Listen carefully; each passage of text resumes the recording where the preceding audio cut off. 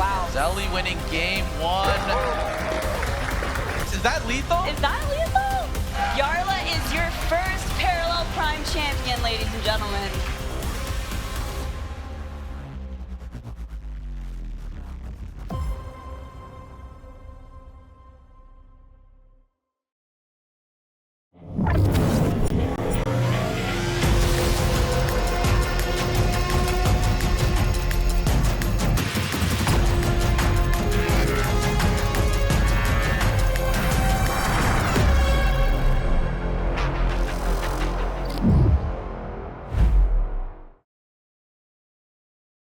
Hey guys, welcome to the Parallel League Minor 7. The stakes are higher, the decks are sharper, and the players are ready to prove their mastery in the world of Parallel TCG. And guys, we are welcoming back our casters, Ali and Fino.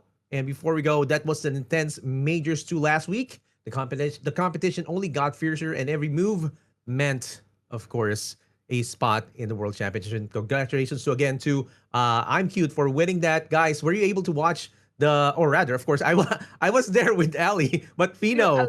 I did watch it, yeah. That was a great finals. I mean, cute.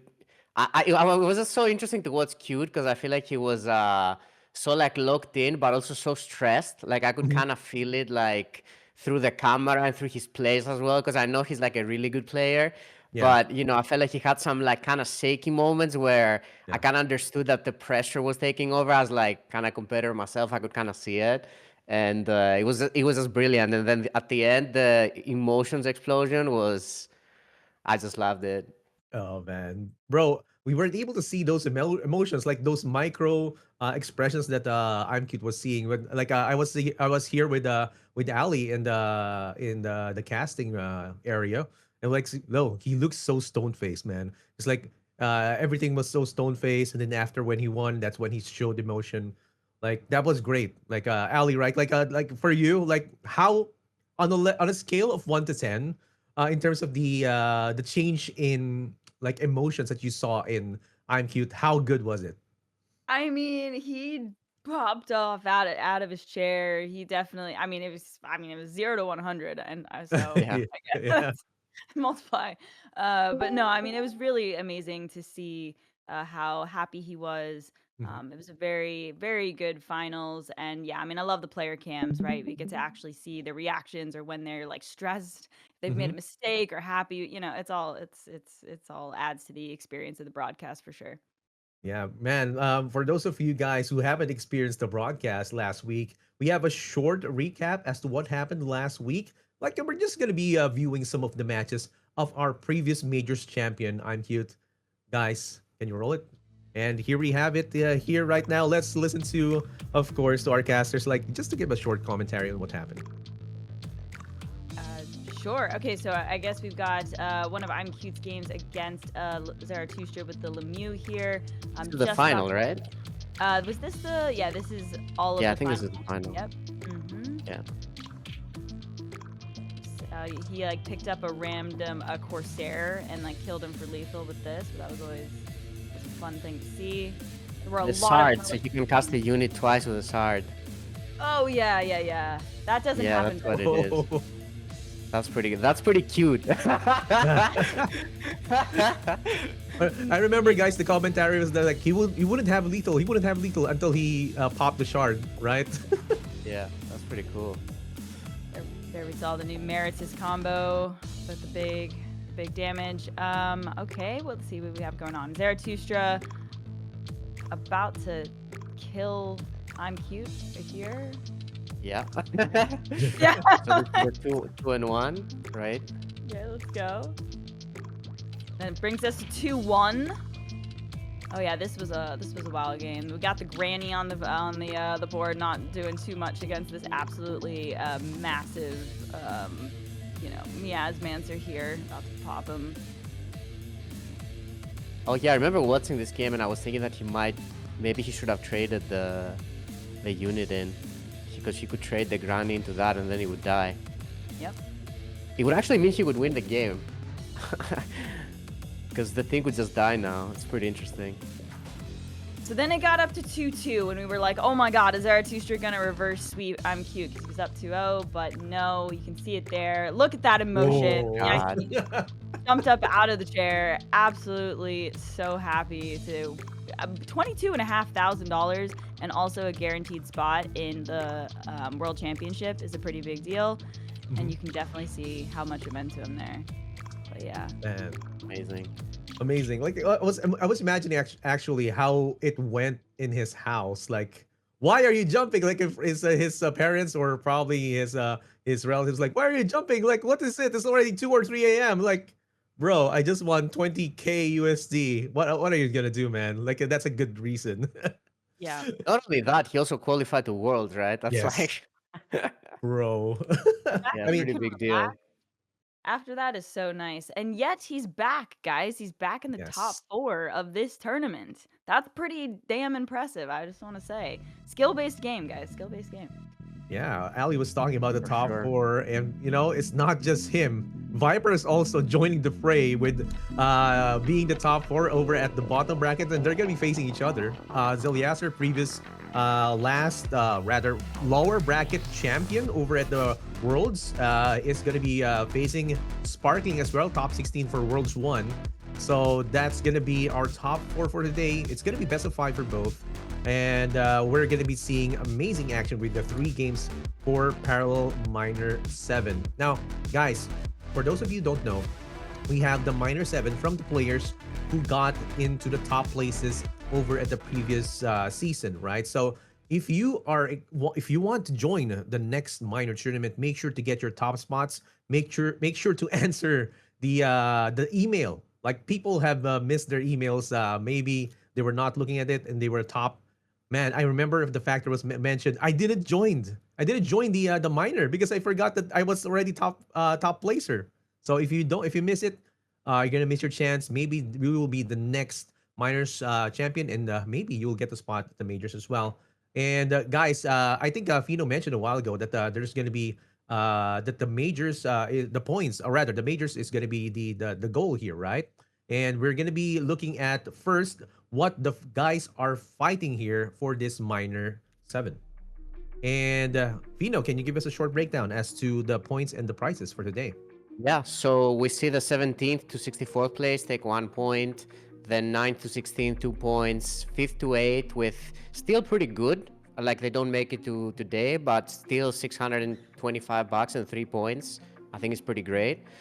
Third and fourth place, 1250 USD. So this is what the players have already guaranteed. And now one more win, and they're fighting for 2,000 US dollars and 5 points. And then the winner takes 3,006 points and also a spot for the top 16 of the next major, right?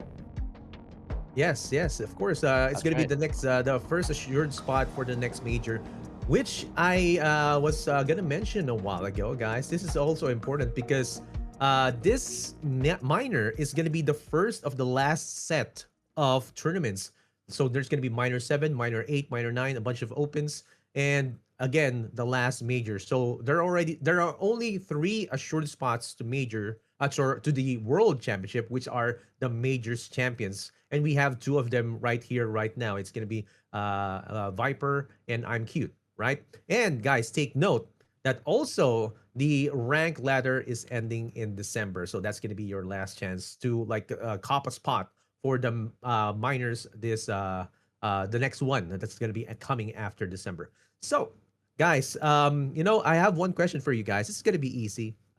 Considering the last majors, right? We saw some deception cards like pop off deception decks that are being developed or being live. How do you say live tested? I'm talking about Zarathustra. He's live testing some decks over at the major tournament. Um, like any 2 decks that you're watching for in this tournament, considering the aftermath of the deception tournament that we've had over at the last major. Let's start with Ali. Yeah, so Lemieux seems to be the pick for Markolian. And I could be I'm still not, like, entirely convinced, that Lemieux is, like, the power pick for Marco, Mhm. so I'm curious to see how it performs in this tournament as well. I could be totally Yeah. wrong on that, but I'm just curious to see.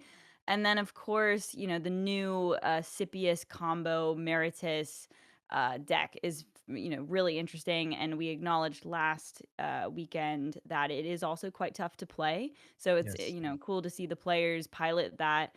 I'm also just curious if that'll be the lasting Scipius one. If people will Yeah. stick with the OTK combo or go more the Zarathustra route where he was, trying to do like a token based Scipius type of thing. But it seems like all of the players this time around have stuck with the OTK combo from what I could see. And so Lemieux and OTK combo is gonna be for Ali's like picks for now. And how about you, Fino, from a player perspective? What do you think?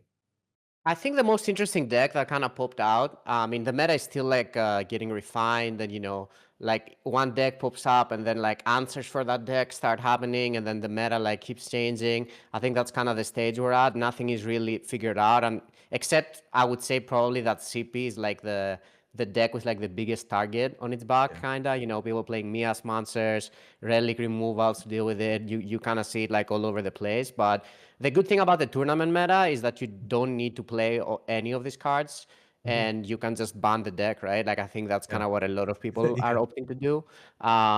But the one deck that I think kind of like really showed up for this for the minor was the normal version of Organ Core, I'd say, with like Mm, the upgrades, the Voxtec Spine, yeah. like the workshop mechanic. I think this is one of the decks that kind of like started, at least on ladder, and I think both on ladder and on this tournament, it kind of Mhm. showed up quite a bit with really good results. I think the list is still kind of being refined. There's like the Oracle TSD, the Relic, which Yeah. I think is really good. I played it in my deck. I know a lot of people also like it, but it kind of has a bug with Wong right now. So a Yeah. lot of people chose to not play it just because Yeah. Wong, the buff doesn't happen and stuff like that. But Yeah. I think to me that was kind of like the new deck that kind of popped up for this one. The token version of Sippy that we saw from Zarathustra last week, I Mhm. think, because I talked to Zeli as well, he was one of the people that kind of invented the deck or like kind of helped refine it. Mhm. I think that one kind of died down a bit because it was kind of a good pick for the tournament, but Yeah. I think in general it's way more inconsistent than the quote unquote combo version of the CP we got right now. I Yes. mean, this deck is Yes. just super consistent. People have learned to play it. They've made the list better. So yeah, I think it's just way better than the token version. Yeah, I agree with you, man. Like that kind of relic version is like it looks cool, but it looks hard too. And even Zarathustra, like a pro player, he made it look easy at some point, but then again, it didn't perform, especially at the last moments of the previous majors. It was a good gamble. It was a good gamble. It did a good showing as well in terms of the how you can make like creative decks in the parallel TCG competitive lore. So with Yeah, that, it of was course, super interesting yeah, go. deck. The one thing about it was that because I've played it quite a bit. When I first Mhm. saw it, I was like, "Damn, this is like super cool." And then I Yeah, got a bunch of games with it. yeah, The fact is that it just plays so many kind of like quote unquote dead cards that you're not really yeah, using, like kill box or like the relics are hard to play because if your opponent has relic removal, you're kind of like already behind. So I think that was kind of like the downside of it, but still a pretty cool deck and definitely very creative. When I first saw it, I was like, damn, that's genius. yeah, guys. You can be creative in parallel TCG. There's a lot of new cards, so probably you'll see some deck that can be surprising in the next competitive scene.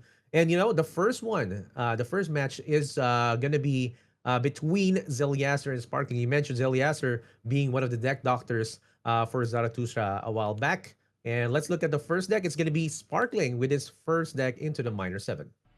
And here we go. Sparkling is going to be introducing this classic Ogan core. Let's listen to Fino to break this down. Yeah, so this is the deck that I was talking about, the Organ, the normal Organ with like the upgrades. Critical Fusion has been an upgrade that people added to it recently, and it's been amazing because it kind of allows you to bank cards like the Repeater Cannon and the Voxtec Spine, and then still use them later in the game. I mean, this deck is really good. You know, the workshop mechanic is just amazing to do on like turn 3 with Reclamator or Coin and get your token going. Black Market Sentry and Mailnix are like incredible additions as the 2-cost slot that this deck kind of needed. So yeah, I think this deck is pretty solid. It's still kind of being refined, but I think it's actually gonna end up being one of the best decks, especially when the Oracle upgrade is fixed. Oh, yeah. Like I'm waiting for the Oracle TSD to be fixed too. Like man, a lot of people have been wanting to work with that. But yeah, this is amazing deck. Sparkling is gonna be making some upgrades later. If it does not get banned, let's look at this next deck right now. And his next deck is gonna be Gafar. Wow, we've seen Gafar decks in the previous majors. Ali, can you break this down? Yeah, so Gafar actually, I believe imcute brought it, and it carried him to victory at the major last weekend. So there's a lot of potential here with Gafar. But again, the main idea is going wide. Giving things pacifist to buff up your own units, of course. There's a few new tools since Deception came out. So in terms of like the early drops, the Tradecraft Instructor, if that thing is left alive, it can definitely get a lot of value. Buffing up units off the top. So more 1-drops there for getting on board. We've got, a little bit of token generation with the Ruin Tinkerer. The Unassuming Agent is another new card from Deception. That's like some annoying disruption in the early game, kind of messing with your opponent's energy. And then, of course, we've got the new Gafar, the Vigilant, also disruption, making your opponent discard a bunch of stuff. It's really annoying. And then you've got, the pacify tool. So the change of heart, we've seen that. The Mysotoxic Vapor is a new one. One copy of the Peacekeeper, and then it kind of tops off with, Triumph of Earth. We've seen some like OTK type of shenanigans there, with the Triumph being able to do a lot of push in the late game. So it's the same Gafar that we've been seeing for a while, just some new tools added to the box. Yeah, and those tools are definitely helpful, especially coming from Deception. And guys, I have one comment though. For those of you who are in the Twitch chat, let's make a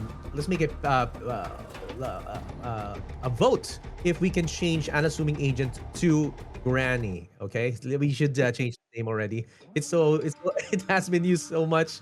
Granny has been dealing a lot of mayhem in the parallel competitive scene. Let's type it in over chat to change it. Change it to Granny. Ready. Okay, let's look at the next deck. Granny in our hearts, Yeah.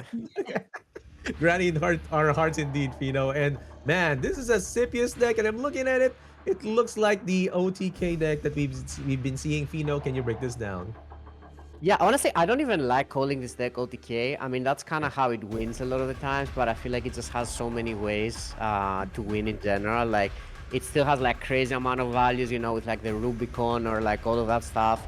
I mean, definitely the Maritus OTK is kind of how it wins a lot of the time, but it's just kind of a solid deck overall. Like, I feel like even if you like steal or like burn the Maritus somehow, this deck can still get you. So yeah, I think this is probably the best overall deck in the game. Hydraulis Chamber and Rain and Leviathan being kind of the key cards. Like, that's kind of like the main engine of the deck. And then you just play a bunch of, big threats with the Cerulean Surge as well. Really good card. You play Bombardments to make sure you deal with the Lemmies and all of like the aggro decks. This is an interesting version though. We see Outnumbered, which is a card that we don't see that often. And I guess that's kind of like the interesting here. I think that is probably there to deal with cards like Nehemiah, I would guess. Yeah. So that's a pretty interesting addition. Yeah, you don't see that a lot, right? It's like it works like solitary confinement, but you bring it back to the hand. But you also summon some units on its wake. So a good addition, just to put in some more units on the board. And yeah, let's look at the next deck of Sparkling right now. And this is deck number 4, and we are going to be having Lemieux. And as Ali mentioned, Lemieux is very competitive right now. What do you think? Yeah, so this Lemieux deck, It's going to be aggressive as the Markolians are. It does have 3 copies of fleet support, and right off the bat, I'm noticing that it doesn't have dispatch, which was one of the new 2-cost irregular summon effects that we saw a lot last weekend. So maybe Sparkling was unsatisfied based on the major results and decided to cut I think it. a lot of people were. Yeah, I think so, right? So this Yeah, match yeah, yeah. has gotten the axe. Unfortunate because the art is so cool, but not good enough, I guess, for competitive, is what they're thinking. Yeah. But to go, to go with the fleet support, we've got 3 copies of the Orbital Strike. That's pretty much the only burn that's added to the fleet support here. A couple of copies of Bombardment. Lemieux's Rain is probably one of the best new cards for the Marcos. Offers a lot of flexibility. Also has a couple of copies of Rite of Redemption, and then I suppose it would be the what is it called? The Scimitar Ren from Earth will also, go into the fleet support if he wants to use that for disruption. So there's some effects there, and then the rest is going to be what we're used to, getting on board with early units. He's got 1 copy of the Iron Corpse Quartermaster for a little bit of extra value. Catherine making an appearance, even though she isn't the actual Paragon being played. Very Catherine move with the new Sword of Valley. And then, let's see, I think that's about it. A couple of copies of Saboteur in there for some relic disruption. But yeah, it looks like a solid list. And maybe I'll like it a bit better without the dispatch now. Yeah, it's like we see Lemieux's Reigns, Lemieux's Irregulars are still wreaking havoc in the meta. Not so irregular right now because we've seen a lot of them in the meta. Let's look at his opponent right now. And it's going to be Zeliaser with his first deck. And oh, wow. How can you compare this deck compared to a Sparkling's? Let's listen to Fino. Yeah, this is very similar. I mean, the core of the deck is pretty much the same. It just kind of comes down to like some specific tech cards. I know Zeli really likes the Covert Prowler, which is kind of like the reach for the deck. So you can play it later on, combine it with, Spine and all the upgrades and kind of kill your opponent. I don't think Sparkling had that. But yeah, this is pretty similar to what I played. We almost had the same list with Zeli for this one. The Rite of Redemptions is a really good addition to this deck. Just helps you remove a lot of stuff. The no snitchings are there mainly for Nehemiah, I would say. This is kind of a card that we've seen kind of disappear from the meta, but in this best of 5 environment, expecting a lot more green, you see those annoying Steward of the Gardens that you kind of have to deal with this somehow, and this deck isn't great with that. That's why the no snitching is there. So yeah, I think this is a list that's like kind of very teched for the tournament, and it's trying to do a very specific thing. Yeah, a lot of one-offs indeed as well. Like I was looking at, but most of them are legendaries except for Grawl and Critical Fusion at PSA launcher. Yeah, so lots of text as well for Zeliaser. Let's look at his next deck right now. And the next one is gonna be Gafar. Okay, another Gafar list for you. Okay, Ali. I How know does this it is compare? wrong because Zeli is playing Nehemiah. Oh wait, Yeah. it's Gafar. Wait, yeah, Yeah. that's right. This Nehemiah. I'm Okay, sure these different. were both Cutes decks, by the way, because I don't think Zeli. Sorry, not Cutes. I don't think they were Zeli's decks. It was Sparkling, I think. Yeah. Okay. Yeah, So let's it might get have that one been. first. Let's look at the next deck. It's gonna be Scipius, and yeah, how does this compare to the other Scipius deck, Ali? Gosh, they're probably pretty darn similar. I'm trying to see if there's any major differences here. Basically, it comes down to like what's the word I'm trying to say? Like sifting through the deck, what kind of draw options? Like, Swelling Tide's a big one. So we see the Swelling Tide here. Not everybody is playing that. What else do we have in this particular one that's different? I mean, I totally agree with Fino in that like it's being called an OTK deck, but there's so many different tools.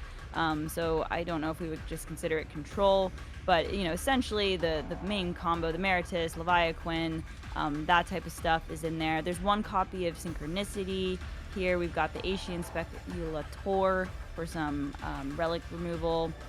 The Raven combo in the beginning of the game is absolutely disgusting with the Hydraulis Chamber. It's so good. But yeah, I don't really see if there's like too many major differences across the decks here. But again, it's a very strong one, and it's a really cool deck to watch. So I'm excited. I'm excited too. Like I'm looking at the interactions with Swelling Tide. Like I sometimes see some of the players just make sure that they have lesser units and then pop off Swelling Tide. Like they kill it off with the Hireless Chamber, gain some energy, and then like gain some discount with Swelling Tide as well. So like lots of ways for you to make it work with this deck. And again, I agree, guys. Like not an OTK. I've been calling it OTK because I've been like rammed so many times with OTK setups with Maritus.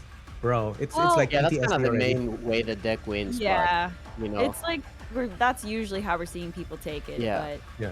fair. Yeah, fair indeed. Let's look at the next deck of Zeliaser right now.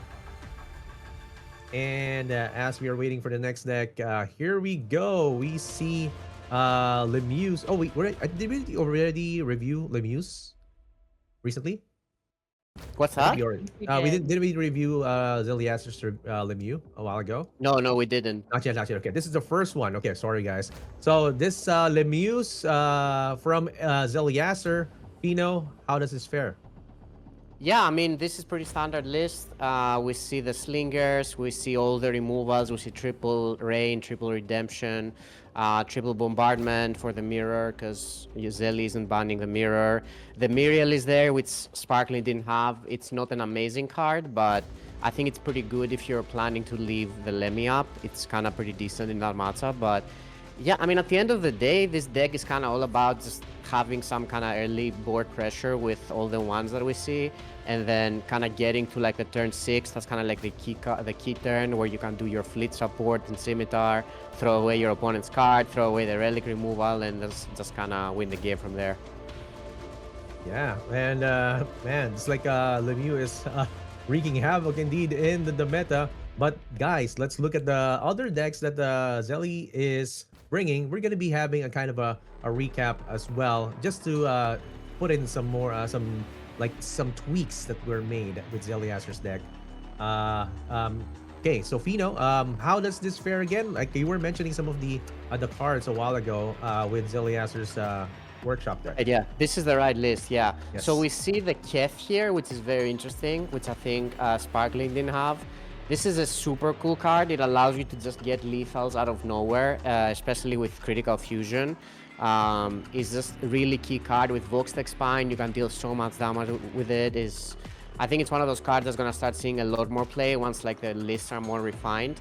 And you can also play the Oracle, which is like a way to dig for it. Yeah, we see Rider Redemption, just pretty good removal. Couple of growths there, the Prowler, which I was mentioning that Zeli likes.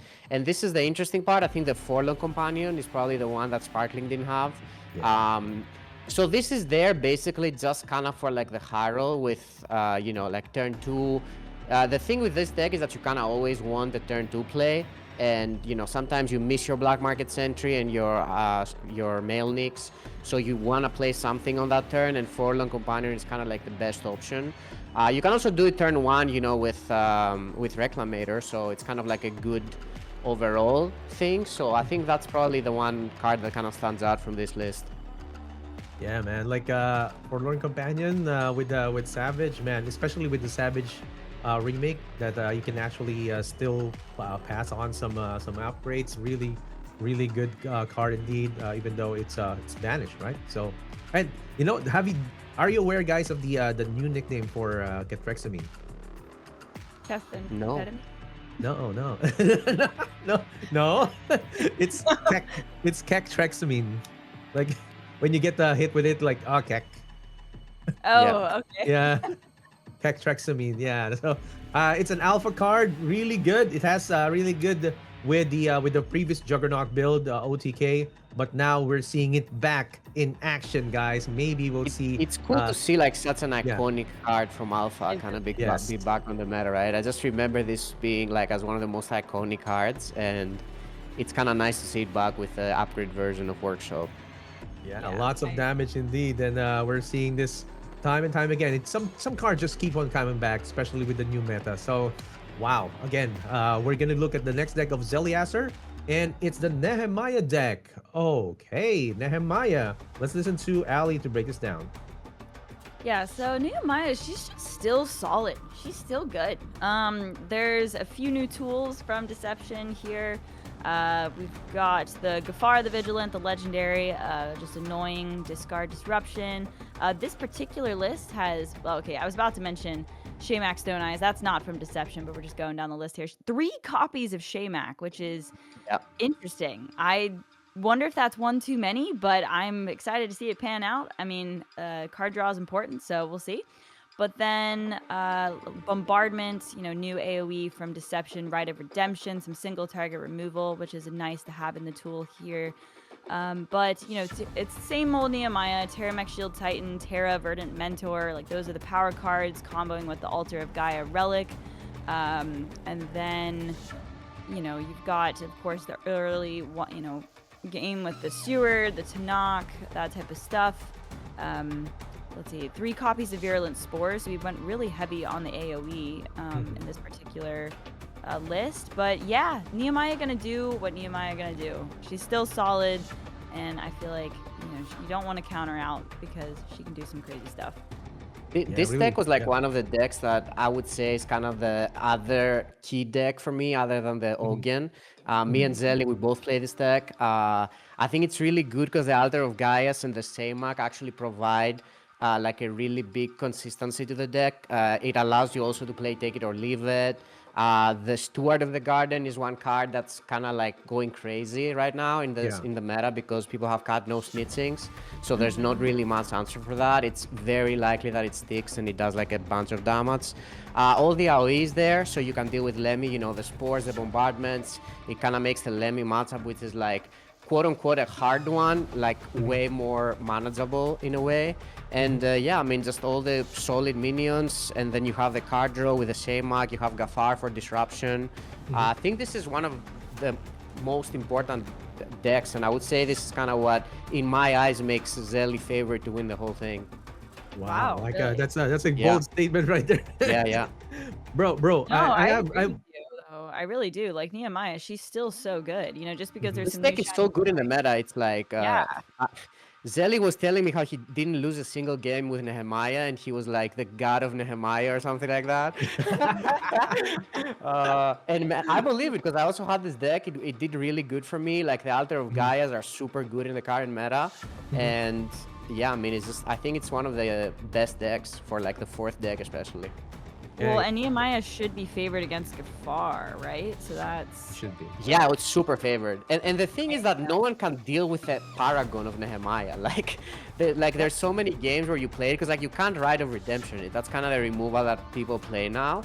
Yeah. And there's like no solitary confinements, and only Shroud can deal with it. Like everything else, like Hogan can't really deal with it. Sipi can't deal with it. I think it's Lemieux just super good right now. Lemieux can remove it, right? With some of the effects or That's true. Yeah, I mean, character. Lemmy can remove it, but like it's still Lemmy is more about just kind of removing their board and kind of controlling them. It's not really that much about that. But yeah, no, Lemmy can. Yeah, you're right. Yeah. Like I mean, one more question before we get into the bans, guys. Does Nehemiah not like Granny? Thoughts?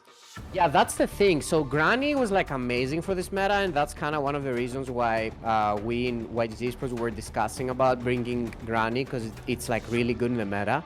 It just doesn't fit in Nehemiah at all. Like, it disrupts your opponent, but it kind of also disrupts you in a way, because I think this deck kind of has like a different game plan that it wants to go for, and it's not that important to get the Granny in your kind of game plan.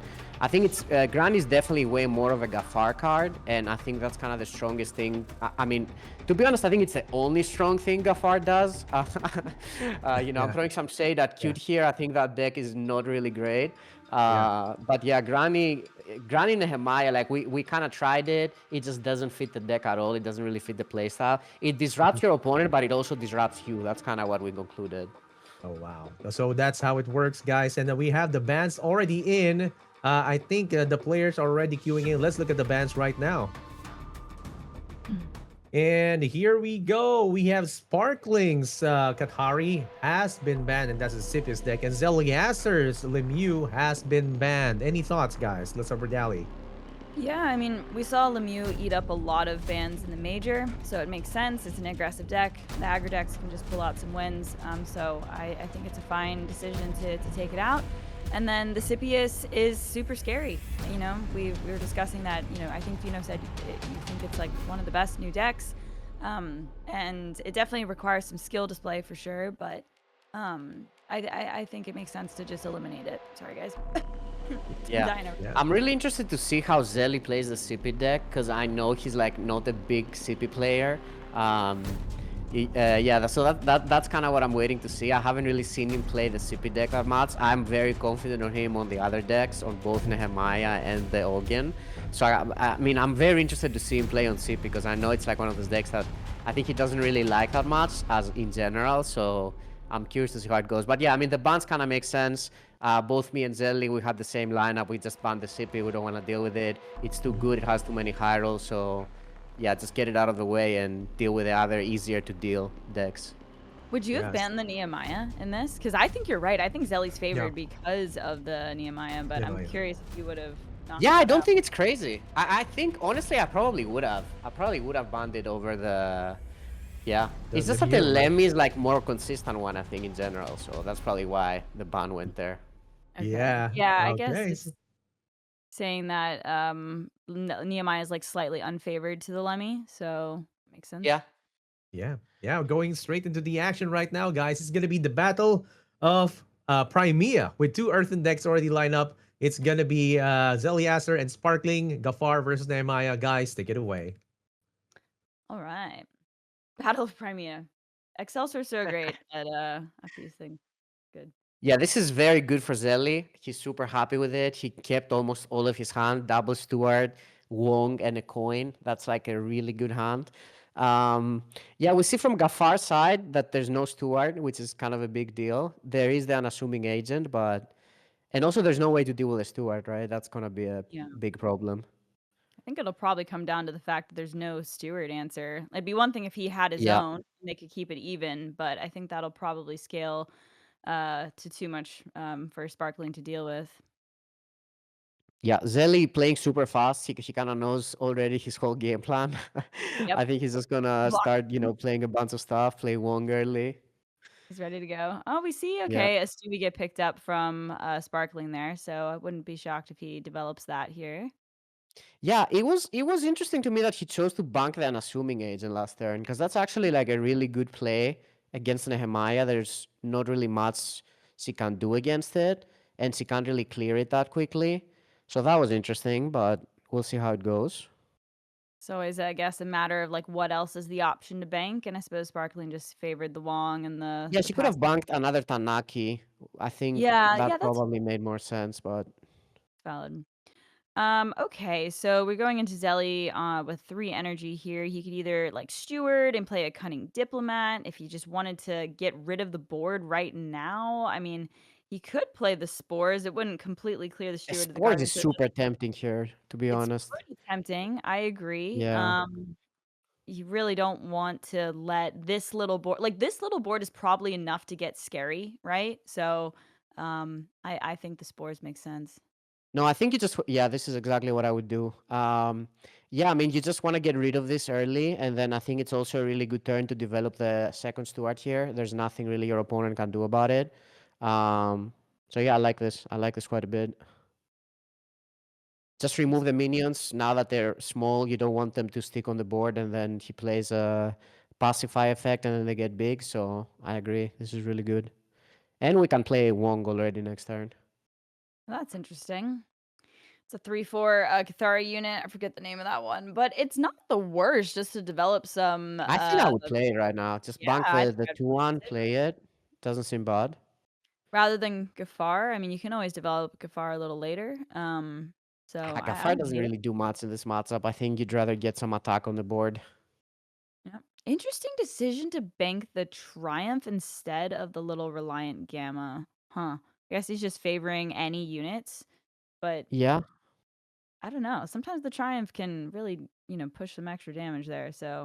I don't. Right. Yeah, I think he was mostly thinking that next turn he might need to do like one cost and pacify effect. So the 2/1 is kind of pretty good there. I think that I was see. kind of his thought process about it. Looks like he's thinking about playing the Wong here, which I like because it might provide a little bit of extra, stats to one of the Stewies here to keep it alive. Mm-hmm.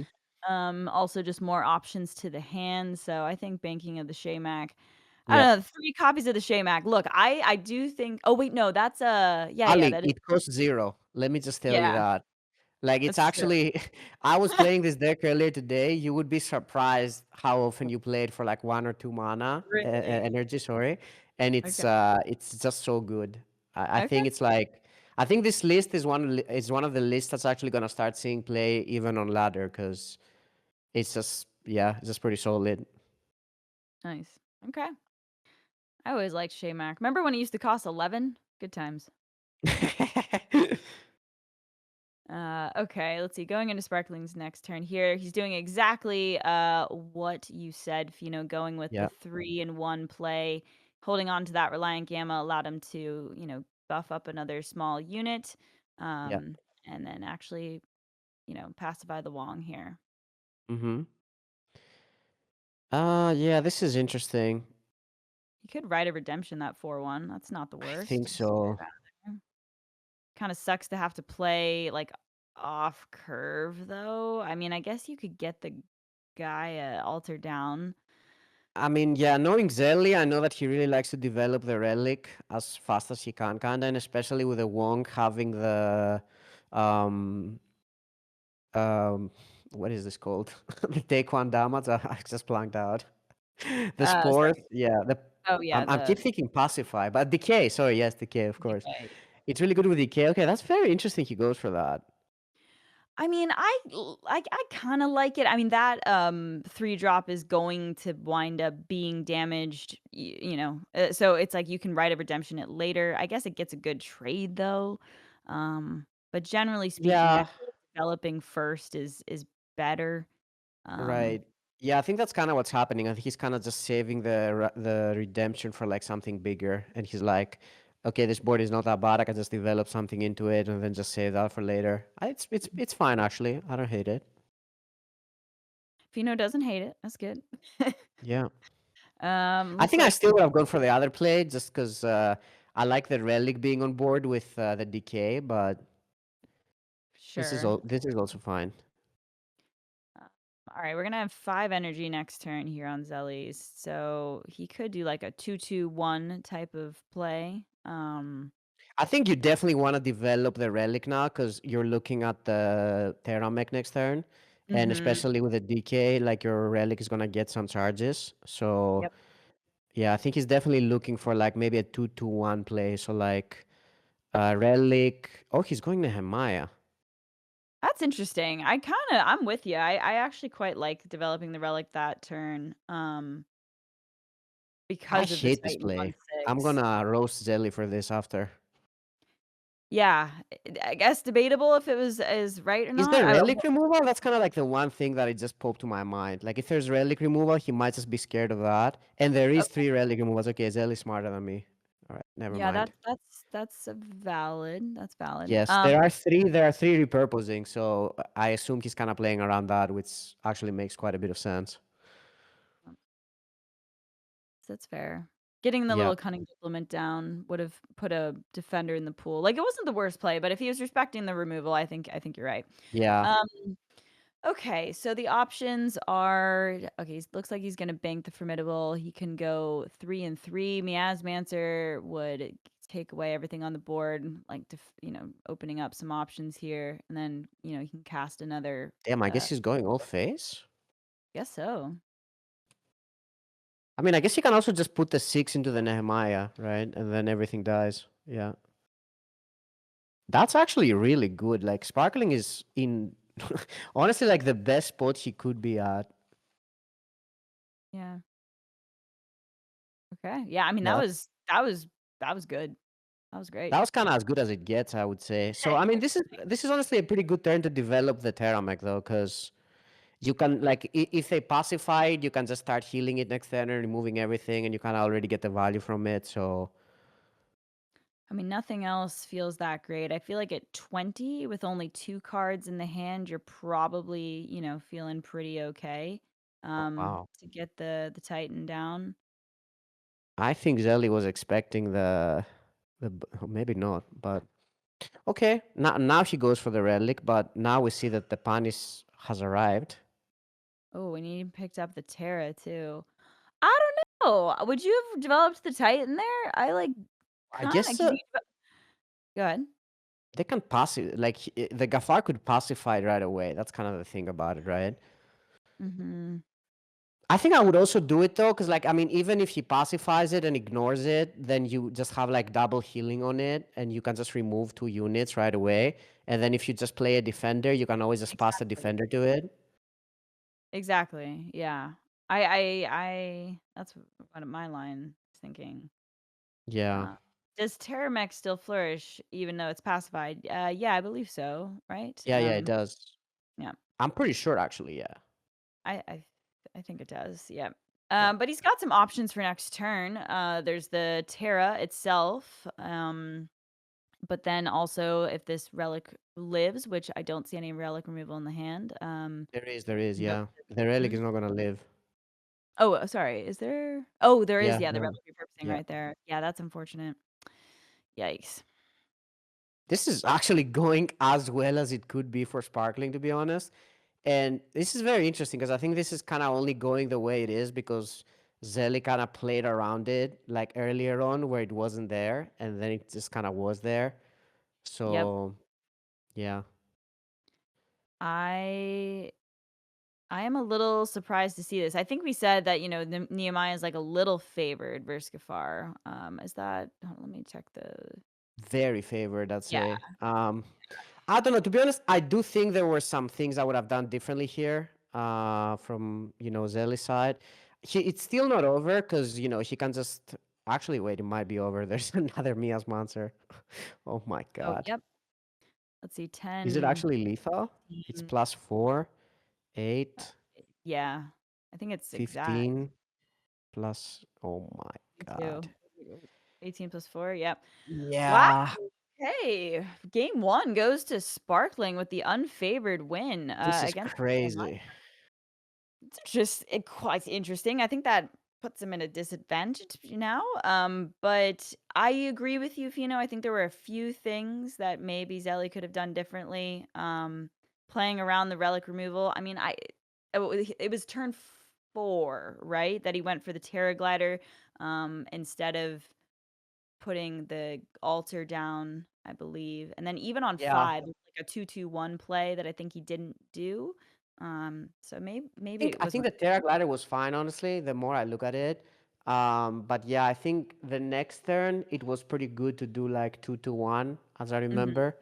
Um, but yeah, I don't know. This was definitely an interesting game, and there are 3 railing repurposes, so I don't think it's crazy, playing around it. That's fair. Um, but yeah, like the Mia sponsors were insane, like just right on time. All the pacifiers were perfect, like with the DK as well. It kind of cleared the whole board. I think everything was just kind of too perfect for Sparkling this game. Even the 3-cost unit he got, like he didn't really have much to play there, and he just got like a 3-4, which actually ended up like doing a bunch of trades and stuff. So yeah, just Yeah, interesting with our, game. omniscient view, it's easy for us to go back and Yeah, be it's like, easy. Yeah, exactly. this, Yeah, but, if we were in his position, respecting the 3 copies of the relic removal, I think you're absolutely right. So, yeah. um, tough to say, what is the most optimal, choice in Yeah, those I honestly think things. that kind of everything he did, especially the Terra Glider on 4, I thought that was actually really good. The more Mhm. I looked at it, Yeah, the I next turn was a little bit weird, and then I think honestly probably the only key mistake in my eyes was not playing the Terra mech on turn 6. Because, like, even if they pacify it, you can just double heal it and also develop the defenders next turn.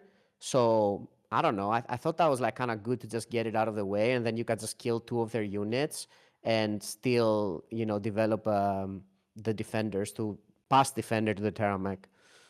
Yeah, it's harder to develop the one unit, right? And I feel he had a moonlit, he had the altar, he had the follow It up just to felt that the that turn was so weak for him. He did like Tanaki and the moonlit with the relic on a turn that yeah, the masters weren't even working. So and the that was Fury like, too. Yeah, like I completely yeah. agree. So that I was think that was probably the only sketch there. And part. honestly, the more I think about it, I feel like that was probably the only one that I would really do a different play. The other ones, I think it's completely acceptable what he did. Like Yeah. especially playing around the three repurposings is nothing that I will call anyone out for, you know. Yeah, for sure. I agree. Well, on to game two. It looks like we had a PC crash, so Zelly's restarting. But no, I think you're absolutely right because there wouldn't have been a great way to clear the Titan, and then with the double heal, easily could I have mean, there's finished. actually no way. It's not. I don't think there's actually literally no way. Like the only thing he could do was just get through it with Mia's monster, which he did have, but he Mm-hmm. would not have the units because Zeli would have removed them with, with a Terramech attacking them. Right, exactly. Yeah. Well, but in general, though, I'm with you. I think Nehemiah is still quite strong. We saw Nehemiah get a win. I can't remember the exact match in the major, but it just was kind of maybe it was Zarathustra. I wonder if Zarathustra was on Nehemiah. I think that might have been true. I think he Um, was. Yeah, I think he was. From what I and remember.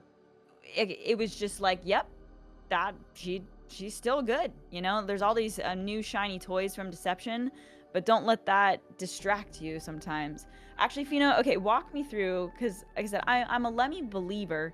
Am I just completely off base here that Kathy might still be as good, or, but like, how are you feeling about Marcolian right now? I think Kath is definitely underplayed because people want to play with the new toys. Kathy didn't really get much, if anything, but like I think the best play that Marcolian has in general is Fleet Support and Scimitar Captain. I think that's like, Yeah. in my eyes, that's the best play in the game. And there's two decks that can. No, Bold no, statement. I seriously think it's the best play in the game. Like if you can get to turn 6 with any red deck and do that, you're just winning. Because like if the game is even and you do that, you remove the relic removal. Like that's kind of the Mhm. big thing about it, right? You do it, you throw away the relic removal, maybe one more key card, and then you Yeah. just kind of take the game over from there by just playing a bunch of effects, right? Um, I think Kathy could definitely be good. I think people just haven't experimented with it quite a bit because of we'd obviously rather play with the new toys. Lemmy's the one that got the most toys with like Lemmy's Reign and kind of the Rite of Redemption fitting quite well in it Mhm. too. So, but yeah, no, I certainly think Kathy could still be good. I mean, it still has like the most powerful. I still think it's the most powerful deck to do like Machinist and the Scout with because you have a two, like you can literally do a 1-2 and a 2-4. Like Yeah. that's just so powerful. Like you do it on Lemmy and you're like, wait, this is nothing. Like on Lemmy you do it and you get a 1-2 and a 1-3 and you're like, okay, that's not Right. even that good. Like a lot of the times you bank it even, but. No, I definitely agree with you that Kathy is underplayed. I was actually thinking about Kathy for this tournament as well, but just haven't had much games with it and stuff like that. And yeah, no, I think we're actually gonna start seeing more Kathy as like the meta kind of settles more and people, because that's like always the thing, even in Hearthstone. You remember, right? Like Yeah. Yeah. people would just keep playing the new decks at the start, and then kind of towards the mid or like later stages of an expansion, they kind of always go back to like whatever was good before with like a couple of new cards, right? Like that's kind of the theme in general, I think. So yeah, I believe we're gonna see more Kathy soon. It's appreciated to see the new deck. So, For we sure. don't need to maybe just jump back to Kathy just yet. We like to see a little bit of the Lemieux. I'm a little sad that ADHQ with all of the new like vehicle, like they had some really good one drops and some cool like there's a Keliseth type card, right? Like buff up Yeah. all the vehicles. Like that's what I have been playing a little bit. I guess the competitive, community agrees that it isn't quite there. But I do kind of think that ADHQ is a little bit like meta dependent. Like I gave New Dawn quite a bit of issues, like Shroud, and so maybe if that Yeah. gets more popular, we'll see a little bit of ADHQ. But Yeah, it's it's actually one of my interesting. faves. The ADHQ, we actually played it quite a bit because we did play testing and we did like the Oh, creator decks. And ADHQ was actually in our creator decks instead of the Lemmy at the start. okay. We had the armored divisioner, I think it's called, the one that buffs all the vehicles in your deck. We had that. Yep. But the more we played with it, the more we realized that that wasn't even that good in the deck, and kind of the only games it was winning was when you actually played the ADHQ Paragon and then it kind of stuck for a bunch of turns. So like turn 3 you played and then you just keep playing vehicle every turn and remove everything they do. So that was kind of like the good part of it. It felt like you never really had time to do the divisioner. That was my But no, I experience. completely agree with what you said. It's kind of a deck that has like a lot of value and kind of like a lot of, like late game. So I think there could be metas where it's good. It's just that the game is kind of like faster right now and it doesn't allow you to do, like the slow type of stuff, play a 3/3 just to buff your whole deck and then wait Yeah. turns to draw the unit. That's kind of slow for right now. But yeah, definitely super cool deck. ADHQ is also one of my favorites, so I hope we see it at some point. You're so right. In my experience, I have been banking, what's it called? The divisioner? Whatever Yeah, what the buff one is. I think I so, yeah. very rarely was casting it. I'm like, God, I'm actually banking this quite a bit. So I think you're testing. Yeah, it was just funny because when we were testing it, like Tyler was playing ADHQ and he was like, "Guys, whenever I play this, I lose. The only time I win is when I actually play ADHQ and you guys can't kill it." And we're like, "Yeah, you're right. That kind of is what it is." Like it's yeah, 80 getting it down on 3 sometimes. I mean, it can't be answered that easily. So I don't know. Yeah. I have hope for it. But all right, everybody, it looks like we have our next match in the series here. Our players are back. So we are gonna Let's see go. Ellie run it back with the Nehemiah into Sparkling's Lemieux. Yeah, this one is a pretty interesting matchup. This is like the only matchup we tested quite a bit because we wanted to see how Nehemiah does against it. So I think the natural reaction for everyone in this is that, like Lemmy has the removals, the rain, the right of redemption. So it's like naturally really good against it. But on the other side, Nehemiah also has like the AoEs, the spores, the bombardments, and then Mhm. also like Altar of Gaia is just amazingly good against Lemmy. Like it kind of like I played 2 ladder games today with it. I queued into 2 Lemmys and I was just because Lemmy doesn't really pressure you that much. There's not like that much damage. They always kind of have a board, but there's never really that much damage coming from it. So you can actually quite easily out heal it. And we can see Zelly kept both spores and the Gaia here, which is pretty interesting. Yeah, I mean, this opening hand from Zelly should theoretically be pretty good to stabilize. I mean, you can throw out the spores early without being a little scared of giving up his first AoE, and then you can follow it up with the bombardment, right? So, Hmm. um, Yeah, this is interesting. I mean, we also see Sparkling kind of has also like the perfect hand here. We're gonna see all the Massinis, so his hand is full, and then also he has both the relic removal and the rain to remove like Nehemiah or something big. Yeah, this is definitely the Spores turn, and then he I think has it's just gonna pretty be the juicy Saboteur. spores. Well, it feels pretty good. Isn't it a full clear, but it still feels Yeah, pretty darn good. yeah, it's still good. And then, Have the duet. Excelsior mentioned that, in reference to there's not that many great ways to clear Nehemiah. Lemieux is actually one that can, get through the Nehemiah. So, Yeah. if that comes down, I'm sure we'll see it get answered Yeah, fairly. Lemmy's Rain and the Paragon are actually one of the few ways I want to say in the meta right now, other than Shroud, which isn't really played that much to clear it. Like CP can't really deal with it, the Ogun Course can't really deal with it, the like Gafar can't really deal with it. So yeah, still pretty good, but I think it's gonna be tough for Zeli because the relic is gonna get removed here. And it's kind of a big deal, and we see that the Nehemiah can actually get cleared quite easily. I was looking over at Zelly's reaction. He had pretty much no reaction to that relic getting removed. His head's in the game. He's locked in. He's Mhm. not going to let Yeah, that for go sure. down. Um, Ye- but yeah, I agree Well, with you. that's good. Yeah, there you go. That's what he needed. That's Honestly, good. probably best top deck. Let's see if he gets a Yeah. good 4. It's funny that you bang triple Steward, by the way. I feel like that's kind of something you don't really see that often, right? That is true. Yeah, well, after a Triple certain Steward point. bug. Not a bad one to get. It's still a defender, so it gets the chain going for Nehemiah and No, 6 this is health. great to get. It even reduces the same mark once it dies. Unless it gets Rite of Redemption, I guess, which it will. True. Yeah, good point. Sometimes I forget about the secondary effect there, the Yeah. heal. That's good. No, but you're absolutely right, with the combination of no snitching not really being seen with the steward of the gardens, and then also not having, a lot of great answers to Nehemiah herself, like, she's positioned pretty well. Despite these Yeah. matches, or the first match, she should be doing pretty well. Yeah, I Okay. think I think the first model was kind of like a high roll from the Gafar, and then also, like some, I guess maybe questionable plays from Zeli. I don't really want to go too hard on it because I feel like what he was doing was kind of like making sense, but Mhm. there's always kind of like a punish, right? And he just kind of had the game that he got punished for it. Yeah, agreed. Showing us the bombardment there. Let's see, what Yeah, this else is has been like as good as it gets from Sparkling, to be honest. Like, yeah, I don't really both of think it these could get any games, he's had a better. pretty banging hand, that's for sure. Yeah, now even having the Slinger here, it's just insane. He can just go Slinger, Rain. Oof, yeah. It's just Oof, kind of ridiculous, that is actually. nasty. That is real nasty. And he even has the follow-up, which is Fleet Support and Oh my Scimitar, which is god. the best play in the game. So, and Wonk in case his hand runs out. Like, this is just too good. I'm not gonna lie, Ali. Yeah, Sparkling's on an, easy mode right now, he's cruising Yeah, through for these sure. he's like you did bank the bombardment too, which I guess you can get it back later with the withdrawal, but I think you might have been happy I to have actually think it was crazy to bank the bombardment with double yeah, Saymak in hand. Uh, I don't yeah. know about that. Um, and then I guess he's holding on to the relic repurposings for the fleet support, right? Because it, represents so much value, Yeah, but yeah, yeah, yeah. yikes. Okay, well, I think we're gonna have to cast a Shaymak for 6.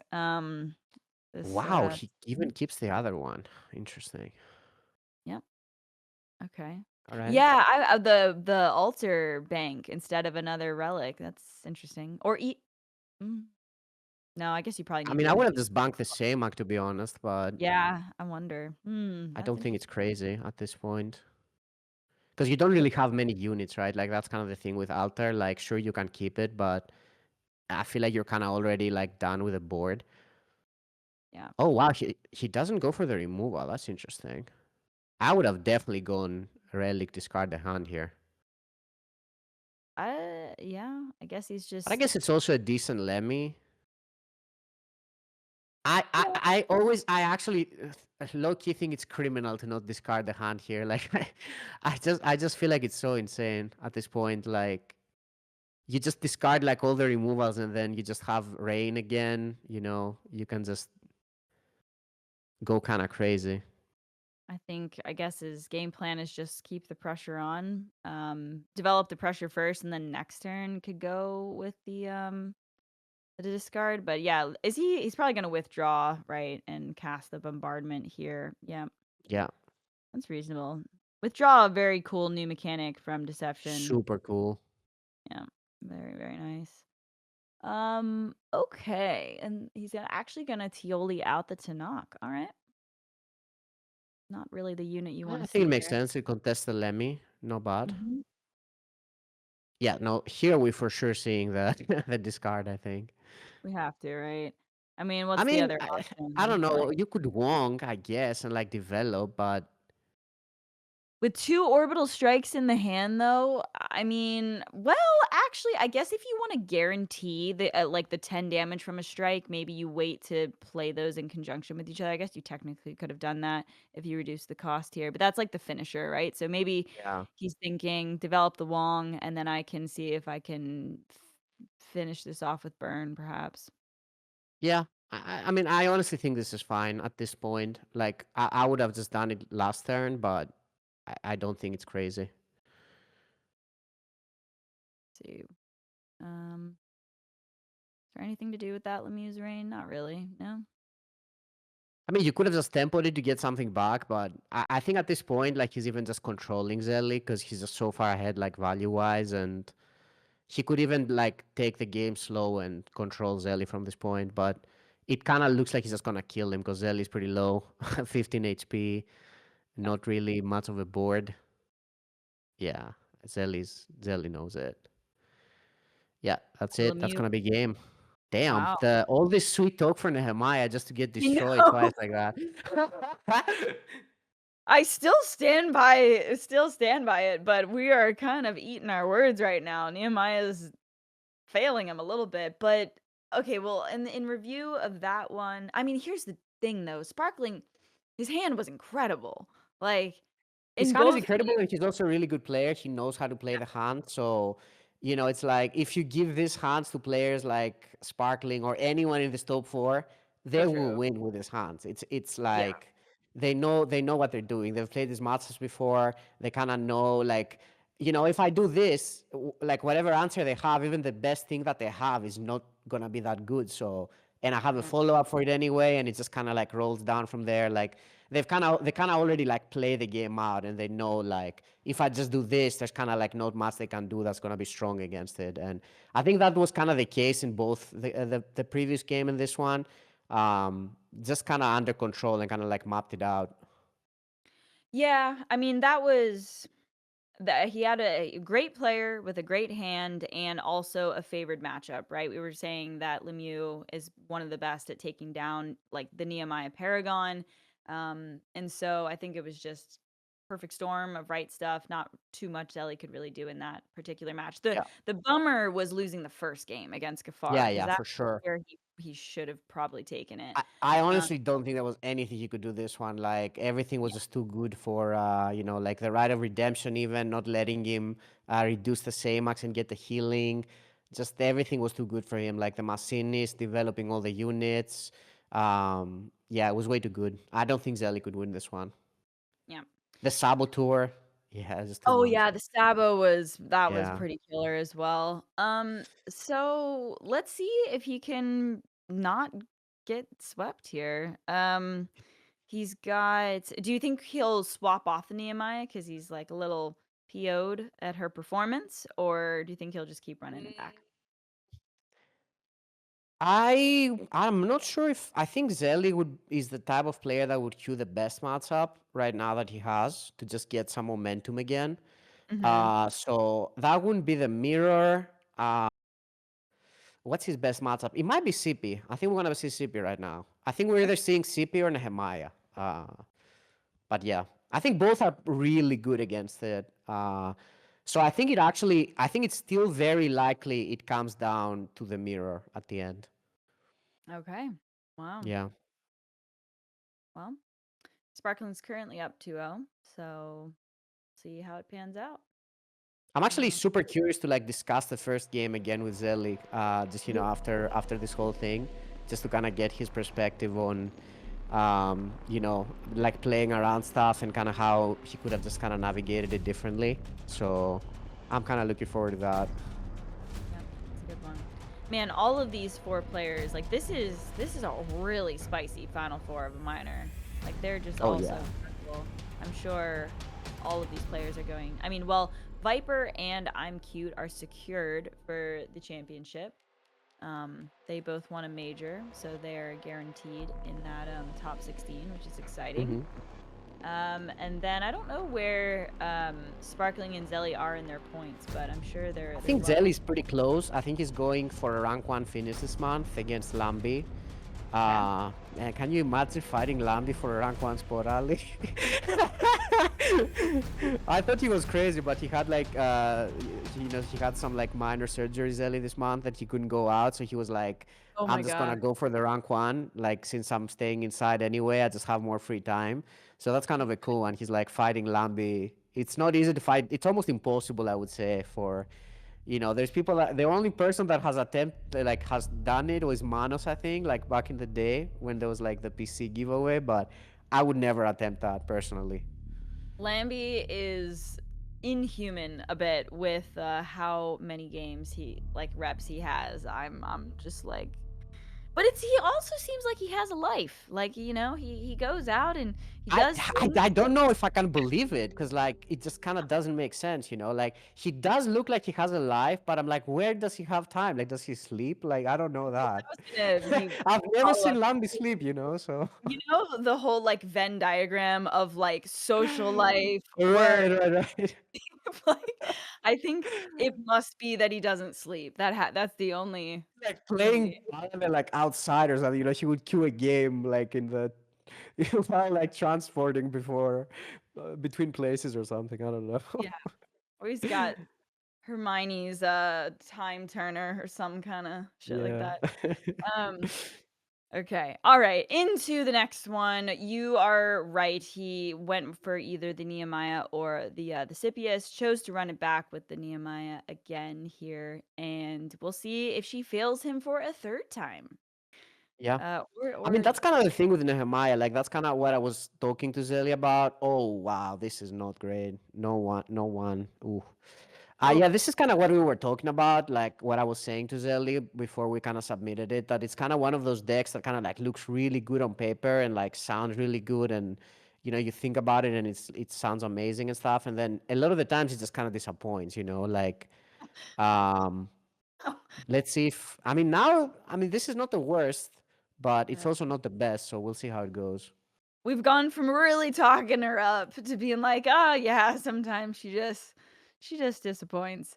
Um, Yeah, no, but that's for sure the thing, but yeah, I will I think this say, is one of the better matchups it has against all those I mean, the best was definitely the Gafar, but I think this one I would probably rank as the second best.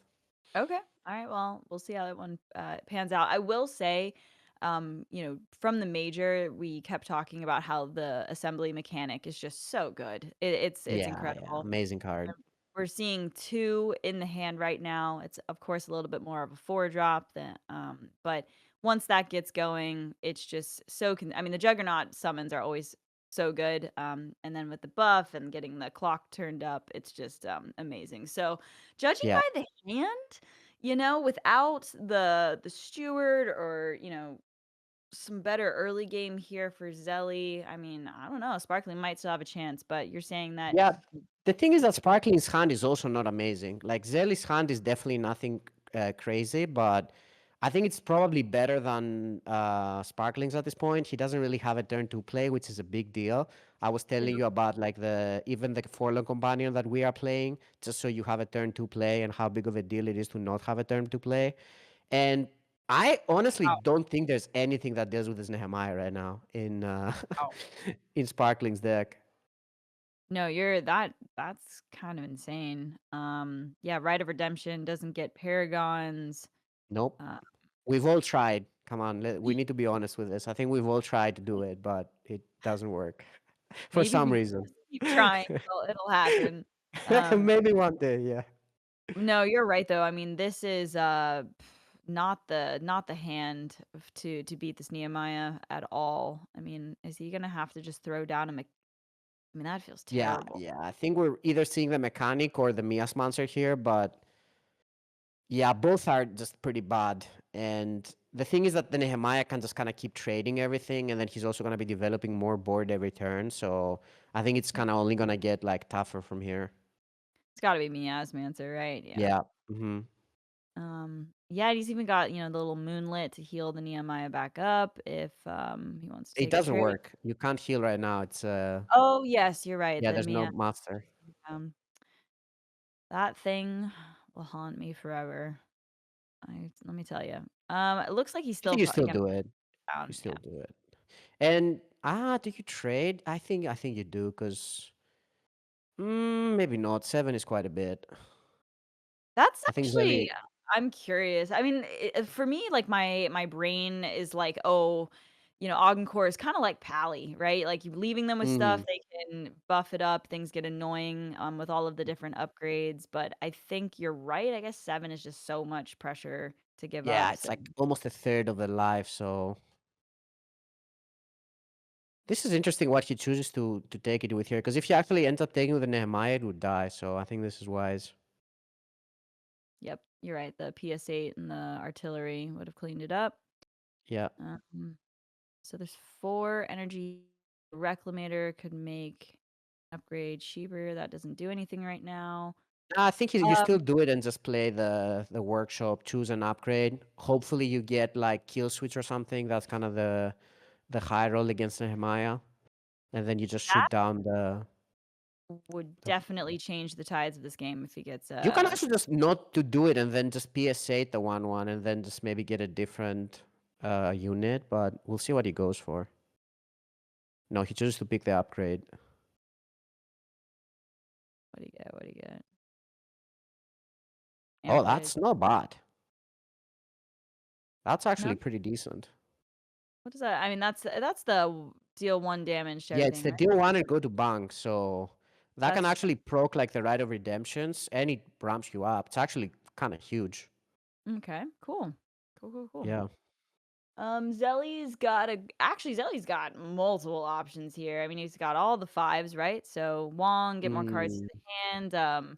We could do a Cyrene, just try and clean up the board. And then Gafar, I mean, Gafar would have to go face in order to get all of the effects, but I'd be pretty tempted to disrupt the hand right now as well. He's gonna I take think he's that. probably gonna go for Gafar. It kind of looks too clean. You discard a card, you can remove the mechanic, which he will, Yep. and that's kind of a huge deal, right? Like he's already waiting for it, I think. I love this new Gafar. This is one of my favorite cards from Deception. Such a good card. I think it's one of the best cards, honestly, from Deception. I don't think we're gonna see a sweep here. I don't want to call it too soon, but I think Zelly is in a really good spot right now. I'm trying to Yeah, think of the outs for Sparkling here. I mean, I wouldn't be shocked to see a Wong come down this turn. yeah. This kind of has to be the wrong turn, but it just feels kind of tough because like the Nehemiah is just such a like problem to deal with, you know. Hmm. Let's see what he gets Oh, I see here. 3. That's pretty good. It's a good one. I Still like how probably not good enough. Zelly kind of lets us know where his mind's at, you know. With the hovers, it's good. Yeah, this is such a clean turn for Zelly. He can just play Wong, trade the Nehemiah, turn the Nehemiah in Wong, and then Rite of Redemption, the big guy. So that's Hmm. kind of huge. Yeah, he's already doing it. He's just way too clean of a turn. Yep, pretty good. See what he gets here. 2? Okay, that's the Oh, 3 stewards again. We keep seeing 3 stewards in one frame quite a bit. They were 3 banked with the game before. like it's the strength in numbers. Yeah. Okay, we get a second trigger of the Gafar getting to remove something. So it's either gonna be the Mias or the no snitching here, I think. Okay. Probably Let's the Mias. I don't think the no snitching does too much, yeah. Even though there was a no snitching in hand, but it doesn't seem like against Zelly's hand it's doing much at this point. the end of this next turn, there is going to be a Juggernaut popping out, but I don't know if that is enough. Let's see, what is that? Oh, that's the Prowler. That's not Prowler. bad. Yeah, the Prowler is actually not bad here. Finally make use of that Rite of Redemption. The Nehemiah is gone. Yeah, the Prowler is a new card that is actually like pretty good. The little Yeah. 3/3 with battle ready. It's also got withdraw, so there's some flexibility there, and it just kind of like turns on your upgrades if you don't already have a unit developed as Augencore. Wow, that's a sick, Mhm. perfect loop too. Yeah, it Love has a great PV as well. This one has like some good arts. it.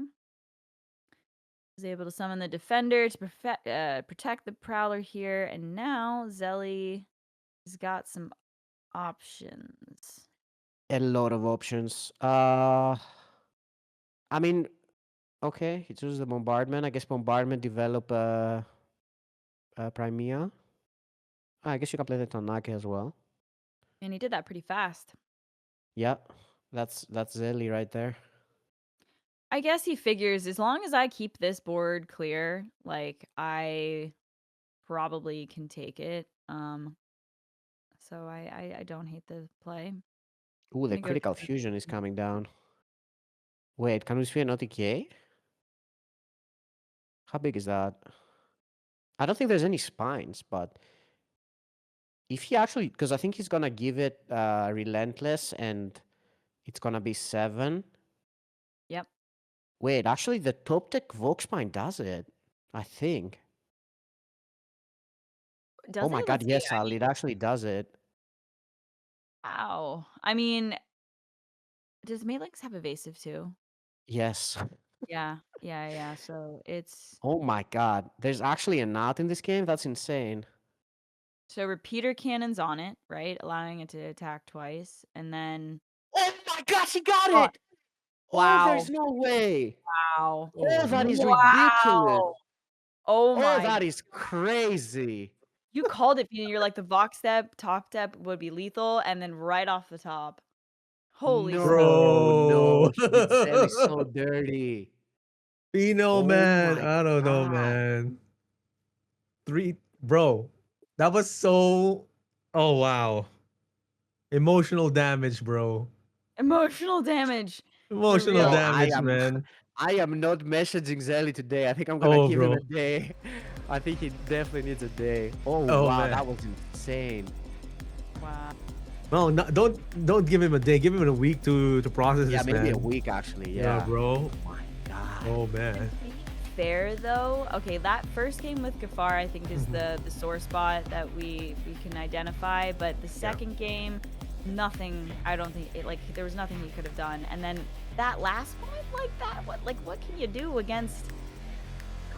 I honestly don't think there was Got anything because there. like you cannot deal with the male nicks. There's literally nothing. I mean, only Mia's monster. I don't know if Zelly Yeah, plays Miss it, but Monster. Yeah. like I think he might play one copy or like I mean he couldn't draw it, so no, he doesn't even play it. So there was literally nothing he could do. Wait, does he have virulent spores? Wait. Yeah, but it would need to Yeah. be sport bombardment, which is insane. Oh man. So Oh wow.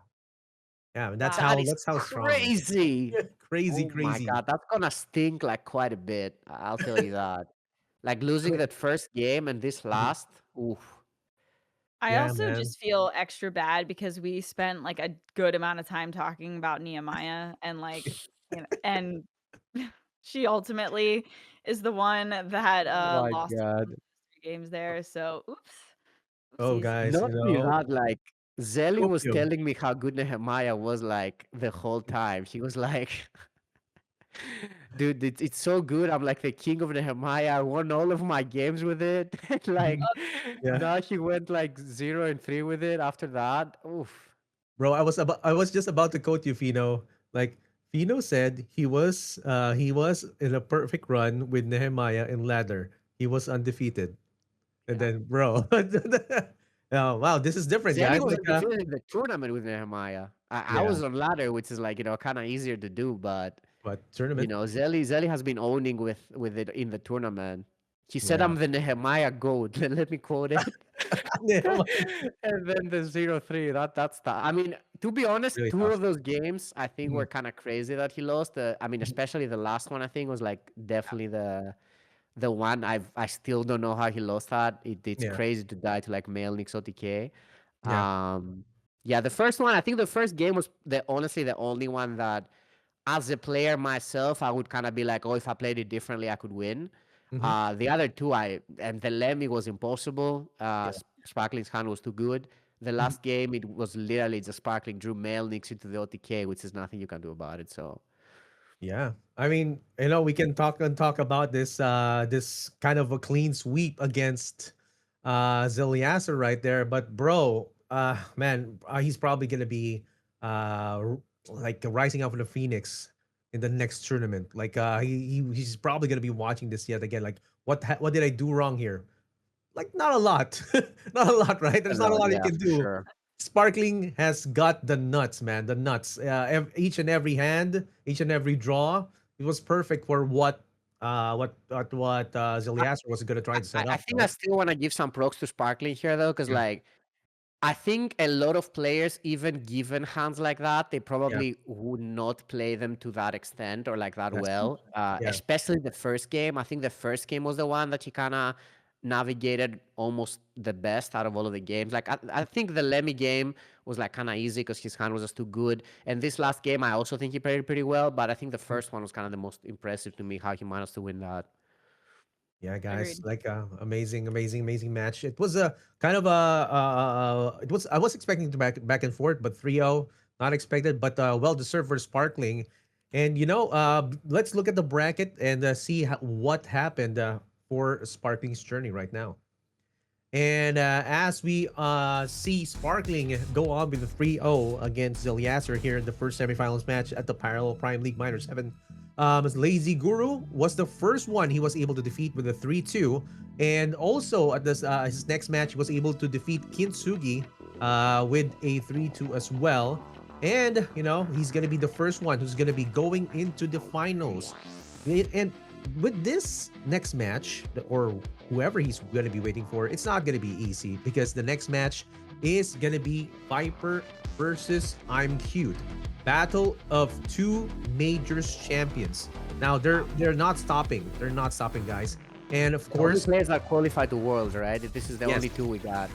yeah, only two guys who are qualified to Worlds are going to be fighting Sparkling. Right, whoever wins this is going to be fighting Sparkling. And with that, guys, we are going to be taking a short break. When we come back, the next semifinals match between imcute and Viper. Don't go anywhere. We'll be back in a few.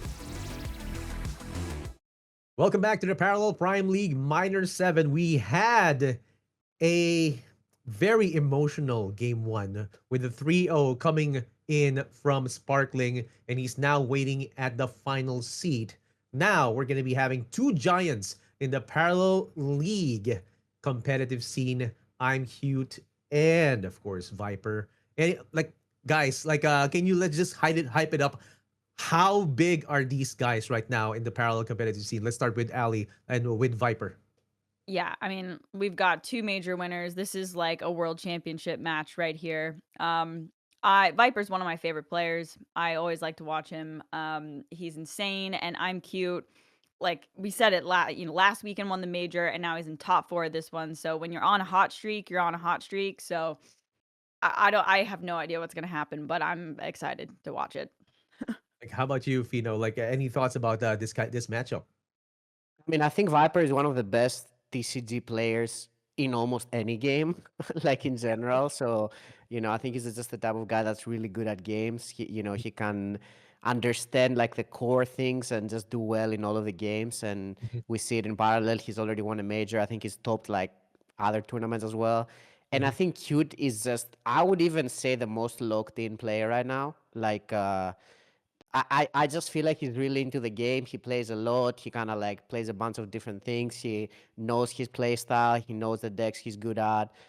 He's played a bunch of games to kind of know what's happening, and mhm. he's just really in that flow state. I would say. Yeah, I think I would call him the best player right now, just like in terms of results and kind of how much he's playing and all of that. yeah, I would go that far. So this is gonna be a super. To me, this is the most interesting game, but it yeah. might as well be the final.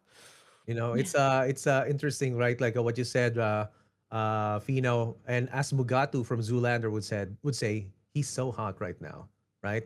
He's like he's like one of the Is, top yeah. players right now, one of the top players to beat. And I'm excited to see what the decks they're going to be bringing because we're going to be starting with imcute's decks right now. And here we go. It's going to be the first one, and it's Lemieux. Let's listen to Ali to break this down. Sure. So let's see if there's anything too different that we've seen earlier today. It's looking pretty similar. People seem to be really liking like the one copy of the Iron Corpse Quartermaster, the 3 fleet supports with the 3 strikes, 2 bombardments, Lemieux's Reign, one of the best new cards, Rite of Redemption, so that's pretty consistent. He's got gunslingers in there. I think everybody has gunslingers, but I'm not 100% sure on that. But most Um, people, yeah. Yep, most people, yep. Well, it combos really nicely with the Rite of Redemption, right? And then Fino's Yeah. been talking it up. The Guerrilla Warfare Scimitar Captain, just absolutely nuts with the fleet support. So that's a nice combo. But the rest is looking, as they say, quote, quote, Pretty pretty standard. standard. Yep, for the Lemieux here. And I think in the last match, particularly, we saw like Lemieux really doing its thing against the Nehemiah. So it's got a lot of like tools right now. It looks good. Yeah, pretty standard deck indeed for Lemieux. Let's look at the deck of imcute that he's going to be bringing. Okay, so this is going to be a Gafar deck. So, man, Fino, can you enlighten us as to how Yeah. this works? Amcute is known for being a Gafar high roller. I think that's kind of like his kind of like reputation in the community. Like I think this is the type of deck that it just has like so many like high rolls that can happen. But for me personally, I would say it's like more inconsistent in general. But I think Cute is really good with it for sure. I mean, there's no way you can do that well in so many tournaments with this deck if you don't know something extra from most people in a way, right? Mhm. So yeah, I mean, I think it's still a pretty decent deck. The unassuming agent and like all of the early cost units together with the pacifies to buff them up, Mhm. and then the Gafar, the formidable presence as like finishers. It's interesting that he chose to cut the Triumph of Earth completely, Mhm. which I Yeah. think he was playing on the last tournament, which I've never Yeah. really thought it was that good anyway. So that's kind of the only thing I'm noticing as like different. Bro, I just noticed something. Like nobody uses this, or even as much as we want to. And sometimes I get it from Baron. Smuggled supplies. Can you tell us how this works? Yeah, so basically what this does is that it allows you to play cards from your bank that are revealed. So that's actually really good synergy with the Terra Glider. And I mean, this is kind of like a late game card. Like, you know, once you get to the late game, you're kind of running low on resources with Gafar. And you almost always have played the Terra Glider and just revealed most of your bank. So yeah, I think this is actually a pretty smart choice. It's kind of like extra resources for like the late game. But yeah, pretty interesting. Yeah. Good card. Yeah, very interesting inclusion indeed. And he seems to be evolving from his previous Gafar list. Let's look at this Mm. next deck right now. And the next one that I passed through is this deck from it's like a good monster deck coming from Katari, the Sipius one. And let's listen to Ali to break this down. Sure. So the thing that's standing out right away is not everybody chooses to put the wannabe warlord in the list. So I'm cute has opted for it. It just kind of gives some. Yeah, it's Oh, banned. Yeah, I wanted to Yeah. say. this is the banned one. So we're gonna move on to the uni shop over here. So I guess I'm cute likes this over the like the normal upgrade Ogden core, but what we're looking at now is a lot of similar things of what we've seen in the past with Unishop, but it's got a few new things. The Black Market Sentry, the new 2-drop 4/4, really nice for getting on board. Next, the Horizon Acolyte, just one copy for some card draw, not the worst. What else is new? The Rite of Redemption is really nice for Unishop because they didn't have that many like answers, so Yeah. it's just nice to have extra stuff there. And then also the Bombardment is great as well, giving the Unishop some AoE options. The rest, you're gonna work towards playing the girls, Ingrid and Freitas. Mhm. You've got nice tools like the Cyberdeck console. What else? Paid off even for some disruption. But yeah, the rest is like what we were used to seeing, and it's just got a few new like answers, I think, with the AoE and the Rite of Redemption. Yeah, we see all the same bells and whistles from Universal, except Walker has already walked out, and no more solitary confinement. So I guess he's already making sure that this is more refined for this meta. And let's look at the next deck, and it's gonna be from Viper. And Viper's Sipius just went through. Fino, can you break this down? Yeah, this is pretty standard CP list. I mean, I guess the only like kind of different card that it has is the one of Rite of Redemption, the wannabe warlord, and the probe. Those are kind of the ones that stand out to me. The rest is, pretty much kind of like the standard CP. Yeah, I mean, this is just a good deck. It's very consistent. It kind of always does its thing. It almost very rarely bricks or like doesn't really draw the good cards, let's say. So yeah, I mean, this is just really good deck. And I'm honestly really surprised it's not banned because I just think it's just such a good deck. It's kind of crazy to me that people don't ban it. Yeah, bro. Like, this is most of the time in the previous tournament in the majors, IMQ didn't ban this, so I'm pretty Yeah, sure he I knows think it's how to because he's work. playing the Gafar. Like the Yeah, Gafar is one of those decks that's kind of supposed to be good against it. So yeah. This is gonna be good. We are gonna be seeing Sipius played in this tournament. Let's look at the next deck right now. Oh, ho, ho, ho, ho, ho. Ermagerd. Wow. So exciting. New Dawn. Let's listen to Ali to break this down.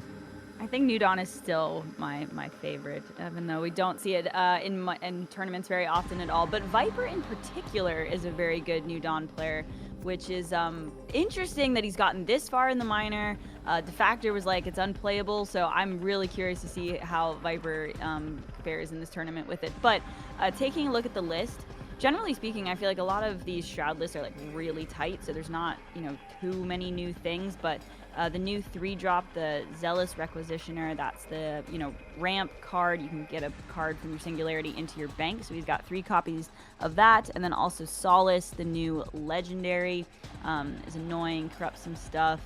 Let's see, what else is new in here? 3 copies of Bombardment, which honestly, I felt like was the issue with New Dawn, is that it has the, 3 copies of the Demolecularize, so the late game AoE, but without the mid-game AoE, it's really hard to be a control deck sometimes. So Bombardment should theoretically fit nicely into that slot. The rest here is pretty used to what we're seeing. Erasures, he even has 2 Dark Reposes in there, which is interesting. The New Dawn's Venerated Raider, I've always loved this 1-drop so much for New Dawn. And then he also has 3 copies of Singularity Steward, which we saw that get cut from Neve quite a bit. So that's interesting. And then Ceres, that Battle Pass card from a while ago. Like, I love the list. I think it looks amazing. I'm so excited to watch it. So excited indeed too. Like Singularity Steward being present here in place of Embedded Agent probably like says that it has like a place in Viper's heart in New Dawn. And we've seen him play in tournaments as New Dawn and be successful with. So let's see how he does. So let's look at this next deck right now. And the next deck, oh man, Ogen Core. Is this right? This is another Universal Workshop. Universal. Let's listen to Fino. Yeah, I'm actually quite curious that I didn't know that both of them had the Universal. To me, this is the kind of deck that I feel like kind of was really good at the start, but then it kind of fell off a little bit. I think the new upgrade, Ogen, in my eyes, is like a better option for this tournament, but still a pretty solid deck. I mean, it still has like a lot of really good draws. The interesting card is the Horizon Hierophant, which I think I've only seen Viper play. It's kind of like a treacherous scheming in a unit, which is kind of a cool card. The Reckless Abandon, which we don't really see. The Arms Dealer is also interesting as like a finisher. And yeah, I mean, other than that, pretty straight up. Classic uni. But yes, with some definitely interesting choices. And honestly, the most interesting choice is the 1 Black Market Sentry. To me, that's crazy, but... Yeah, it's he's like usually he's in the top 4, not me, so... usually you see 3 of these like as placement tools or like trading tools for unit heavy decks. And well, 2 uni workshops and paid off is already present. We might see something crazy, especially in the mirror. I don't know, man. I want to see that again, like paid off into a lady, bro. It's probably gonna be happening. So let's look at this happening quite soon. I don't know. So the bans are in. It's Scipius for imcute and Viper's Marcolium, which is Lemieux. Any thoughts, guys? Let's start with Ali. Yeah, I mean, Fino's been saying, I'm surprised Scipius hasn't gotten banned. So Scipius finally got banned here. Viper, probably a good decision. It's pretty scary, and imcute locked in with it from the previous tournament. And then, yeah, I think, again, Lemieux eating up the ban makes sense. Like, it's got great matchups for the most part, and it's just an aggro deck that can just win out, right? So I think both players chose wisely in these ban decisions here. Like, how about you? Yeah, it's just that I think that their lineups are just kind of tailored for what they're doing, right? Like the Gafar is the kind of deck that wants to play against Sippy, so he chose to have that open. New Dawn, not really a deck that wants to play against Sippy, so he has to ban it. It pretty much goes down to like what you're banning and like what you're bringing, right? So New Dawn, you want to ban the Sippy, and if you bring Gafar, you don't mind playing against it that much. So. Yeah, from what it looks like right now, guys, like there's like a bunch of decks that can be played well and can be not be banned or can be ban baits as well. So now, okay, so we're gonna be starting right now with Gafar and New Dawn. Amazing matchup, Earthen versus Shroud. Let's start with our second semifinals match with imcute and Viper. Fino and Ali, take it away. I'm so excited to watch this.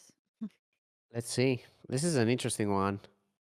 Yeah, I'm trying to think about this. Like, theoretically, like, I think with bombardments now, and then what, he's got Dark Repose, couple erasures, Eclipsed Fate. Like, there's a lot of answers in this New Dawn deck that I think could maybe stave off the small units from Gafar getting buffed up. Yeah, I think it just kind of depends on like if Gafar can draw like enough card draw and kind of just keep developing. I Mhm. mean, New Dawn kind of just does the same thing, like remove, remove, remove, remove, remove, and then kind of like gas you out at the end. I think the bombardments are also like really good against Gafar, so I would say this is probably slightly unfavored for the Gafar if I had to choose. But yeah, I mean, the unassuming agent, I wanted to say, is one of those key cards, and we already see it in Cute's hand. Cute has the good, like Alvaro into an assuming agent, which it actually can be really good against New Dawn. Damn, Viper looking good, by the way. Just noticed. Look at that, so Wow, dapper. the Love it. he's He's looking clean. he's dressed to win this tournament, that's what Yeah, yeah, yeah. sure. Yeah, I think you're absolutely right. The granny could actually be quite annoying. This is, for the New Dawn here. I mean, but I wonder. I really think that Viper's got a lot of tools right now. I think you nailed it in that if Gafar can get some like consistent card draw, like if he's just playing one threat a turn, New Dawn is going to be able to keep answering and doesn't like need to put the pressure on with like minions that are pacified, right? Like he can just kind of stall them out, get to demos, eventually grind them out. So if he finds enough like pressure to put a whole bunch of things on the board at once, summon some tokens, that type of thing. It could be annoying. Okay. Yeah, I mean, this Alvaro is actually kind of a big deal here. It's like because normally I think he would probably go for something like treacherous scheming here, but he's kind of choosing to develop the unit instead because it's not Alvaro is not something you can clear outside of erasure or like somehow dealing damage to it. So it's already kind of doing a lot of work. And Yeah. we see another one and the Harf in hand, which is kind of a big deal. Saw a little bit of a reaction there from Viper. Small reaction, but definitely bummed to see the granny come down. Oh, and we see Uh another one. That's huge. So yeah, I mean the wow. granny, the kind of thing we were discussing since the start, since we first saw that card, is that it has aftermath go to the enemy's bank, and the thing with Shroud is that by banishing the unit, it makes you not proc the aftermath. So it's one of those cards that's just like a natural enemy of Shroud because Mhm. Shroud's gonna banish units, and then if you banish it, it doesn't go to the energy pool, so you're kind of losing the energy permanently. So it's kind of a big deal, and we're kind of already seeing it being a big deal. Yeah. I mean, he can always, yeah, life siphon first, right? Yeah. To So because he get chose to play this, he can actually kill it and get the energy, which is really smart by him. and then Uh, where do we think he'll go next here? Bank, play the Crimea conduit, but that'd be a 3/3. I suppose if he wanted to go for the treacherous scheming, but like not putting answers down to potentially get through this Alvaro, it's like it's gonna stack. Like it's gonna be annoying, Yeah. right? Yeah, I would guess we see double one. So either that or um the Crimea, but I think this is probably wiser because he can't deal with them, and then you can just erase your next turn and have them both be quite big. So that's kind of good. Yep. Yeah, actually there was only 2 energy left over, so that makes sense. Okay. All right. So will we see another granny come on the board this turn? That's the question. This is kind of getting tough for Cute now because he actually managed to deal with a granny without banishing it, which is actually huge. I I mean, kind of like a that's the 2 thing. That's what I like about the good players. I feel like seeing plays like that. Like I feel a lot of people would do the treacherous scheming there, and they Mhm. would just kind of lose to like I mean, he could treacherous scheming the granny, you could say, but it's still kind of better to like force them to play it and then kill it if you have the option, which he did. So yeah, that's always kind of impressive to me. Yep, I like it. And this works out really nice for him because he gets to pacify one and then trade the other right That's pretty into big. Yeah. so that works out really nicely. Mm-hmm. And both of these units are now like out of the 3 health bombardment range if he finds it, right? So it's Yeah. getting more and more difficult to deal with this board. Um, wow. That's kind of a good draw, though. Wow, the Soulless. Yeah, you can bounce that back, right? That seems pretty Yeah. good. I mean, it doesn't like fix all your problems because like these are actually the two units that are like the most annoying as like any shroud, the Harf and the Alvaro, because your decks kind of involve around playing a lot of effects, and both of them kind of punish you for playing effects. So I mean, this is still looking kind of good for Q to be honest, and he still has like the Granny paired with another two next turn, Mhm. but it's kind of becoming weaker and weaker to bombardment, which is not there yet, but you know, there is three copies in Viper's deck. What would you bounce here? Like, do you get rid of the I mean, if he does go Solace, I'm almost thinking it's the Alvaro bounce, just it has better stats, but Yeah, we'll for see what he sure. decides to go to. Mm-hmm. Thinking about it, Uh, though. Actually, it might even be the Harp because, like, the thing with Harp is that it might allow Cute to do some like double unit and pacify easier, which Right. you know you don't really mind as much if it's with the Alvaro. But I actually agree with this. I think this was a little bit better just to stop Okay. the more units and pacify possibility. Well, pacifying the Solace doesn't feel amazing, right? Because it's still pretty useful while it's on, Yeah, the board, it's more which is just for why the stats. yeah. Um, but eventually he can get through it here. So it looks like he's gonna bank the agent and go double 2, perhaps? What is that? Issues malignancy. Really, he's playing that. Oh, he's choosing to go for the Gafar to just protect the other units. Okay. Okay, okay, we like it. This is Uh, really good turn for Viper now, though. She can just banish the Alvaro and then I guess start working on removing Cute's good cards with starting to scheme. yep. Or, I mean, Dark Repose is an option, but yeah, you think we'll see the Erasure hit the Alvaro first, probably? Yeah, Um, I just don't think there's really any reason to remove the Gafar right now. It's like it doesn't really pose any threat, right? So or, I yeah, think you you might as definitely well want to disrupt make the sure you hand. don't get wonged or something next turn. Yep. I think it's a good spot. I'm wondering, like, how state of the game. Like, what do you think Viper can take this at this point, or Yeah, I think so.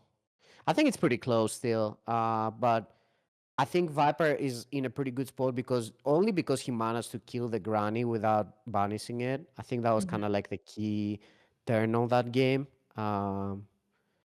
And yeah, I mean, Cute has kind of like the classic Gafar problem, which is like he's kind of running out of cards, right? Wow? And then that demo pickup. I mean, I always feel a lot better when I've got a demo in my hand as New Dawn. Obviously, he's a few turns away from casting it, but you'll definitely like to see that as he banked one earlier, I believe, in this match. And here's where you go all into and you hope there's no bombardment, which there isn't.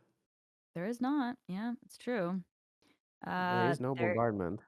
is an Adira. It's a little annoying that he can't also get the Dark Repose off in I the same don't turn. think Adira does much in this matchup. Like, there's not really that many cards that are that good. Yeah, I wouldn't be crazy. I think it's actually very reasonable to bank it here because it doesn't really feel like it does that much.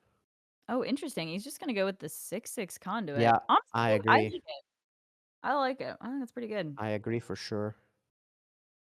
I love how every card off the top here is just getting corrupted from this Solace. That's pretty cool. Ooh, Ooh, a that's Peacekeeper. good. Yeah, pretty good. That's good.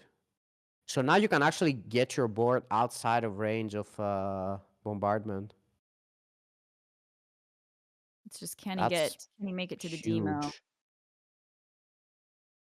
Yeah, he has to throw two units into the 6/6, but I don't think he's too mad about that. Still pushes 7, still has a board, still has two units that are extremely annoying against the New Dawn, which is the Alvaro and the Harf. So looking pretty good. Yeah, man, this is the interrogator is so annoying. it just completely is locking out, like, Viper popping off too much here, he's gonna take too much damage. I mean, you can Dark Repose the Gafar, I suppose, but, I mean, that's I just think he not has to just do treacherous scheming here and kind of like, unless he right? goes for like paid off and actually pays the payoff, but I don't know what he would be looking for. It's like Wong, I guess, but it's not like amazing, right? Yeah, I wonder and it's not like he could no, Oh, Mia's Monster might be good. Uh, that could do something, yeah. no, yeah, actually, he can Mia's Monster and double repose, Okay, that's which is pretty kind of good, interesting. Yeah, actually, that's very good, and then he can, get the attacks off as well, right? yeah. So, Hmm. can actually choose what he wants to clear here. I feel like he's I think still that kind of. Actually, Mia's Monster is huge because it also procs the Terra Glider. Like it blocks it. that has to be where his mime is at, right? Yeah, for sure. Good on Viper, like, and you, like, for seeing that out here. This is not That's easy to see. I was gonna say, yeah, yeah, like I feel like there's gonna be a lot of people who miss this type of play, but I was sure Viper wasn't gonna miss it. yeah. Okay, so yeah, let's get that damn interrogator off of the board. That guy needs to get off the board quickly. Really, cramping his style. Oh wow, really? Oh, I thought Um, he was gonna. I guess he could only repose one, so that's true, yeah, it was awkward with the harp still on there, right. right? Yeah, yeah, yeah.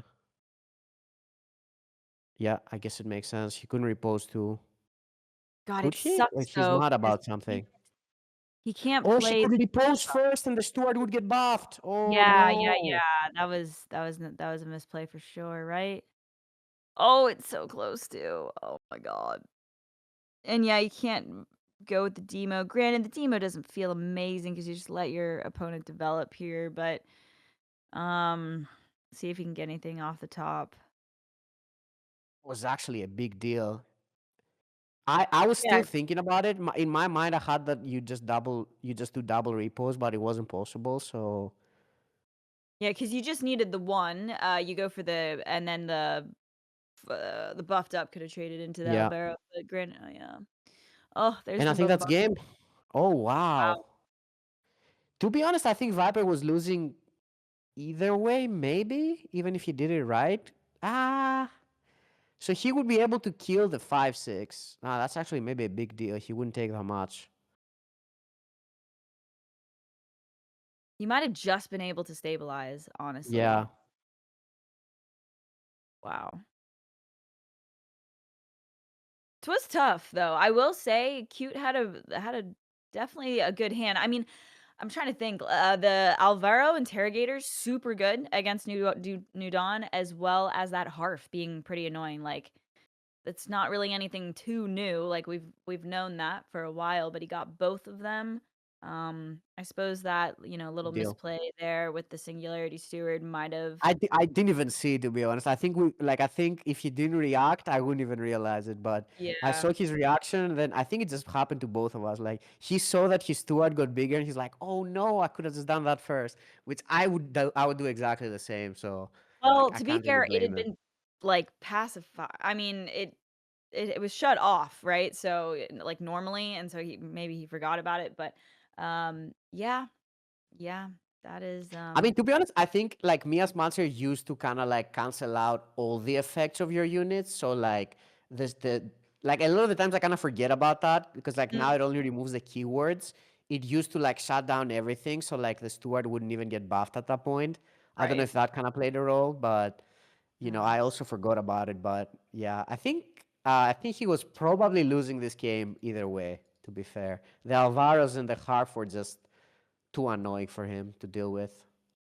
What was, something the early game, you made a comment that was like, normally he dropped the interrogator, and, normally, he would've been had the freedom to go for the treacherous scheming on turn 2, right? But felt like he sort of Yeah. needed to develop a little bit to fight against the Alvaro.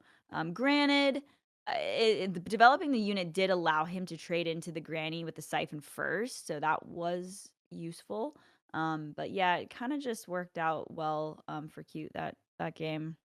Yeah, I think you did really just draw really well this game. Like he just had like I think he plays 12 arrows and the harf.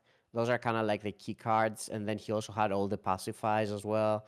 Um, so yeah, I do think you drew really well, and Viper's draw was like all right, but yeah, I think it was just too much to deal with all the twos, and he didn't have the bombardment. I think that was kind of like the whole game. There was a turn where Q just developed like a bunch of units, and if there was a bombardment, he would just straight up lose the game. Yeah.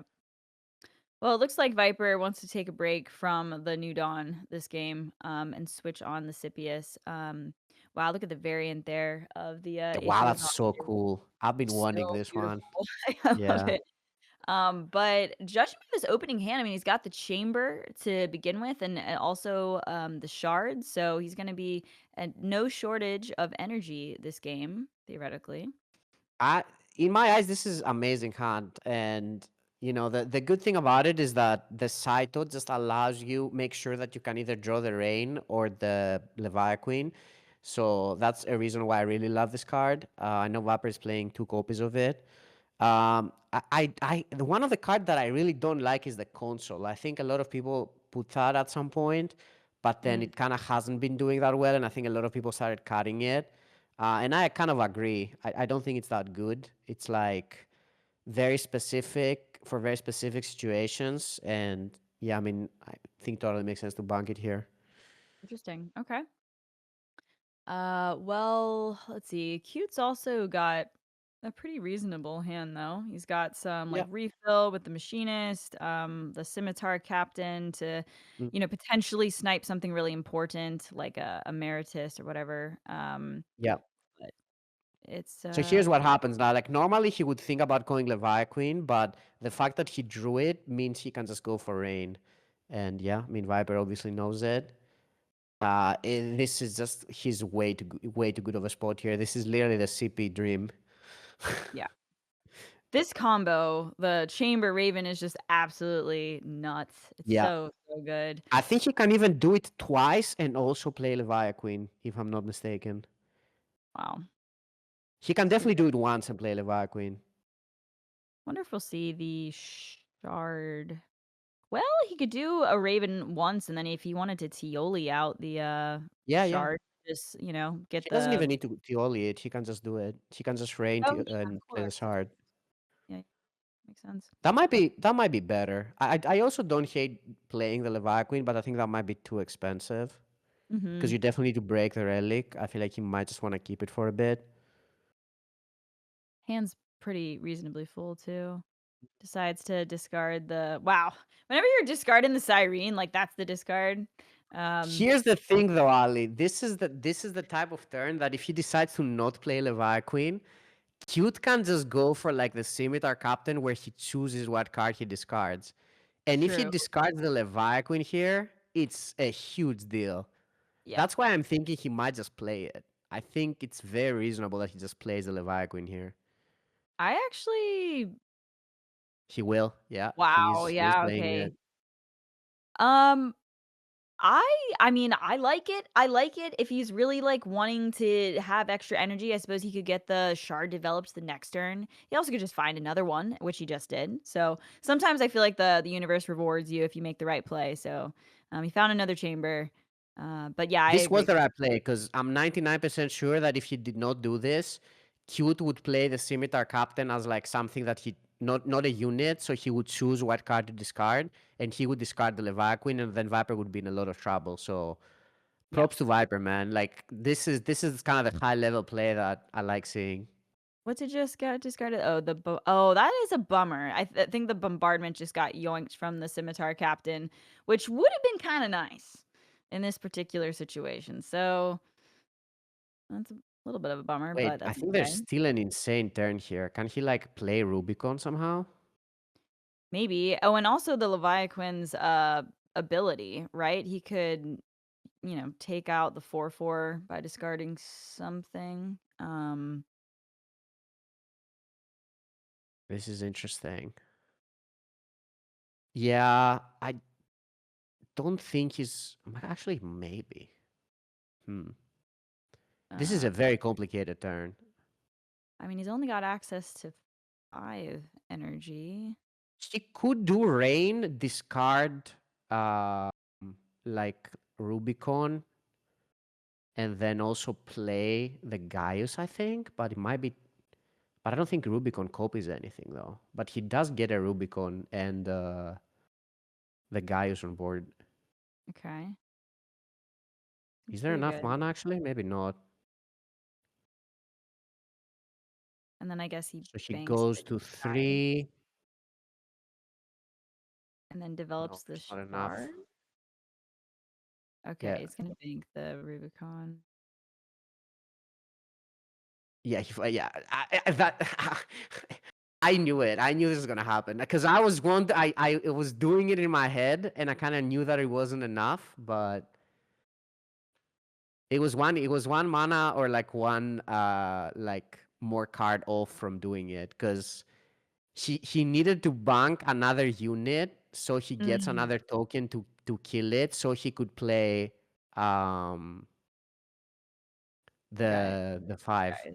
Yeah, the I guy, think there but was another play that he missed as well, by the way. He could have, which was, I just realized, he could have killed his own Levia Queen with the relic and then bring it back with the Gaius and then also draw the cards again. oh, I see. I think honestly, the more I look at it, I think that might have been the play. Like so there at the last, instead of playing the thing, he could bank the shard, and then I think he could just eat the Leviathan, and then he would be at 5, and then he would be able to play the Gaius and Dulius, discard the Rubicon, and then get the Leviathan from the waste. Wow. Well, there. He's Okay, a still in a great complicated spot. He's still in a to say. great spot, by the way. He's still winning by quite a bit, but Yeah. it was a hard turn. I said it from the start. It was definitely a very hard turn. Well, that just goes to show. I mean, we've been saying it that like this is a really tough deck to pilot. I mean, Oh there was a yeah. lot of Oh things that yeah. lines he could have done Mhm. there, and so even Viper, like the incredible player that he is, that didn't seem to do it perfectly. You could see it on his face there. So Exactly. That says a play this lot at your own risk, I suppose. for sure. All right, he's Yeah, gonna he goes. just He decides to go Tempo King here. I love this play.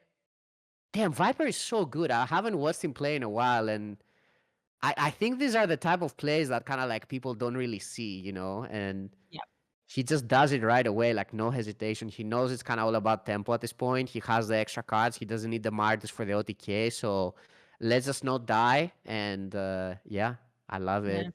I mean, that's the mark of a good player, right? Like the novice is like, "Oh, this is a key part of the combo. I must hold on to it." But knowing when you can just throw those pieces out and just like, assess the state of the For game. Like sure. this is why Viper is as good as he is. He does look stressed. I No, still he's think, he's just annoyed. He's annoyed yeah, because he's of the just last annoyed turn. with himself, But that's sure. the But thing. You can be playing that well and do plays like he did, which are game winning, and very few people would see, and still be mad at yourself. That's kind of like you're like, I could have even done this better, which he yeah. could. Well, that's just how much of a master he is at the Hmm. game, right? But it's important to not lose it, right? When you're already doing so Yeah. well, your head and you're playing so incredible, like don't let the sweat the small stuff. But yeah, he's still in really good control of the game. I'm cute just brought Lemieux down, took out the Meritus, but he's still looking pretty good. There's also like the Scipius. I mean, that's got the Leviathan in the like a few different battle cries, musters in the Scipius here. Let's see, he's definitely got options. Well, I feel like now it's kind of up to him to like control the game. There's like a bunch of different ways he can do it. He has so much energy with, he's ramped with the rain and also the shard and also the relic. The hydraulic chamber is still up. His CPUs is huge. He has a Leviathan on board. He Yeah. can equip the Gaius and Dulius into the Leviathan and draw even more. There's just so much stuff you can do with this deck. That's why I was like kind of annoyed that we call this an OTK deck because it's just an everything deck. Yeah. Well, that's why it's so interesting to watch. I will For say though, sure. he's got to be a little careful here because he's at 17. We see a fleet support and orbital strike in the hand. So He's gotta somehow, also start applying some counter pressure. I'm cute still at 29, like, you don't wanna let this go on for too long, or I do think cute could just, like, find the burn maybe with the orbital strikes, right? Yeah, he definitely needs to be a little bit careful here because these are like also some annoying units on the board that is not like super simple to deal with, and you've also lost your Maritus OTK, so you Yeah. kind of need to like end the game quickly. Oh, I Sorry, think this he was the missed play some I wanted damage. to see. I was like, "Play that Odious and pop it, let's go."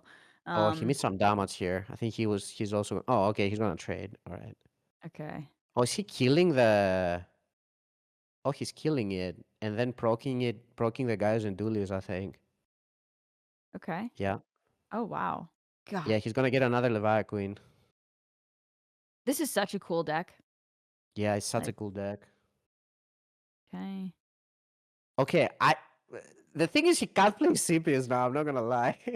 No, there's so The many, CPS just killed cards. him. I mean, we've got, like, what, a Wong, 2 Leviaquins. I mean, that's 9 What cards is right Cute there. praying for? Is like, can he kill it? No, right? I like how he doesn't disable the notification. Um, okay. Alright, what can cute do? He's at 17. Yeah, go face. Um, He's gonna be uh, one off. Like even if he pushes the 4 here, then he only has 10 next turn. that is true. That is true. Um, hmm. How much damage like, does Viper have a way to get lethal? I mean, that's 18, 5, not He quite. actually has the Maritus. He can In the actually with the get one Triumph? Maritus. Yeah, but he doesn't have another Cerulean to proc it. Well, Viper is gonna know that he's at 11, right? So if he's got a little bit of leadway, to not be in the 10 damage range, which I'm sure he's This anticipating. might be lethal though. For some reason, I think it's lethal. I mean, there's a decent amount on Because yeah, board with you can proc the Leviathan again and buff Oh, it with the yeah. Gaius. Yep. And Yep. then I think he's very likely to draw the Cerulean, and then he just has lethal with Maritus guaranteed. God, this What an deck. insane deck, man! I love this deck. I know, we had the same thought. I'm like, "God, this deck is cool." Yeah, yeah, So there many it different is, Yeah. and that's lethal. Okay, so he gets to go Triumph, He should so attack first, but it doesn't Yep. really matter. It's lethal anyway. Gets the Triumph going, can get the Meritus back, has the Cerulean Surge in the hand Mm-hmm. to proc it. Um, in other words, big damage. Big, big, big. Huge damage. Okay. GG. Yeah, this GG. game. I think this game all came down to the turn 3 play. Turn 2? No, turn 3 that Viper did.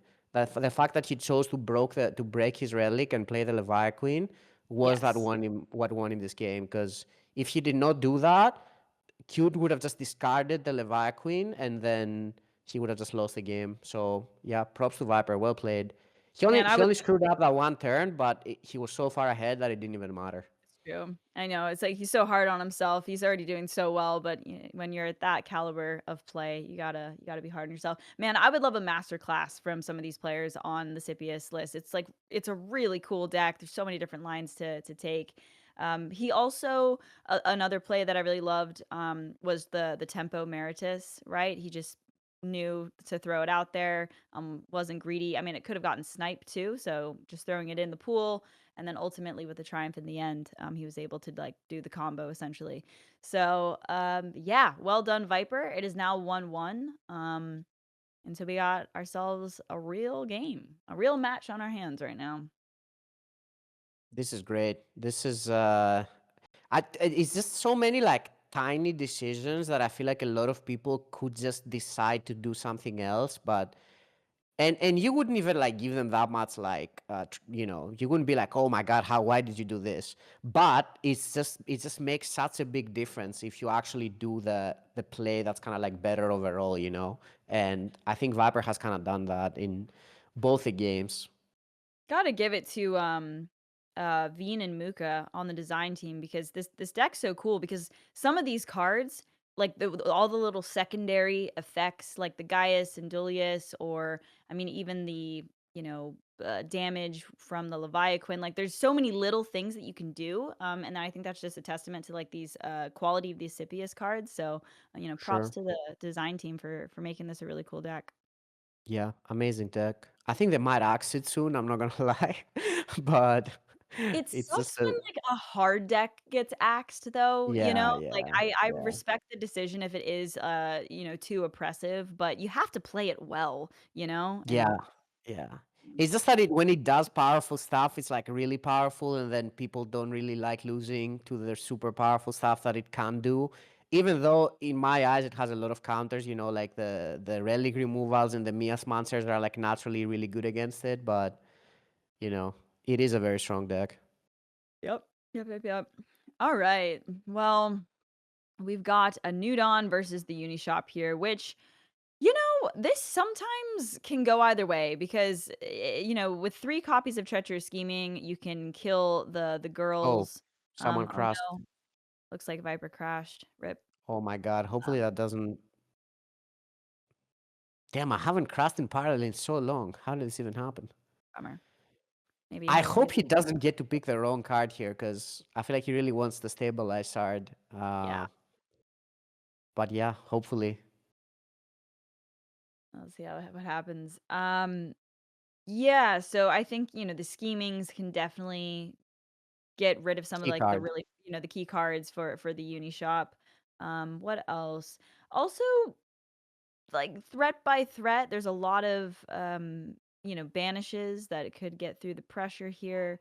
So I think like reflecting back to the matchup a while ago, like drone printer made a huge Yeah, difference. Like the consistent that was what I card. was gonna say. I think it's Mhm. really important to have the dark ritual for is that what it's called? Dark Repose? Or which one what card are you talking about? The four that removes all of the same card. Eclipsed Fate? Eclipse Faith. Yeah, yeah, Yeah. Dark Ritual. It kind of looks like a Dark Ritual the more I think about it. But anyway, yeah, that card I think is really key to remove the drone printer, as you said. I think drone printer is probably like the most key card in that because it just not only generates board, which is like kind of annoying to deal with, like those pesky ones are actually Yeah. like I've played Shroud and it's like a nightmare to deal with. So yeah, and also like it just keeps your opponent like healthy on a hand size, which is also very annoying. So I think that's kind of like the key thing that you want to like be able to deal with. Yeah, maybe the bombardments can help deal with the little 1/1s, but that get spawned now. But you're right, like, because if you're going into a Freitas turn, like, you kinda just need if you just as long as you have a target for the buff, like, it's annoying. But yeah, it's the consistency of, like, I keeping mean, the hand even having to use a bombardment and four of your energy to deal with on like tokens, you're absolutely. not even dealing with the cards, right? Like you're literally dealing with like your opponent just using energy to make units. A It's not like you're singular even dealing with a card, so it's very annoying in general. But I think definitely. Sanctuary is another card that's actually really good in this type of matchup because you can just turn all of your like cheap cards into like potential threats, which is not nothing. Because like even if you play like a 6/6 or something against New Dawn, they still have to like erasure it or something, right? So I think it kind of comes down to that at the end. And yeah, depending if you can actually treacher scheming the girls or not, that's also a big deal. You know Wow. It's hard for me to not be biased in this because I love New Dawn, so I'd like to see it win. But even if like Solace is on the board or something, and they draw a girl, like that's a 7, that's an 8, damage It doesn't corrupted. really matter though, right? Because like it's not like you can just kill them with New Dawn. I feel like you just kind of have to deal with their board before you actually make a board yourself. At True. least you could somehow get like a really big Stewie on the board, right? And then just kind of keep smacking them with that. But I feel like it's hard with the uni also now having right of redemption and just kind of like better removal together with a bombardment. Mhm. Um, so yeah, I feel like to me it just kind of comes down to if New Dawn can just keep efficiently removing stuff and also playing the treacher scheming at the right time to disrupt the really powerful girl turns, I guess. Honestly, if New Dawn had a finisher, like a clear finisher game plan, it would be so much better. Because right now it's like all attrition, right? I mean, you're stealing stuff. I mean, like you're just trying to run your opponent out of resources. But if they're like the Void Unleashed comes to mind, right? Like if you did have that big, you know, power turn at the end where you've controlled the game and then it's like oh, I just need to get to this, then it might be in a lot better of a spot. But Oh, we I got think a it's also regame, it very looks like. yeah, very meta dependent. Yeah, I guess they had to restart. Yeah. That makes sense. Yeah. The game was pretty early on, so I don't think it's crazy. Okay. Well, running it back. Viper Yeah. probably wanted to hold on to a treacherous scheming Mm-hmm. here.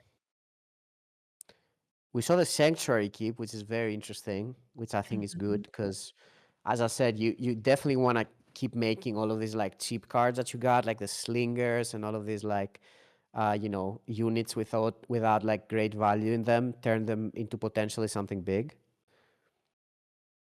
Yeah, I like this mulligan choice here from Viper. I think Venerated Raider definitely. Yeah, Steward's not that great. I think against the Unishop with the Life Siphon combo, so goes for value. Saris is quite a nice pickup, and the Bombardment. Yeah, this is a hand from Yeah, Viper this here. is not a bad hand.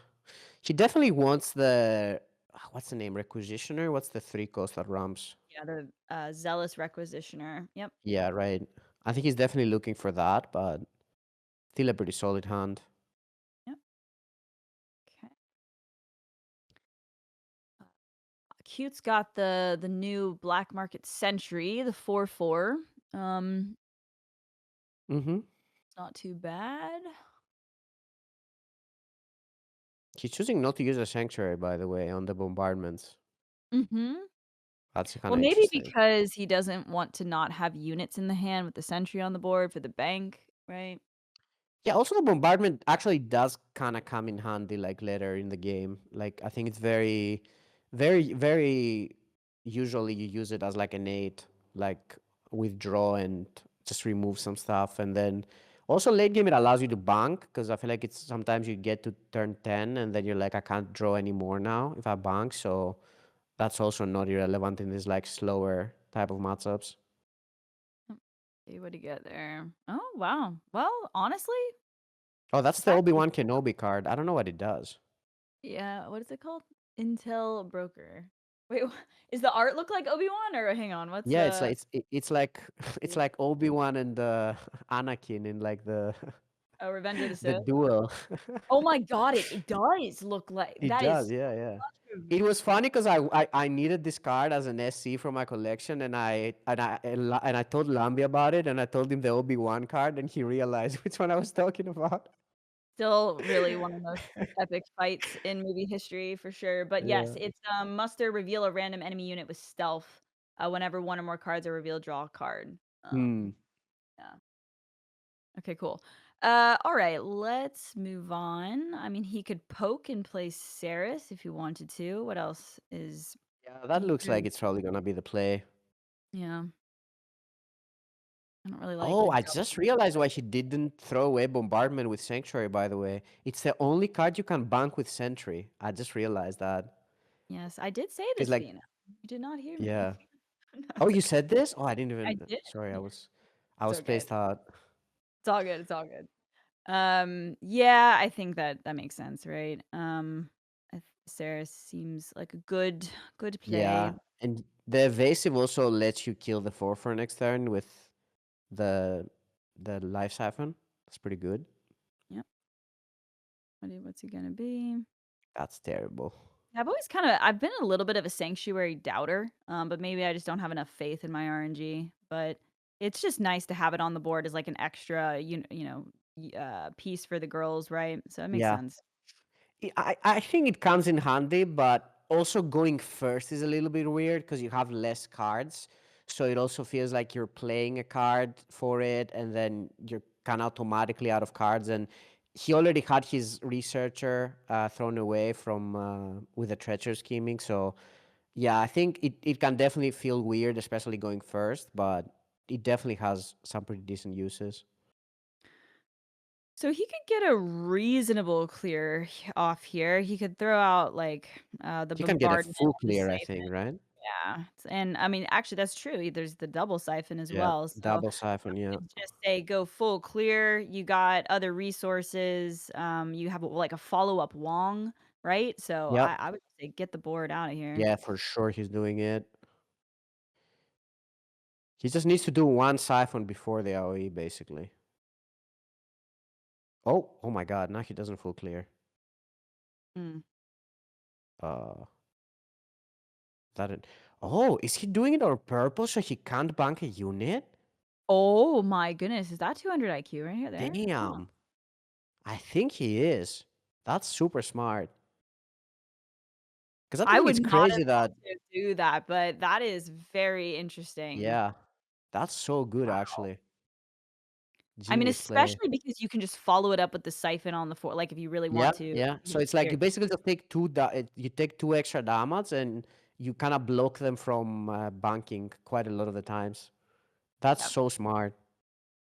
I mean, I don't wanna speak too soon, but judging by the hand size to the resources in hand, like, I think Viper's looking pretty good. Granted, I suppose all it Super does good. take is, like, a girl or something like, I think drone printer, Ali. I think it's actually just drone printer right now. Like, yeah, you're I think so that's kind of right. the card that he's looking for. Mhm. Oh, well, maybe he just picks up the Oh, Sabo. he Oh, for sure yep. will.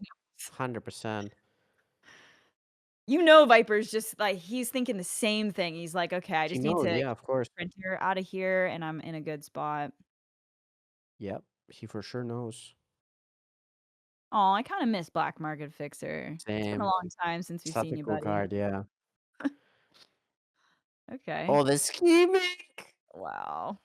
Does he go for it here with 1 card? I mean, Yeah, I think so.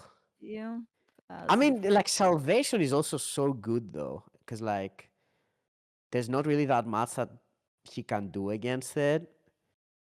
So I don't think it's crazy that he actually plays a salvation here, but it's also going into turn 7, right? So if he did pick up a girl, like, does he not just do something else and then go for the scheming the next turn, maybe? yeah, yeah. And also the thing with scheming is that you're not really doing anything else in the turn. Like, I guess he can just play the new Dawn Paragon, but I think I would want the option to demo on 8. I mean, it doesn't look like a threatening board, so I think develop, the salvation looks pretty darn good yeah, for here. sure, for sure. Yeah.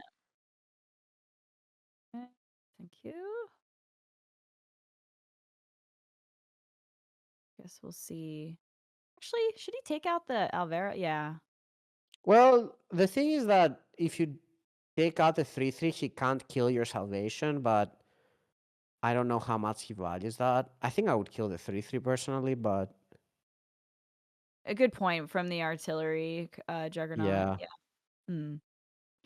Oh my goodness. There It's fine is. though, it's fine because he can research it and bank whatever he draws. It's actually not Yep. bad. Yep. Yep. Yep. Well, nice of. Oh God. Okay, That's. no, he can sanctuary. He can sanctuary. Okay. There Same. you go. Yeah. Hey, benefit the sanctuary though. Like that. That's quite nice. Yeah. Yeah. Okay, Viper, you better throw out that scheming. That's all I'm saying. I Okay. think it doesn't even matter at this point. Like, it's not like even the one girl even does that much. He will definitely do it, but I think the game is kind of over by now. Like, cute is just super low on resources. Even if he draws drone printer now, it's kind of too late, I think. Yeah. Um, yeah. I I agree, think he but just needed the printer earlier, basically. for sure. I agree. I think he probably would have it even if the girl does get cast, but I don't know. With this caliber of player, like sometimes they can just pull out some crazy stuff. So yeah. Okay. It's gonna go with the Sabo. Yeah, because like he knows that he doesn't even need to scheming. Like if he just sabos and kills both units, he can't even play a girl anyway, right? So it doesn't even matter. Like he knows that. Oh, actually I love this. This is Yeah, great. you like he can't play the girl now, and he just removes all the resources that he could get from Sanctuary, which he could get like Herald by something potentially, right? It's interesting that Cute picked up a saboteur, so he could trying. Oh, No, no, he has to sorry. do Oh, that. sometimes you forget about the bombardment. You know, in Yeah. the in. I mean, he was able to counter, but all right. I Damn, mean, Viper Viper's. played this so well. I'm not gonna lie. I'm so impressed by his plays. Yeah, he's got this in the bag. He's just got to keep. Yeah, he'll go for the Yeah, scheming. he has it in the back and he knows it as well. And Cute knows it. I love seeing New Dawn at work. Tickles me pink. I love it. It's good stuff. And Viper too, because throughout his parallel competitive career, I think he's one of the players that has chosen to bring New Dawn more like than Yeah, he's a most. New Dawn lover for sure. Yeah. Hmm. So it's nice to see him at work with it. Okay. He's just going through the motions here. Just doesn't want to He's do. suffering from success right now. He's like, damn, how do I win more? I guess he'll probably get New Dawn developed. Yeah, sure. He definitely doesn't want to play the soul list because he counters the bombardment that way, and anything other than that doesn't even really matter. Yep. Is he not banking? He's gonna bank the corrupted one, I think. I guess demo you don't need it as well. Does he not want to hold on to it for Ingrid? I mean, I guess Ingrid doesn't do anything really, so not right Nah, the now. demo is useless at this point. You've got the tempo. Your opponent can never really make a board that big anyway. So Yeah. yeah, Cybernet it's console in New Dawn is great. I mean, I know you said in the Scipius you weren't loving it, but I think it just fits super well in this, yeah. control deck. No, for sure, way better in this type of deck. Amazing. It's just that All in right. CP, I feel like there's just not that much time to do it a lot of the times. Like you have to like be ahead, and your opponent needs to be playing like a removal type of deck, which I feel like that situation doesn't come up too often. But in New Dawn, you for sure have like way more turns to develop it. And also it Yeah. synergizes with a hero ability, right? Like you draw a card, right? Because it reveals something from your opponent, Mhm. or right? Yeah, no, you're absolutely right. I forgot about that. Yeah. The extra flair there. Love it. Well, that leaves us at 2-1 to Viper. He's got his own Unishop left, and Cute maybe just runs it back, or I guess he might go with the Lemieux to try and take it down. We'll see if he swaps off of it. I think both of their lists are really similar. If we do see the mirror, I don't know if there's much difference. I'll take a look. Looks like Viper's not playing a Horizon Acolyte. I'm not sure how I feel about that card. Is it the one that banishes a card and then you draw two? Yes. Yeah, it's honestly I don't like Viper's uni list that much. I feel like it's criminal to not play Black Market Center 3 times as well. Oh, that's pretty massive. Yeah, that's a. I don't know. He's That only that got that, that one. card just seems so good to me. Like Mhm. No, that's fair. Okay, then maybe they are a little bit more different than I realized here. yeah, it's he just plays like some like especially that two cost that's like a treacher scheming. I just don't think that's a great card, but we'll Yeah, the see. Maybe he Horizon. does something that I don't know about. Yeah. Well, let's It's see. fine that he drew the one off sentry, by the way. Like Yeah, of course. Good very player. good. Yeah. Um, the Horizon Hierophant, like I'm curious if in the mirror that like that is helpful. Maybe his like weird choices, little tools, could give him an advantage. But it looks like we're gonna see the mirror, guys. Viper having the shard is definitely nice to see, but we see that Cute's got the follow-up Saboteur for it, Mm, which is pretty yeah. significant. I think He's Cute is probably looking good here. He has the Saboteur into Drone Printer. That's kind of a big deal. But Viper also has the Saboteur. It's just that Cute can do the Drone Printer in the same turn that he actually draws a card. So that's actually quite relevant. I think he will go for the Sentry here, though, over I the think the so. ramp. It's so punishing, right? If the Cute has the Saboteur, like you get the sentry down, you're able to control the Alvaro on the board. Yeah. I think I that's the bigger reason to do it, just because you can just get the free VT on the Alvaro. the question is, what do you bank? Oh wow, he banks a printer. Okay. He's I got guess he says he has enough draw with a Wong, but also that's going interesting. second. I feel like he's in a decent spot here. I'm sure we'll see I guess the printer come down, right? I mean, there's nothing else to do here. Oh, it's so scary though. Yeah, but he's gonna get super punished for it. Let me check how many saboteurs he plays. 3. I don't know about this. Yeah. But like what do you do? Pass? I mean, Yeah, I guess there's nothing else to do, right? That's kind of the thing here.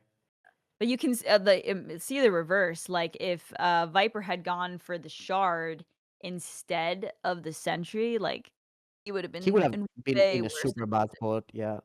Yeah. Well, it's looking grim from Cute here. He can deal with a sentry, but he doesn't really have anything to like develop.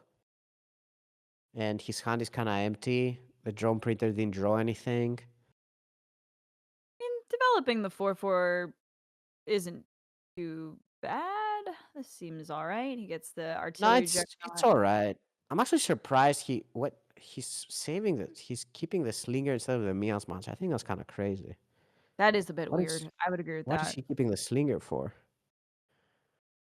because he knew he was gonna get another one, obviously, if you know, off the top. But even then, I think the more the better in this matchup, right? Like that, I feel True. like that was kind of a way he could win, just like chain Mias into Lady Mias into another Lady Mias. I think that's kind of how you Yeah, win. I mean, back in the day, like, if it was just the uni mirror was a miasmancer mirror, right? So Yeah, I'm with you. it kind of still is to a degree, but I don't know what he's keeping the slinger for. It seems kind of useless at this point.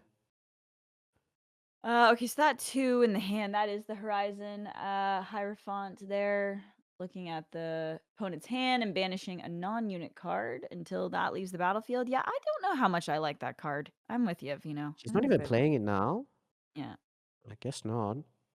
Okay. I mean, it doesn't really do anything, right? Because the opponent just kills it and then.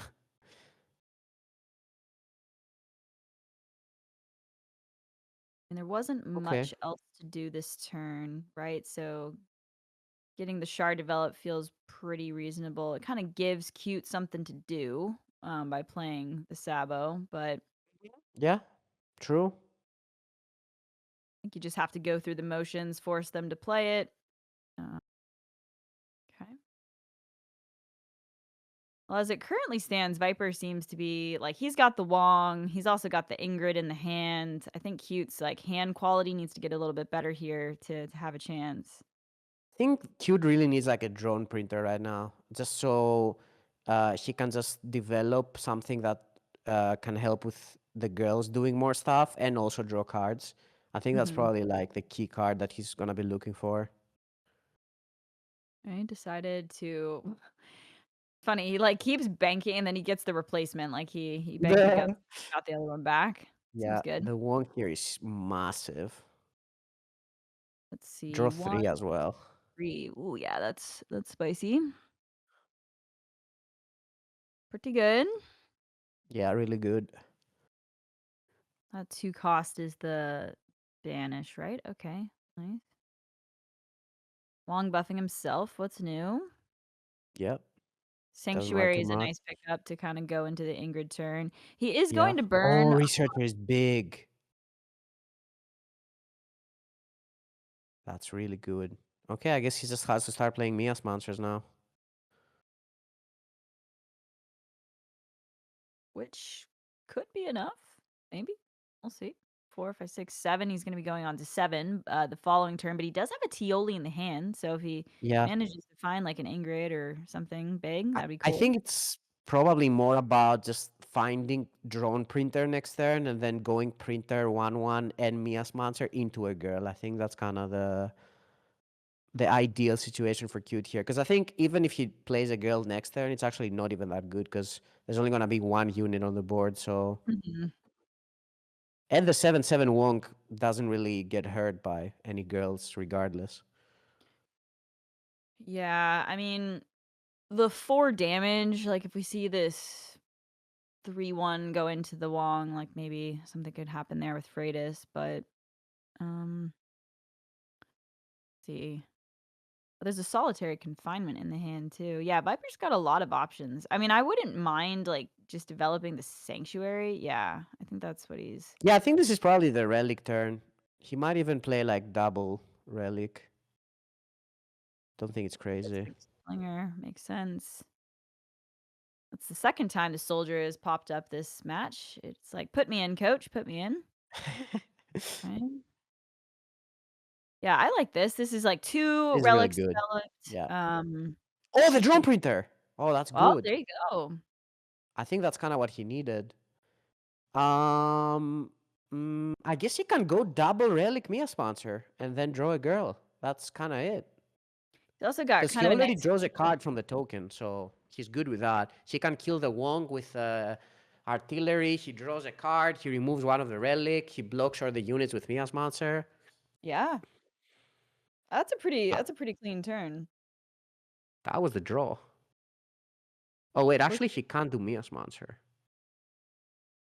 uh, why? Yeah, Well, he can't do me as Mancer now. yeah, He could yeah. have opted to go for it instead, which I wonder if that was right to try and stop this next turn here. It's not like he's stopping any. Oh my god, and he did draw the Ingrid. Oh, okay. Oh, now he's gonna get Mia's chain though. That's the thing, right? Like Mhm. now it's now Viper. All he needs to do is just play Mia's monster last. Oh no, but it doesn't. No, no, it does work. It does work. Never mind. Yeah, he's also got the Juggernaut popping out, so he can bank to 7. That if he plays the Miasmancer, he's got 4 left, right? So what else can I think he he just does bombardment Mia's monster. Bombardment, so both the 2/5 and the 3/2 die, and then you just have the Mia's monster and the 2/5 against an empty board. That seems Okay, too good. Yeah, I that like seemed that. really clean. See what Sanctuary gets. Cunning Diplomat. And that also means that Mia's is the last unit he played, so he can just Mm. get that right away from the Ingrid. Oh, he's not gonna go. Oh, is he not doing bombard? I He's I not guess he might doing do solitary. Yeah, that's fine as well. It's kind of the same. It's actually better because you keep the token, and that means your Ingrid does one more thing. Yeah, that's actually really smart. sure. But that also means that you don't have the solitary for something else where like Don't think it bombardment just matters that much, to be honest. It's one of those cards that I feel like it's kind of whatever in this matchup. You still have Right of Redemption, and got it. Just find a use for it, move on. Yeah. yeah, Um well this Miasmancer locking out cute is really nice. yeah, it's huge. Might be game winning, to be honest. And it sets up for Viper's own Ingrid next turn. He's got multiple hits for the Ingrid on the board. With the discard, like he's gonna be in pretty good shape. And then it just chains the Miasmancer again, right? So seems good.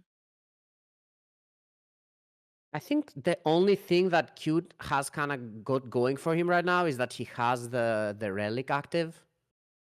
Oh, that's really good. That kind of blocks the girl. Oh my god, I forgot about the bombardment. Oh, ooh, No, no, no! Viper, bro. What? Oh my god! How is his game crossing? I've never crossed in like years.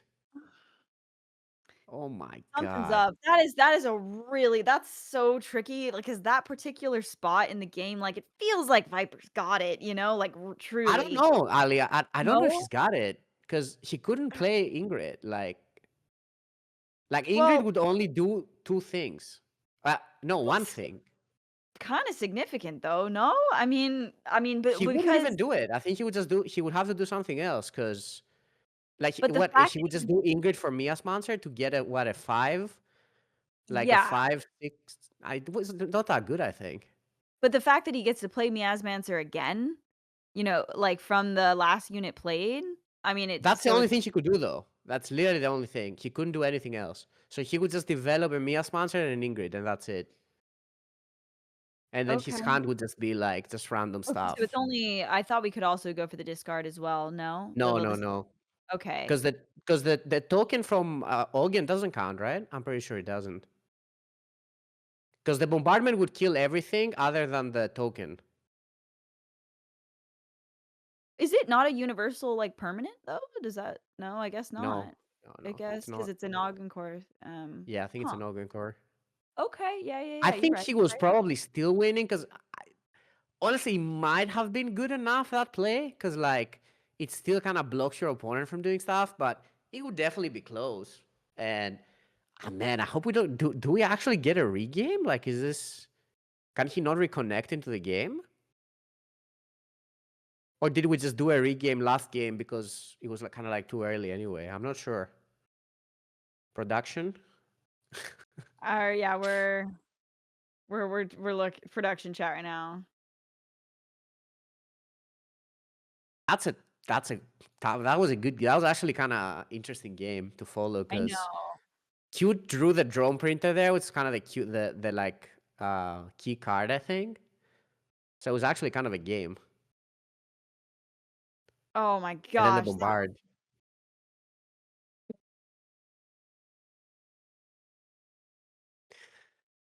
How does he cross? I don't understand. I actually have never crossed in so long in parallel. I'm wondering if it's like an interaction bug or something, that is causing the game to crash, or if it's just Epic. I I'm not sure. I don't know. Man, I really wanna see the end of that match too, because 'cause you're right. I think I was a little bit too No, confident. I thought it was over as well before I saw the bombardment because bombardment was in the bank and I just forgot about it. But Q didn't, and it was actually good enough because he actually removed two things that the Ingrid could do extra. That's like a huge deal. Yeah. And no, you're absolutely right. The juggernauts are not universal. Yeah. Wow.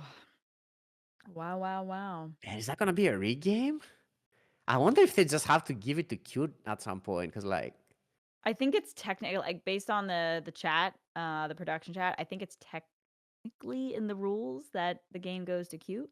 Um, yeah. yeah. Oh, man. That would That's sting for not Viper quite a bit, but I know, I don't know how to feel about this. yeah. I mean, I suppose, like, rules are rules, it is what it is, but that is definitely not what you want to see in this, like, high stakes, majors, winners match where the game was, like, not clear of who was gonna win, like, oh god, that's a Yeah. And the thing is that, like, also, I feel like the parallel clan has been so much better lately. I honestly yeah. haven't crashed in months, sadly. And I play every day. I do my wins every day. I've been playing every single day for months now. I haven't Mhm. crashed a single time. So I that's think I it's don't know. Maybe something it's like a else. specific case, but it hasn't Yeah, happened to me. So um, I think he might have a new PC, like, someone that I said knew that. Viper had some PC problems, like at some point. I remember that, but I don't know. I feel like it's kind of too much to go all over again though this match, right? Like I we've I know, feel like I we've know. We're pretty deep into kind of that spent one. too much time in it. Okay, well, if the ruling is here that Viper gets the loss, man, he's gotta keep it together, you know? Yeah, he I has to like clear his head somehow from Mhm. it's not easy. It's not easy. So then what will that last matchup be? It'll be, Unishop, his Unishop into Lemieux. Lemmy? No, has Yeah. Lemmy win? Won? No, No, right? it's so how's that supposed to go down? I think let me see. Oh, there's two Mias monsters. I think it's pretty close. I might even say I think it honestly comes down to the best play in the game, Ali, that I was talking Well, about. then you know what? it's the drama, okay? This has been actually Yeah. kind of an epic match here. The disconnect is really unfortunate, but that means that we get a game 5 and with maybe a matchup that could go either way here, may Yeah, the for best sure. player win. So, I'm in it for the drama.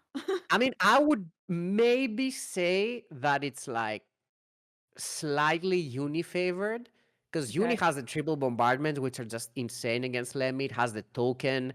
Like the token is always like a pain for Lemmy to deal with from the workshop. And I think the only thing that Lemmy wants to do is try to keep the game even until he gets to turn 6 and then do the fleet support scimitar captain. Scimitar, I think yeah. if he can transition to that point without being too far behind or with the board kind of being even, I think the Lemmy got it. If not, I think it kind of becomes tricky. But there's also the Mias Monsters. And the cool thing with Mias Monsters and Lemmy is that you can keep bringing the Mias Monster box. So, you know, you have the Lemmy Rain, you have the Paragon. So you can actually keep playing Mias Monster like every turn almost, right? So that's kind of a big deal. Even that Iron Corpse thing, right? The That's another way. Quartermaster. You can bring another Rain back and then play another Mias Monster. So yeah. Wow. Wow, wow, wow. No, I think you're absolutely right, Fino. The fleet support into the Rend from Earth, like 6 play, I mean, you can yoink any Saboteur, right? Like, you get to see the hand, you can get rid of the Relic Destruction for The the fleet support, girls. and then the following turn, like, have the Orbital Strike or whatever it may be. So, yeah, like, being able to develop and get rid of a couple cards is really powerful on turn 6. So, I'm with you. I'm starting to like Lemmy. That kind of has been the red decks for a while now. You basically just need to have the game even, and or like I mean, just maybe even slightly losing is fine because you still have like bombardments and the rains and all of that stuff to clear the board. I think you just need to transition to turn 6 without being dead, and then if you do that and your opponent doesn't have like a billion cards in hand and already winning, then I think you can just very easily just take over from that point. Yeah. I think just comparing how I feel about Lemieux with these lists without the dispatch versus last weekend, like I think the dispatch was weak. I think that Yeah. the consensus it's not good enough. The irregulars are fine, but like they're nice to have, but not enough to like justify the whole card or build a deck around just yet. Like we would need some better tools. I think it was kind of like the decision, the thing we kind of all, the conclusion we all came to after we played with it a little bit. I know it was the only card that for me, it somehow even felt weak with fleet support. Like, I think Yeah, it's hard. yeah. It's hard for a card to feel weak with fleet support, but I think if there's any card that felt like it was kind of whatever with fleet support, it was this spots because like you never really have that many regulars in the board anyway, and like the fact that you make some big units isn't really a big deal. I think just a lot of decks played it because it was like a turn 2 play for the deck, but I think if you're playing the list that plays Machinist and the Scout, then you kind of always can just play units on turn 2 anyway, so you don't need it for that turn. And if you don't need it for that turn, then you don't need it for any other turn. So that's kind of how it goes. Yeah. Agreed. Agreed. Looks like we're just waiting for Are they players. fighting? Do we have drama? I haven't seen the I chat. don't know. I'm saying I'm the drama. I think actually I don't really know what's going on. But I'm actually curious how he crossed, like, cause as I've said, I haven't seen anyone cross in a while. So like, he crossed twice, like on the same series. Wonder where that's coming from. that makes me think, I mean, with you having with you like mentioning like you haven't crashed in so long and it doesn't seem like it's been an issue too much. It's probably not parallel side, which is if he does get the Yeah, game that's here, what I'm then thinking. it's kind of justified. The only thing would be like if it was a bug, like a particular card interaction that was causing it to crash, but I don't think I that he still know that there's still players that kind of have like separated issues that aren't like, like general in the game Mhm. still. But I just know that for me, it has been super stable. And I think for most people, but it really sucks. I mean, it's a weird situation. I don't know how you can. I think it would be kind of tough to go for another remake as well, in general. But we'll Yeah, see. I think with the fact that it was a crash both times on Viper's side, like there's something weird happening, and like it's in the ruling that like the game needs to go to cute. So I feel for Viper, I really do. He's gonna have to get his, keep his mental strong. You know, but especially because that last game wasn't super clear cut, and that's a bummer as well. And I guess it would be a Yeah. little bit more tilting if it was very clearly Viper's game to win, but Mm-hmm. at that point, you might just give him the win, right? So I mean, I also don't think it's crazy to remake it still. I mean, it would just kind of delay things, but like the game was super close. So if you just see it from only that perspective, I think this is still a game to remake. I don't think anyone was winning by like maybe Viper was winning a little bit, but then again, he's also the one that DC'd. So like, yeah. Is there okay, question. Is there anything in the meta right now that you think is a sleeper that like people haven't discovered yet, or a particular Paragon, anything that's like hasn't seen competitive play but has potential? I think Kathy, as we said, I don't know if we Mhm. talked about it on stream or not. Maybe we talked about it off Yeah, stream, I but think it was on stream. oh, it was on Yeah. stream. Yeah, yeah. I think Kathy might be something that people haven't played that much because I still think it has the best play in the game, which is the Scimitar Captain fleet support, and it Mhm. has like the scouts are just insane in that deck. So yeah, I think that's probably I think they gave the game to Cute, right, or no? They did. Oh, maybe Yeah. not. Did they? No, we're going to game 5. It's 2-2 now. They gave it to All Cute. right. Like I said, definitely feel for Viper, but the fact that Yeah. he's already crashed twice, like I think the official rules say that it kind of has to go to Cute now. So it's I fine. just pray It's he doesn't building the crash again.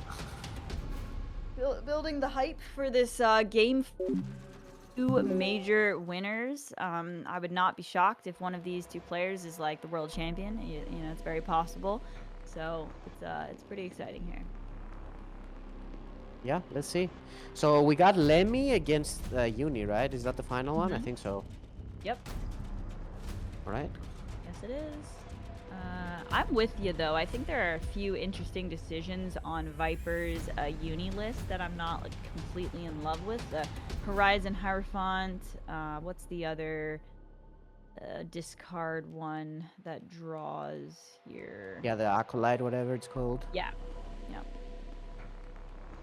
Yeah, But I think that was kind of like the only list of his that I felt like was a little bit off. I think the CP was good. I think the New Dawn was good. I think the Lemmy was good. And yeah, then it's just... I think he just kind of played like the same list that he had before. Maybe he didn't spend that much time on it. He thought it was just good enough. But I think that was kind of the only deck that, in my eyes, could use improvements. to be fair though, he is also playing Reckless Abandon, which is kind of awesome.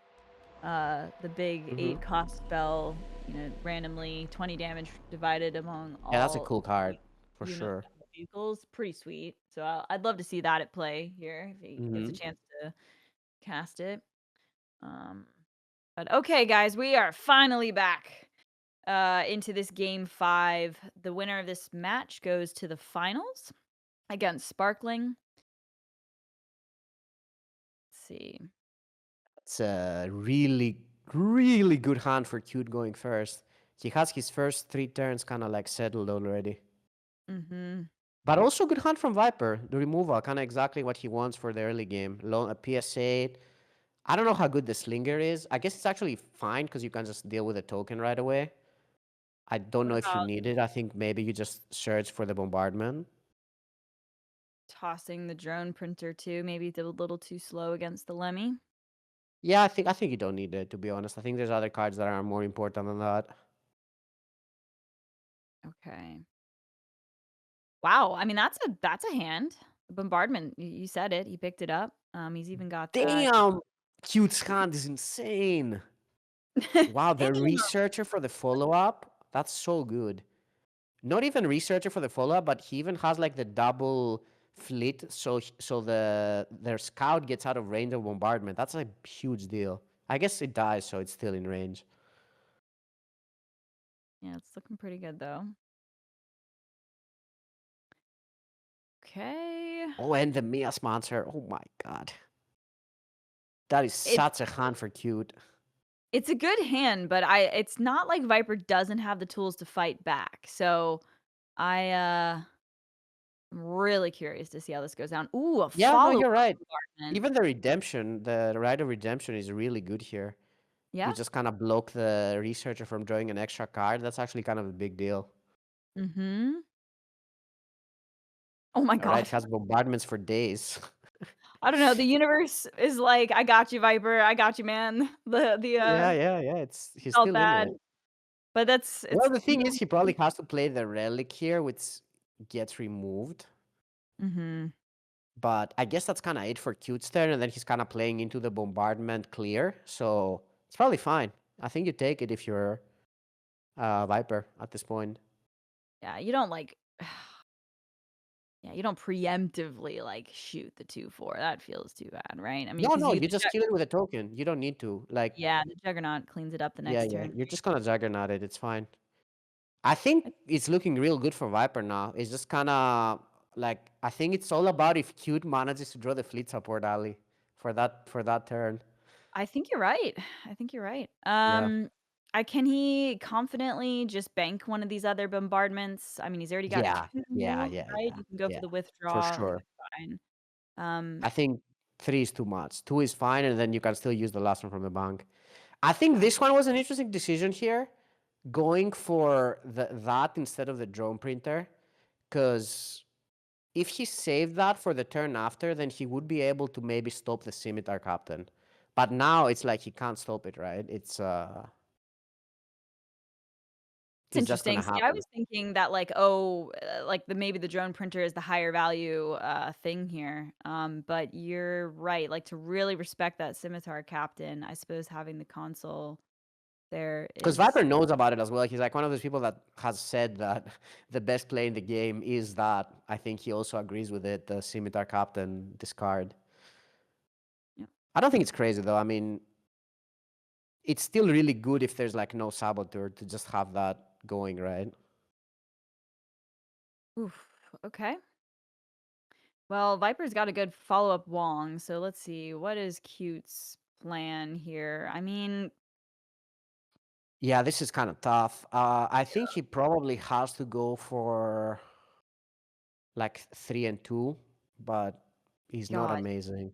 he could he could throw down the Miasmancer to try and snipe a Wong. I don't know if that's good enough It's though. only Wong though. That's kind of the thing with it. That Yeah.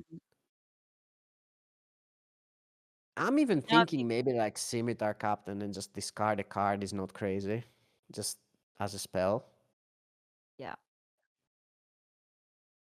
It This is doesn't tough. feel great though. I mean, No. It will feel great if he draws fleet support within the next 3 draws though. He has 3 draws for it. If he actually gets that for next turn, I think it's completely fine. It just depends whether he can actually draw that in time or not. wow. Yeah, I was wondering. I'm like, does he just drop the Lemieux here for the Yeah, I sake think that's fine. I think that's fine. yeah. Banked an orbital strike too. I mean, that's okay, but Yeah. okay. Oh, wow, he's Gonna going for be even more value. Alright, the one here is huge. yeah. It's gotta be Wong every time, right? Yeah. Does he need the card tech?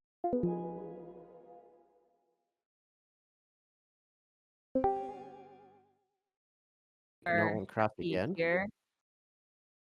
Which means that you did as well, audience. I think we can anticipate that the Wong was gonna get cast that turn though. Yeah, I think so. Okay, I think we're back. Yeah, there we go. Will he buff himself? 3. Of course. Anytime. Classic. I'm kind Real of nice. surprised that Cute went for the researcher. Like, if he had the 1/1 on board now, he would be able to kill something. Because Mm-hmm. I don't know why. I guess he just wants to look more for the fleet support, but I feel like he already kind of had enough cards in hand. There's the reckless abandon. gets cast. Well, okay. I mean, we've got Lemieux's Rain if he wanted to poke and take it out. Not sure how great that. Oh, there's also Right of Redemption though. This might be the Mia's monster turn, I think. Yeah. Just doesn't Drop feel him. like anything else is that good here, and you still just develop 3 units on board. You have all the removal in hand, and you're just kind of waiting for fleet support. Is fleet support going to be enough at this point though? Like he's starting to Very likely. It's still so good. see. Okay. Picked up another Lemieux's Rain.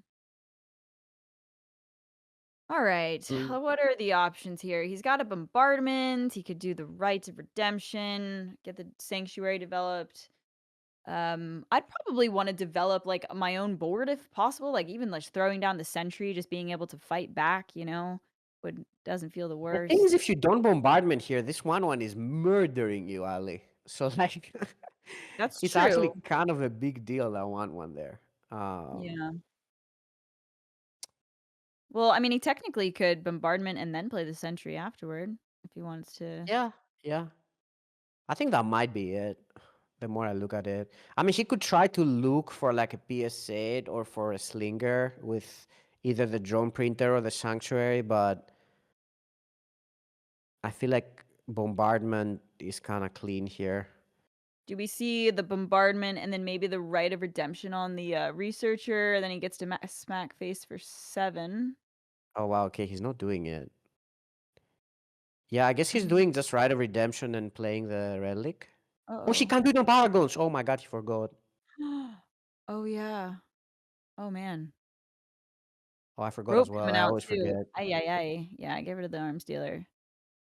That was not amazing. Wow, I think it's kind of looking good for cute here. Oh, Still no fleet support though.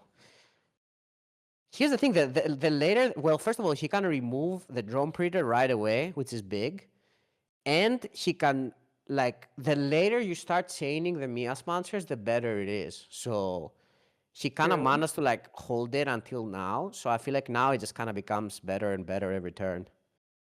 True. Very true. Um, well, he still has the bombardment as the follow-up here, but you're right. I mean, that not being that turn wasn't fantastic. He at least has, well, no, never mind. The drone printer's gonna get killed by that Sabo, as you said. Ay, ay, ay. This is the final game, guys, too. Okay, there's the Rite of Redemption. It has to be a Mias monster, right? I mean, he could delay it like one more turn, but like I think you could even play a Scimitar Captain as a unit here, and it wouldn't be bad. But this might be a little bit better to just block any annoying master abilities that Uni has quite a bit of. Yep. All right, let's see. He goes for the Sanctuary, gets a Rangsai. That's a OG card there. Will we Yeah. see the bombardment just come down this turn? Mm-hmm. Probably. He's also got the other one, withdraw in the bank if he needs another. He can get rid of that. I guess, do you just tempo out a Sabo or no? I guess with It's just multiple fleet supports, not having seen one, yeah. probably not, huh? Yeah, because like the thing is that if he does the scimitar fleet support play, this way he has to throw away these two for sure. Else he's Mhm. like kind of screwed, right? Yep. Okay. Oh, there's no fleet support still. That's actually huge. Attack Mm. Juggernaut. Assert dominance. Is he Um, going for a researcher again? I mean, that That's seems to be the game plan, right? He needs to just get farther into his deck, find those fleet supports, like really disrupt Viper's game plan. And also, he's got to be respecting the girls. Like, we haven't seen them, but he's probably got to be pretty anxious to like throw these discards out, right? yeah. The thing is that like the girl right now doesn't really do much because there's only one thing that it does, and I think you're fine with that. Um, so I think it's very likely. he just goes for the researcher here. And I guess he could play another Mia's monster, but I think it's also not crazy to save it. Because, yeah, I mean, if he goes here, it's kind of just... Oh, wow. Really? Wow. Oh, I don't know if I like this. Oh, is he gonna get another scimitar back then? No, she can't. He casts the guerrilla warfare here. Okay. Goes with the Uh, rain. Okay.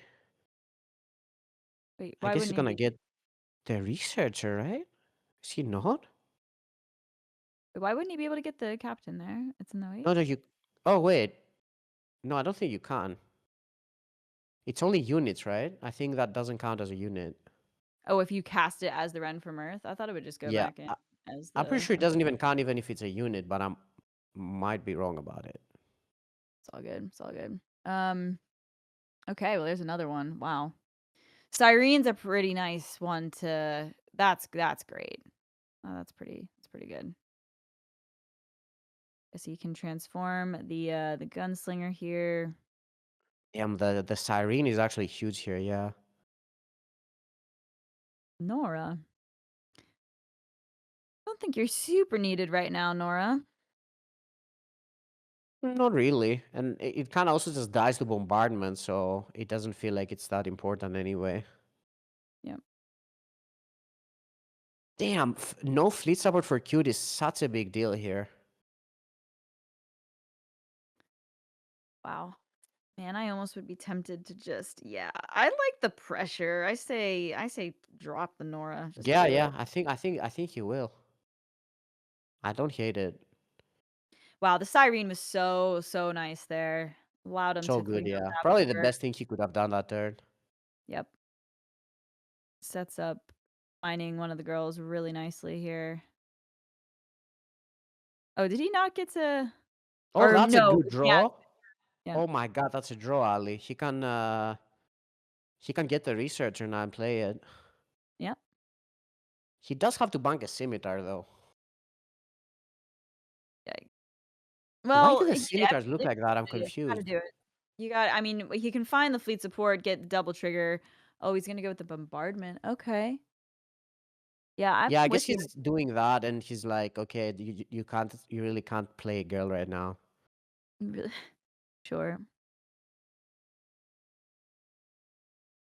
Oh Though my if I god, had a still no Freitas, I'd fleet. probably just play it for the 4 cards, like 1 hit or Yeah, maybe yeah, 3. yeah.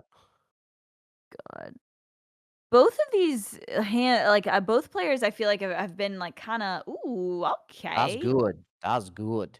I like That that is card." really good at this point of the game. It's not too bad. But yeah, Cute's feeling the need to, like, hold back a bit, wait for the fleet support. It's been a bit awkward. Viper has, like, kinda run out of steam a little bit, but the Sanctuary did a nice job for getting that glaive here. Um, I wow. think Viper has been really lucky this game that the cute man. Oh my god, still doesn't have it yet. I think it might be game. I think it's game with the Ingrid Like there. he's Yeah, I think gone through more than half of his deck and he hasn't found a fleet support yet. That's such a big deal. also, we get another glaive off of that Ingrid is pretty snazzy. Well, the thing is that I think at this point you might have to discard a card, We get but 2 options, right? With Sanctuary and the glaive.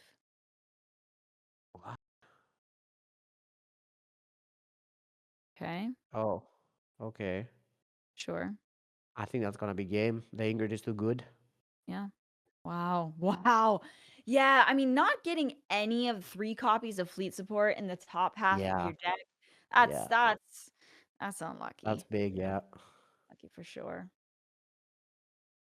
I think miracles need to happen in order for, I'm cute Oh, to there's the win. Wong. That would have been good last turn. Oh, Well, I mean, he can still do it. It's just that now he's like losing so badly on board that yeah, I think maybe you don't even play the Slinger. Maybe you just do Ingrid and play another Astels because You can just play another Astos and steal. Ah, no, you have to because you need to steal the Lemmy. Actually, never mind. It's better that way. Yeah, so you do Either way, this, steal the Lemmy, discard 2 cards, and play another. Or I guess you can get 2 random cards as well. yeah, I mean, Maybe you don't need the other Slinger. I think Viper could do anything at this point and get there. The thing is that the fleet supports are still not like irrelevant with like the bombardment, but It's true. That is true. we see the saboteur though. That's the the kind of problem. And there's no more captain, so yeah, this saboteur will happen. Oh my god. Oh, It oh, just that's feels like sad he's getting for sure. trolled at this point. Yeah, Yeah. cute looking off to the side there after like that draw. Just ugh. Sometimes it be like that. To be fair, I felt so bad for Viper on that disconnect. Like Yeah. it wasn't a done deal, but that was sad. So Hmm. okay, well, I mean, listen, he's still in it. Like, let's not. is he? It's not completely over yet. Like, Is he? Oh, I don't know. I feel like he's actually. Oh no, it's lethal. Never mind. is that lethal? You Yeah, I gotta think say it's it lethal. now. Yeah, yeah. Pretty sure it's lethal. Yeah. It is lethal. Yeah. GG's. Yeah, there we go. Oh my Oh, god, the arms dealer clutch. yeah. But if he hadn't had the army, okay, if he didn't have the lethal this turn, I mean, I mean, if you didn't have a lethal this turn, bombardment literally clears every board. yeah, It's just yeah. that cute can't bank, and he's just kind of running out of resources unless he finds the other Lemmy's Rain as well, which I think he had one of left. Mhm. Okay, Viper, he's probably like so Damn. stressed after that match. Good lord. Okay. He Well, does the fleet support like Neo in the Matrix at the last one. He was like every turn and like the Wong. My Yeah. god, I feel like Cute was in such a good spot, but he just dodged all the fleet supports. That's crazy. it's a great Yeah, bro. rep. Like opposite to what Sparking had in the previous match. imcute wasn't able to get like enough of the draw potential that Sparkling had. And I was thinking, can you guess what Viper was drinking right there after the match? Might have put a little extra spice in his coffee or tea for to Yeah, deal with the previous match there. Who knows? yeah. There you go. You got it, man. Like it's most probably tea to relax him a bit, man, because of all the the raging that he was doing in the previous match.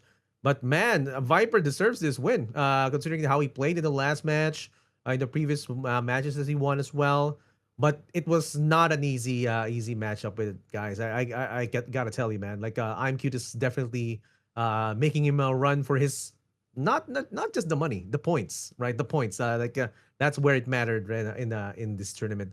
But guys, like in looking at the match a while ago, like what was your favorite matchup so far?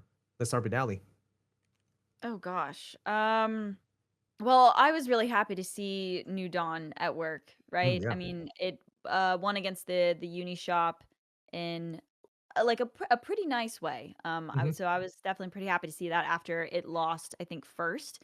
Yeah. So I think that was probably my favorite match to view, I guess. They all How were about good. The drama of the losing to the disconnect was exciting. I mean, felt bad, but it was exciting. So, what about you, Fino?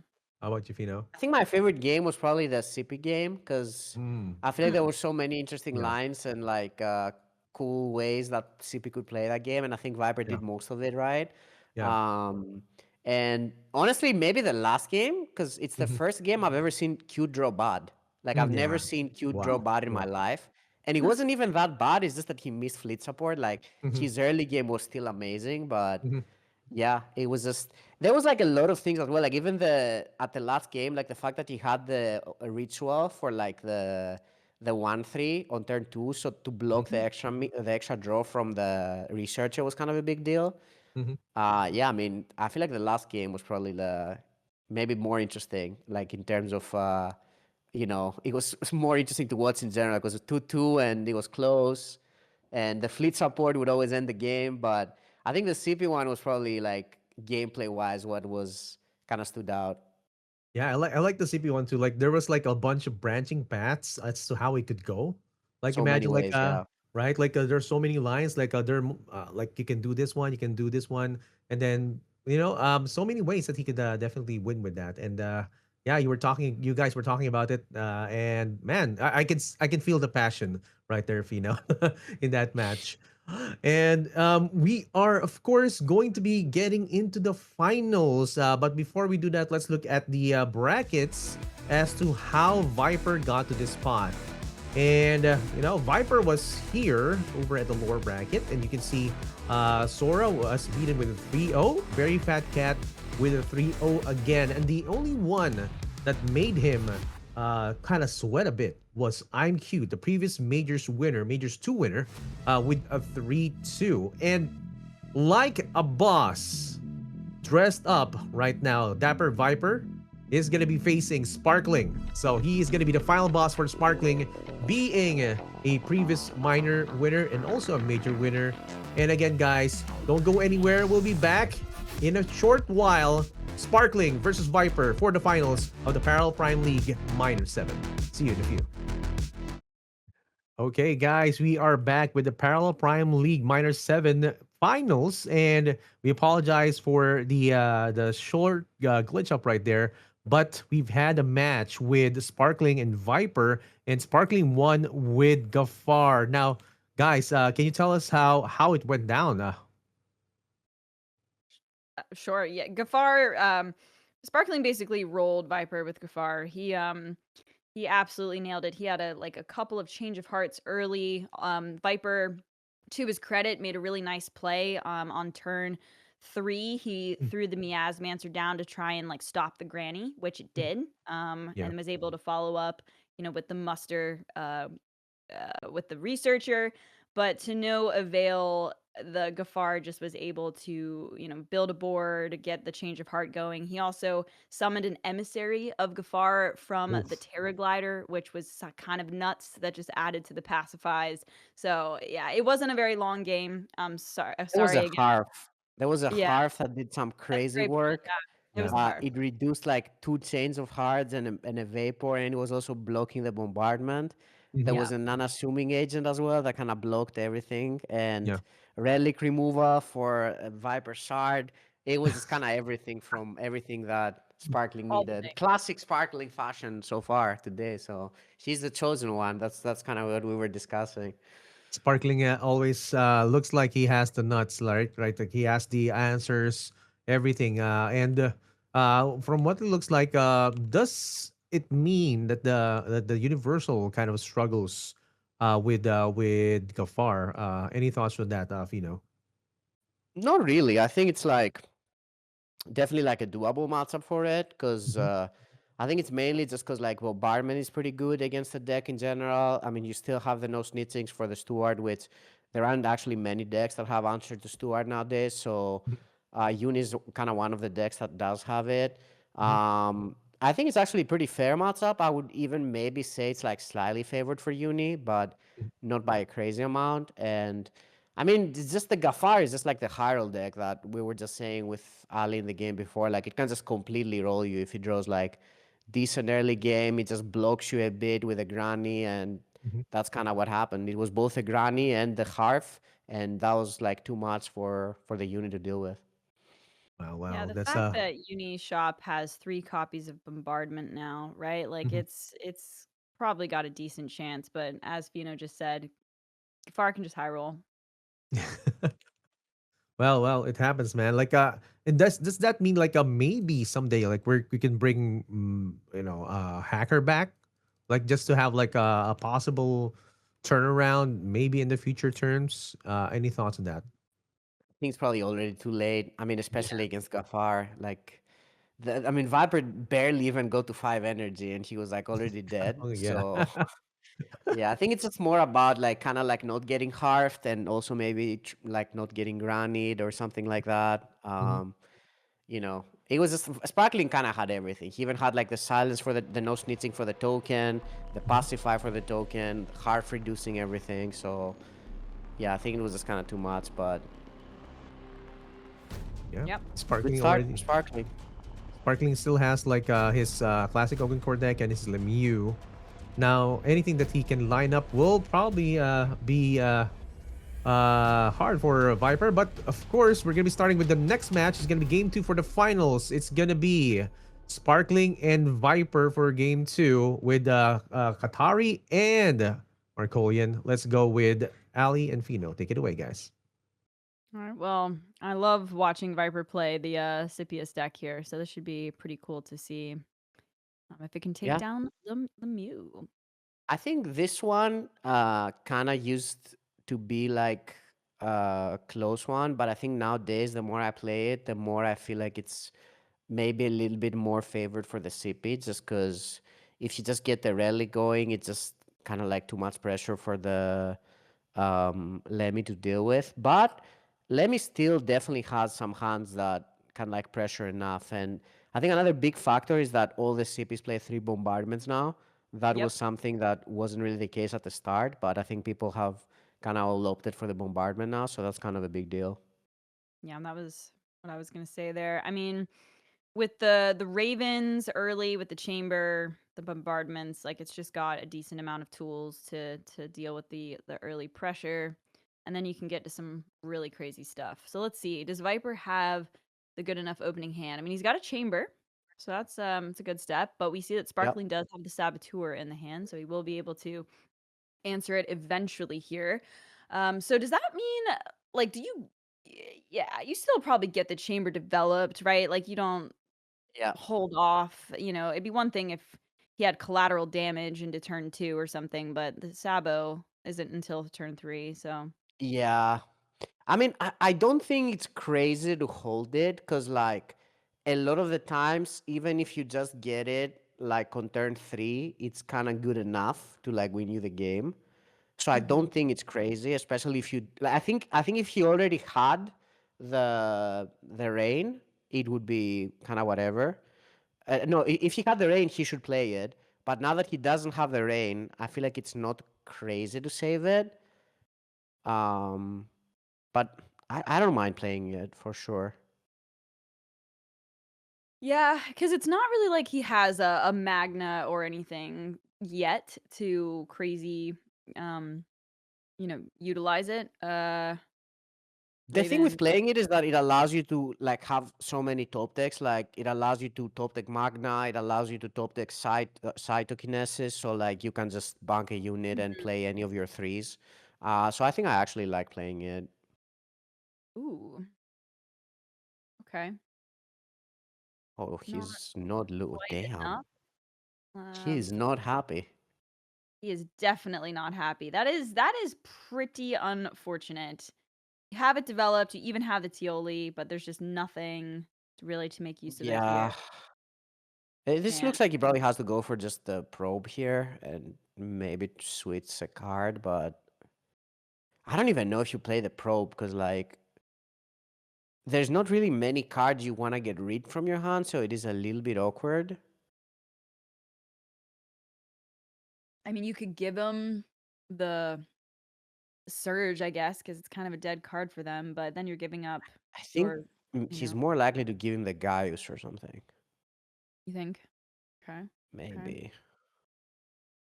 I don't know, but it would have to be a card that's like really good. Else, I think he just drops it. Like he doesn't have to do the effect, right? See. Okay. Oh, he actually did give him the. Oy. I wouldn't do it personally, but it doesn't seem like that card is that important. I guess that maybe the thought process is that it's kind of too big from the double machinist on board, but All right. Well, there's probably no world where we don't see yeah, the it's for Sabo sure come the down. saboteur here. Yeah. Has to happen. Oh, that feels so bad for Viper. He would have been able I to get I a don't like giving him the surge actually. I didn't think you there was didn't much reason. Like hmm. even like a big like 1-4, I don't think it's that much pressure for the CP that it's like the end of the world. And I think I'd rather just have the surge just in case, you have some even a Magna or something like. Yeah. Oh, Viper shaking his head. I mean, Sparkling, he. Oh, okay. I mean, That's a huge that's draw. huge. That's Oh huge. my god. He's like, okay. He's like, all right, let me back up. It's Yeah. not okay. I guess he's going Cyrene here. Probably got to be Cyrene, right? The thing is though that maybe you have to look for another relic and like rain or something. And I guess if you hit the buff, it's not that bad, right? Like if you hit the buff on the token. It kind of Because the sucks thing with that Cyrene is that you literally have no follow up the next turn if you do Cyrene. So I right. think it's actually just Wong. Okay. Yeah, that makes sense. Because I was gonna say it'd be one thing if you could like go into your next five, but the fact that he's gonna Yeah. be on four, he needs to find he can't whiff Yep. next turn. Nope. So Yeah, I think this and is good because it can find you another relic. Like the deck actually plays a bunch of like different cards. Oh, he oh, didn't find a relic. Oh, and he missed a buff. oh, it's so This is painful. getting to Viper. You can see it. This is not good. Hey, at least it isn't going into five for the Lemieux to kill off this 6/6. That's nice. But yeah, didn't find it. Uh, I think this is probably the turn where you just play the scimitar as a spell and you choose what to discard. Because I feel like the bombardment is kind of like the only thing that you're scared of next turn. You already saw two Theolis, so that's kind of like not that big of a deal, I feel. Yeah, it's clearly what his mindset's at, right? Well, Oh, let's but I see. guess, but I guess you could also just play double vehicles because they're already out of range of the bombardment. So, Okay. or is he playing Mias? That doesn't seem great. I mean, No. I kind of like your logic. I feel like there's already a lot of pressure on the board, and like Yeah. this is a pretty good opportunity to not give up too much to play. Oh, That's the interesting. thing though, like you already kind of have a lot of things that are out of range, but I don't hate this. Because I mean, even if he bombards, it's like you still have 2 units left, right? So it's kind of not the end of the world. And then, I mean, you still discard a card. Yeah. I don't mind this. Very, very interesting. Okay. Yeah, because like I mean, even if he bombards here, like what even does he really do, right? Like he just gonna Lemmy next turn, kill the Wong if he VTs and still have 2 units on board. He's gonna get something back. I mean, if he draws Lemmy's range, he can even go Lemmy Rain and Mias and kind of lock the game from there. Yeah, is it definitely bombardment and not like shard and just like Raven? I mean, he could take the trade. Like, it's probably bombardment before it gets sniped. But Ooh. wow. Okay, well he's got 5 energy this turn, so This has to be the Mias monster, I think. I don't know, it just looks so good. The only problem with Mias monster is that there's a chance you just get bombardment again. That's kind of like, I true. feel like the only kind of problem, but Going that's into five interesting. though, knowing like needing to respect the Leviathan, like I have to imagine it would be the Miasmancer, right? It's just so good, yeah. I don't know, it's just so good against it, but it's also really bad against bombardment because like your board literally just dies to bombardment. Like Yeah. that's kind of the thing here. So this is actually not an easy decision. It just kind of depends on like what you think your opponent is gonna have.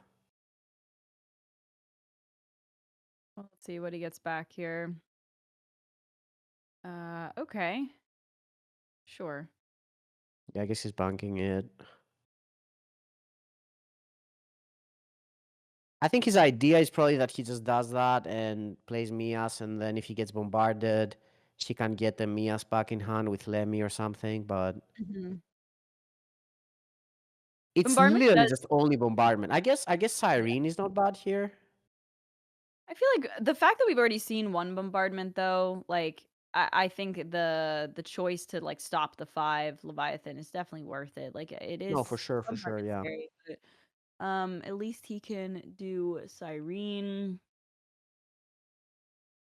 I think the only other play that kind of existed there was you could just play Scimitar Captain as a spell to Mhm. discard something of your choice and just save Lemmy for like next turn maybe, but I'm okay with this.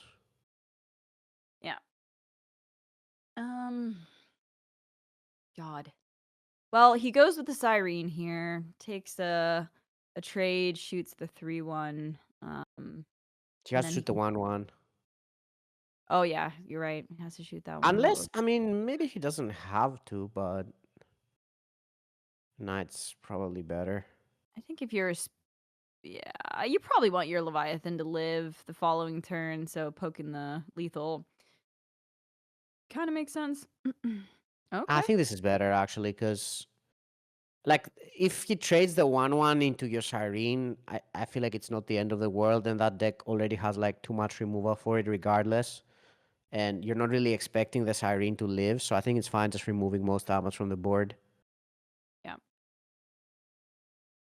Okay. That's He's so gonna good. He can just get another Saboteur back. Saboteur, sorry, Mia's yes. Monster. Yeah. Looks like that's going to be Oh man, yeah, this is frustrating. He really wants to get that Leviathan down.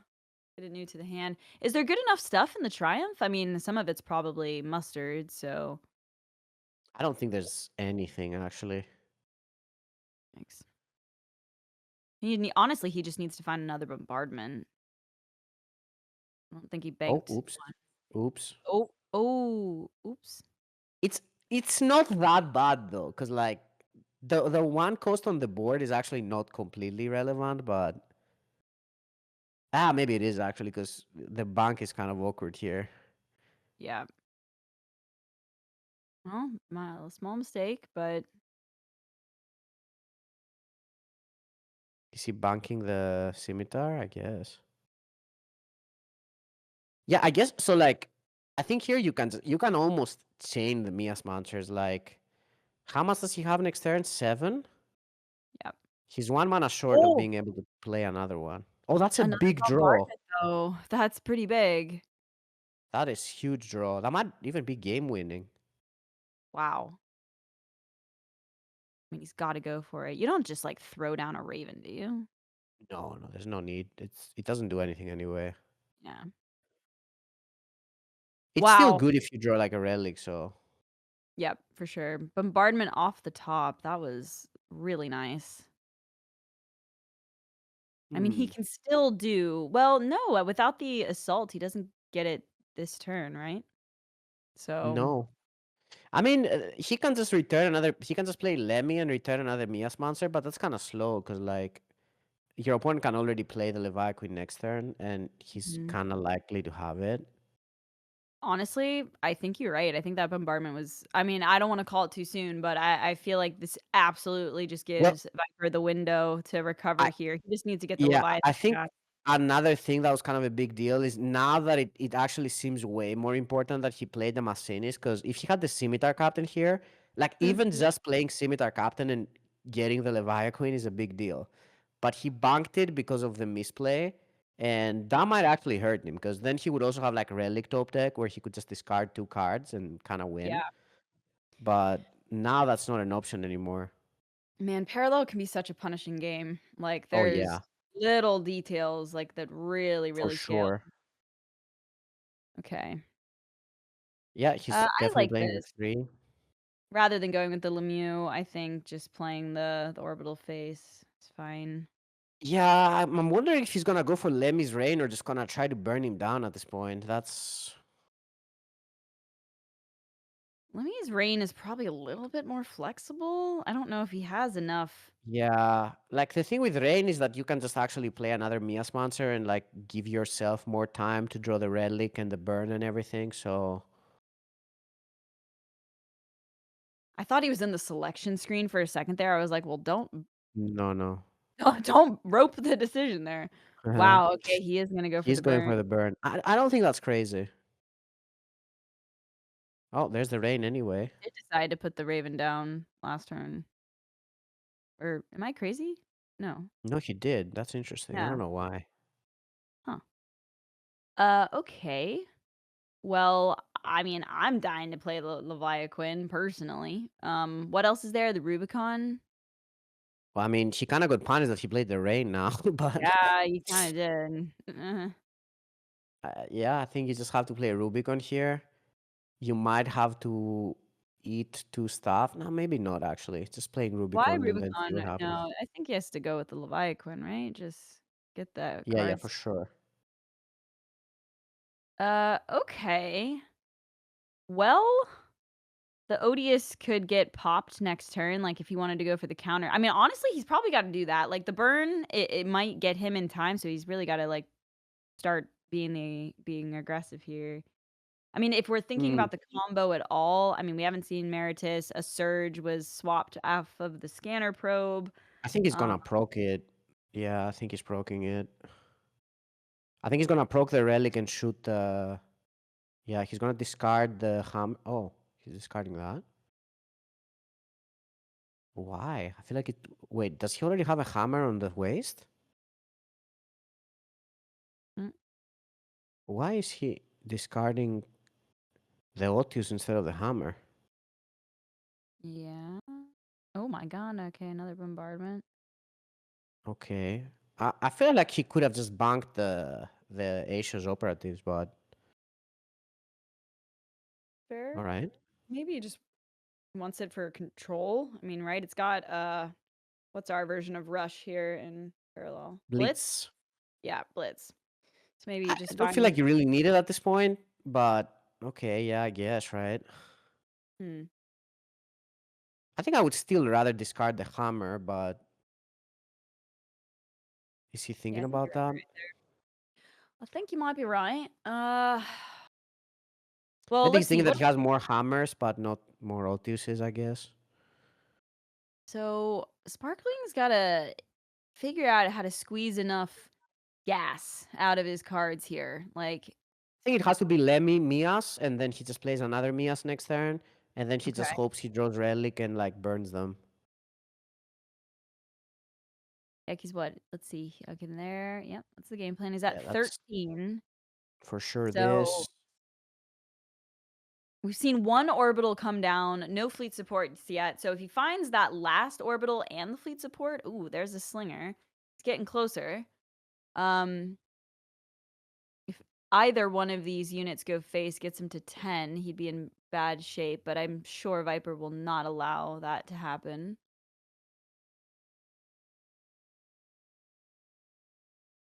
Meritus, Mag the Operatives has that secondary ability, right? Of like triggering a battle cry.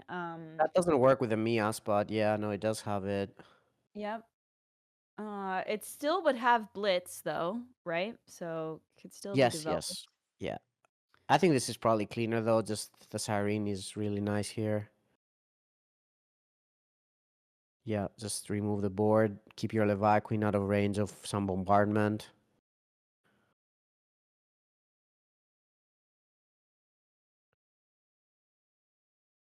Yeah, I think Sparkling just really needs a fleet support. Dude, Viper is dodging the fleet supports like a master in this tournament. Someone please animate Viper, put a Neo, face on yes, Neo. Neo, and then just like that one scene of fleet supports. Damn, he's That'd be still dodging it. great. Okay. Rite of Redemption, I guess could clean up that Cyrene. It's honestly looking awkward. He really needs to find that fleet I'm, support. I'm thinking he might have to bombardment here. Does he have it on the bank? I don't know if he I does. don't think he I don't think he does. Be wrong though. Like, I mean, even if you play another Mia sponsor here, like it, I'm not sure if it's enough, but maybe you just have to. I guess he could also kill the Siren and play a Mia sponsor. Still not like the best turn. Yeah, do think that blocking these musters is pretty key, but it's yeah. 'Cause I would love to get more, like, maybe even dropping the Scipius, like, doesn't feel the worst. No, Rubicon, City, yeah, maybe. it's also good. I feel like he might. Yeah, he probably does that if there's no Mias.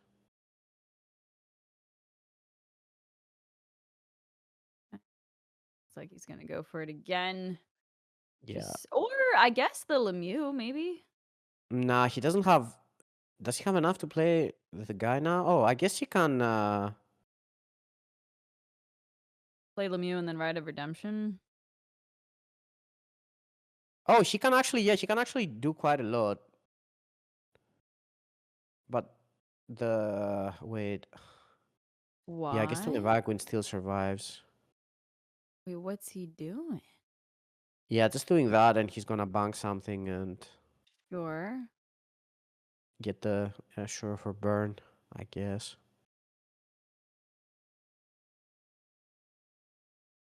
Alright. Oh my god. Yeah, I think this is probably gonna be the CP turn. Another I mean, do it while you can, right? Another gunslinger though, he's so close, like, to having the double shoot if you can find the fleet support with the just enough damage. Ooh, He's the cyber gotta deck console is huge. yeah, Yeah, that's there's a massive. Martus as well. I mean, at this point, I feel like he can probably just clutch it out. He's just gotta I think let's see. Viper's got it now. It's yeah, the Martus, the cyber deck console, the wannabe warlord. Oh, it's wait, is this lethal? Oh, there was already a hammer in the waist, right? Yeah, I Is think that what so. happened? Yeah, there was a hammer, that was discarded earlier, right? So, I don't know when that happened. Did I miss it? there's the one turn that he did some damage with the Leviathan. I think he discarded both the Odious and the hammer, or maybe he banked one. I think he banked Um, the hammer that turn. That's why I I'm think like, you're right, actually, like, I now that I remember I think was talking about it, but when did he burn it? mhm. I don't know.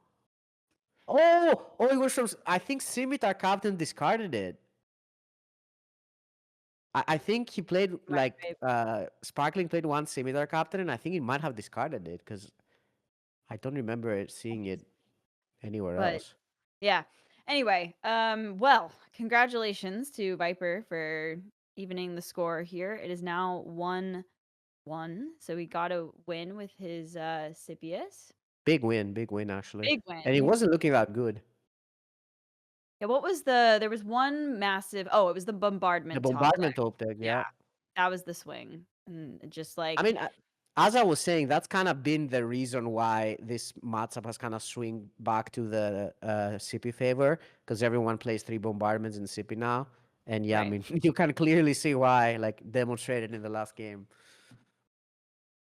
Honestly, I'm happy about it. I'm happy about the neutral AoE. Makes things a little more interesting, I think. But yeah, that was good. It seemed like Sparkling was like he was trying to squeeze value out of the like all the Lemieux resummons or the Iron Corpse or Quartermaster, getting back the Miasmancers, just stall, stall, stall. But again, could not find a fleet support. Like Yeah. Viper just dodging it like He's the master of dodging, yeah, Viper for sure. too good. Um, Yeah. I do wonder, like, I don't know if there's space for it in that Lemieux deck, but there is a part of me that wants like one more out for burn than Orbital Strike. I don't really Mm. know what could go in there, but just relying on the Orbital Strikes when you're so often like that 10 damage, if you just found like one extra, it'd be really nice. I Yeah. suppose Mondrian technically goes phase two with her, but I feel like the thing with Lemmy is that it's more of like a minion deck because like it has so yeah, many like control tools, right? Like you can even if you do like Lemmy Reigns twice or like the one cost removal twice, like that's already kind of good enough. So Mhm. it feels like a lot of times you just have so much value from the Lemmy's Reign getting stuff back, the and fleet support even getting more stuff back, the Lemmy, the Paragon getting you stuff back that it's kind of like more of like a minion deck, and the burn is like kind of secondary. It's not as much as the Cathy, I think. In the Cathy, it felt like more important to have the burn. In this deck, I mean, there's been periods where people have played even without burn, like just more of like a straight up control deck, you know? But that fleet support scimitar captain is too good, right? So That's the key. you Yeah. can't not or have the fleet because my mind is like, well, God, you just cut the fleet support and go heavier in on the units, but you can't really give up that combo, The as the you're good saying. thing with fleet support in this deck is that it's the first deck that fleet support is playable on 4 and 5. Because with Kath, it's only playable on 6. If you play it on any other turn, you're risking on it getting removed, and then you're kind of screwed. With this deck, you can do it turn 4, do double Rite of Redemption, kill 2 units. That's great. You've already taken the value. If they kill it, you're fine with it. Or you can do turn 5 with Lemmy's Reign, kill 2 units, or kill one, get something back, and you're already happy with the value as well. So that's Right. kind of why I think this card is just goes really well in the Lemmy deck in general. Not even All just for right. the burn. Got our next match. Let's go. All right. This is an Love interesting one. We were discussing this because like Sequinox brought the New Dawn, and we were kind of talking about how does New Dawn do against Lemmy. And we were kind of saying just because of the bombardments and kind of like the older removal that New Dawn has, that it's actually not that bad. I think it also comes down again to the scimitar discard. Yeah. No, I mean, I think I said it earlier, but the fact that their bombardment's an option for New Dawn right now, like that was always the issue is that like the getting to the demo was just took too Mm-hmm. long. So now it has that extra mid game clear. The last missing piece or the two missing pieces for New Dawn for me is if there was some healing, like useful healing attached to like a unit or something, and then like an end game finisher, like an Avoid Unleashed. And if we had those two pieces, I think New Dawn might be OP. Yeah, Maybe. yeah, yeah. Okay. I mean, New Dawn in my eyes is kind of more of like just a control deck, like just remove, remove, remove, remove. I feel like if you give it too much stuff, it might be too good. Like, Yeah, I know. That's why I'm like, it's yeah. but okay. Let's see. Judging by these That is a opening, good draw. yeah, So now very you much. have something for your 3 next turn. Huge draw, actually. Gosh, do you just bank the Ceres here? Yeah. Actually get another unit down, play the Field Marshal. That's the like split card one. Yep, right. Okay, Yeah. I guess. I feel like, yeah, I guess it's not terrible. Sure. Did you Like, like banking that and just holding on to the Ceres? yeah, yeah, I didn't mind it, but it's also fine. I guess the 1/3 does like damage some stuff that you can like repose or. Yeah. I like it because it kind of allows to get through the defender here, the little shield pod, and poke something else off. It's not the Yeah, worst. yeah, no, it's fine. It's definitely fine. Ooh, hang on a damn second. So the only thing that's in the singular wait, no, okay, no. We can play the requisitioner. We life siphoned a unit. That was actually so Yeah, nice yeah, to be able to yeah, yeah. It siphon. was it was a huge top deck.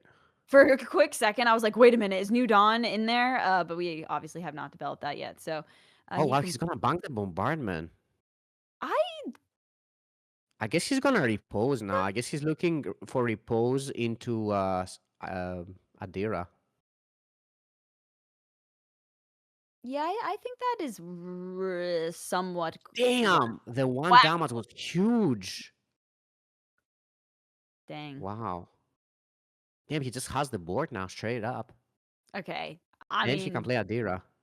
I think I mean that's pretty freaking good. I don't want to call. I mean that's This like is the new Dawn player's dream right here. Ali's living it. He's watching it.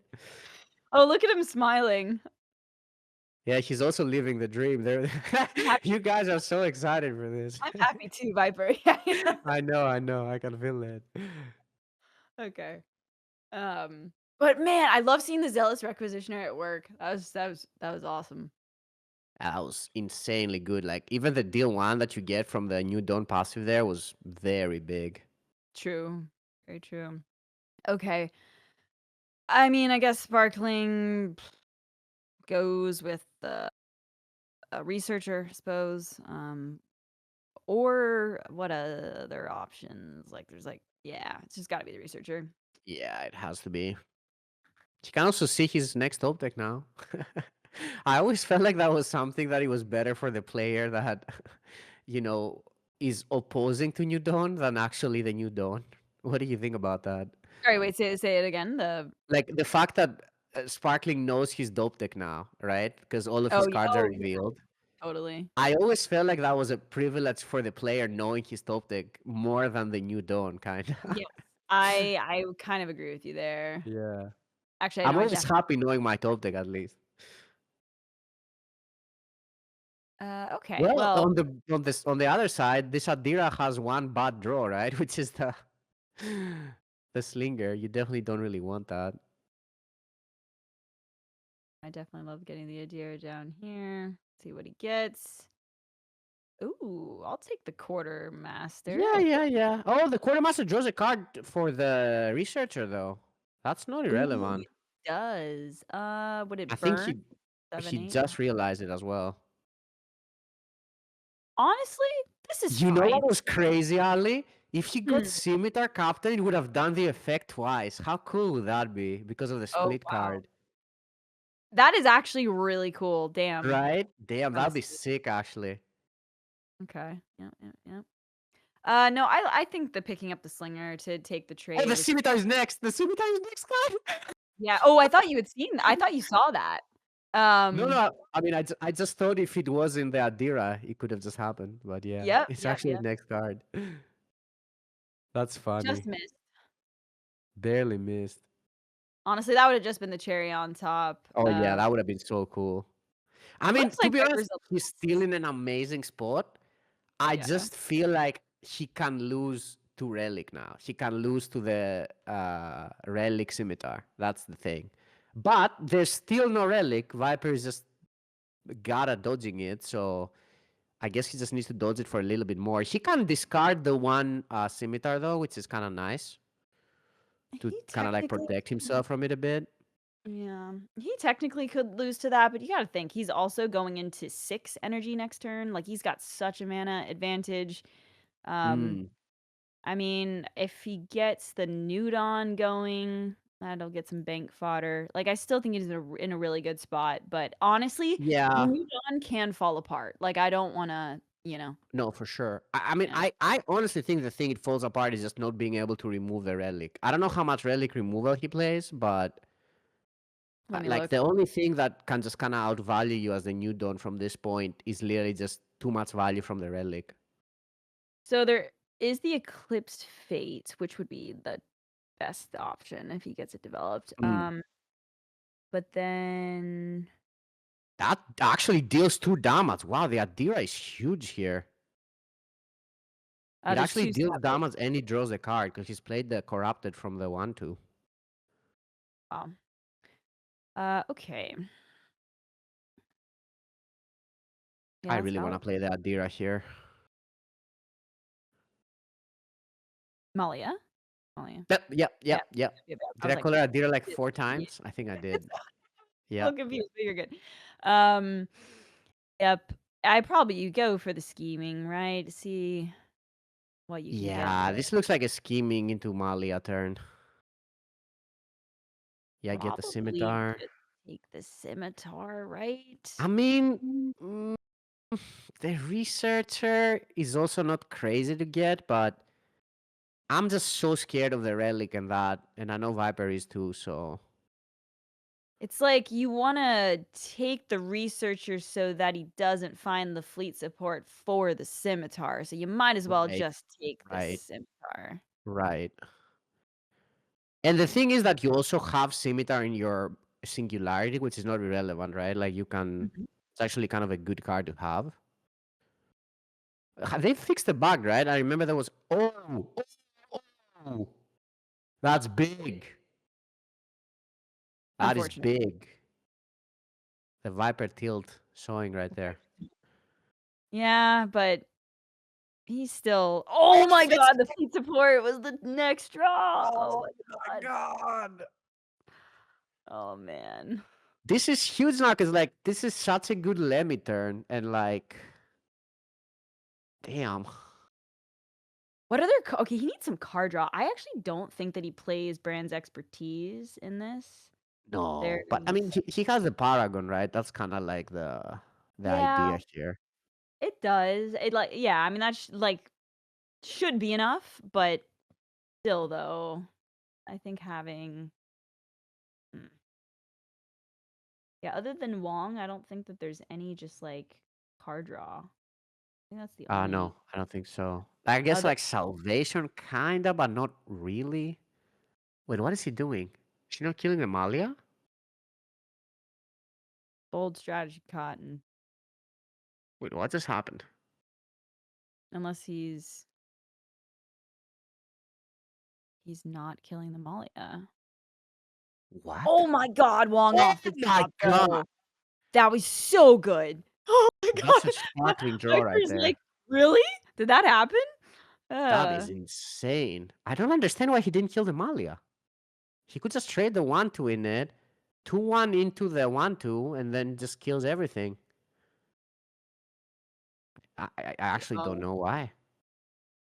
Oh my god. Okay, yeah, take that demo. Take it. Take it, take it, take it. Uh, Yeah, I guess he chooses to go for some more value from the 1-2 here.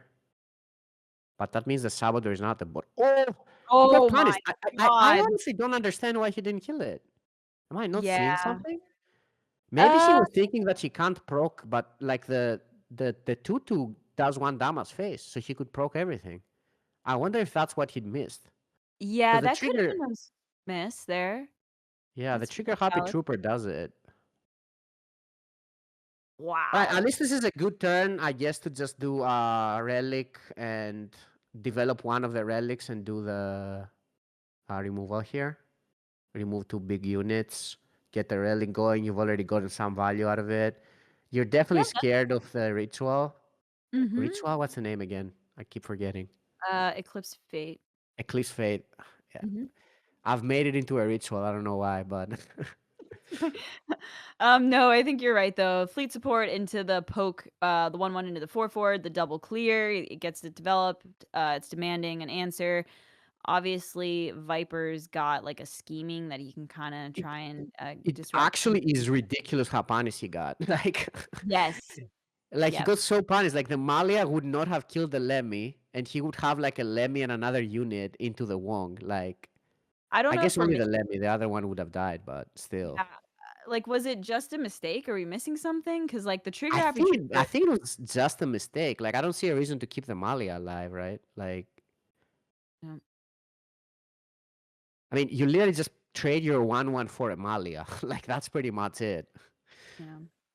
I've got to be feeling like a little antsy to get my new Dawn developed. I think if some discard shenanigans does come into play here, I would want the cards, but he does have enough to go with the scheming and get the new Dawn going. So see what happens here.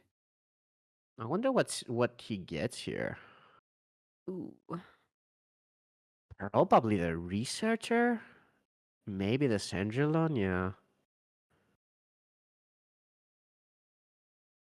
yeah. It'd be one thing if you could snipe just one of the fleets. Well, I don't know. Do you actually? Yeah. Okay. Get the ship going. Bring it back. I'm actually curious if I missed something, but I literally feel like he's just getting punished for not killing the Malia right now. This is kind of the whole game in my eyes. Yeah, I would agree with that.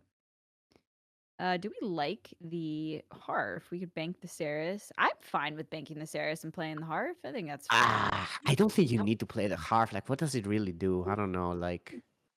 I mean, I trust Viper. If he Like you if still if get Viper bombarded, right? Like, that's fair. That's fair, but I don't know. I like it. I was about to say if Viper thinks banking Demo is the right move, then I trust him. But of course, he got reward and got another one.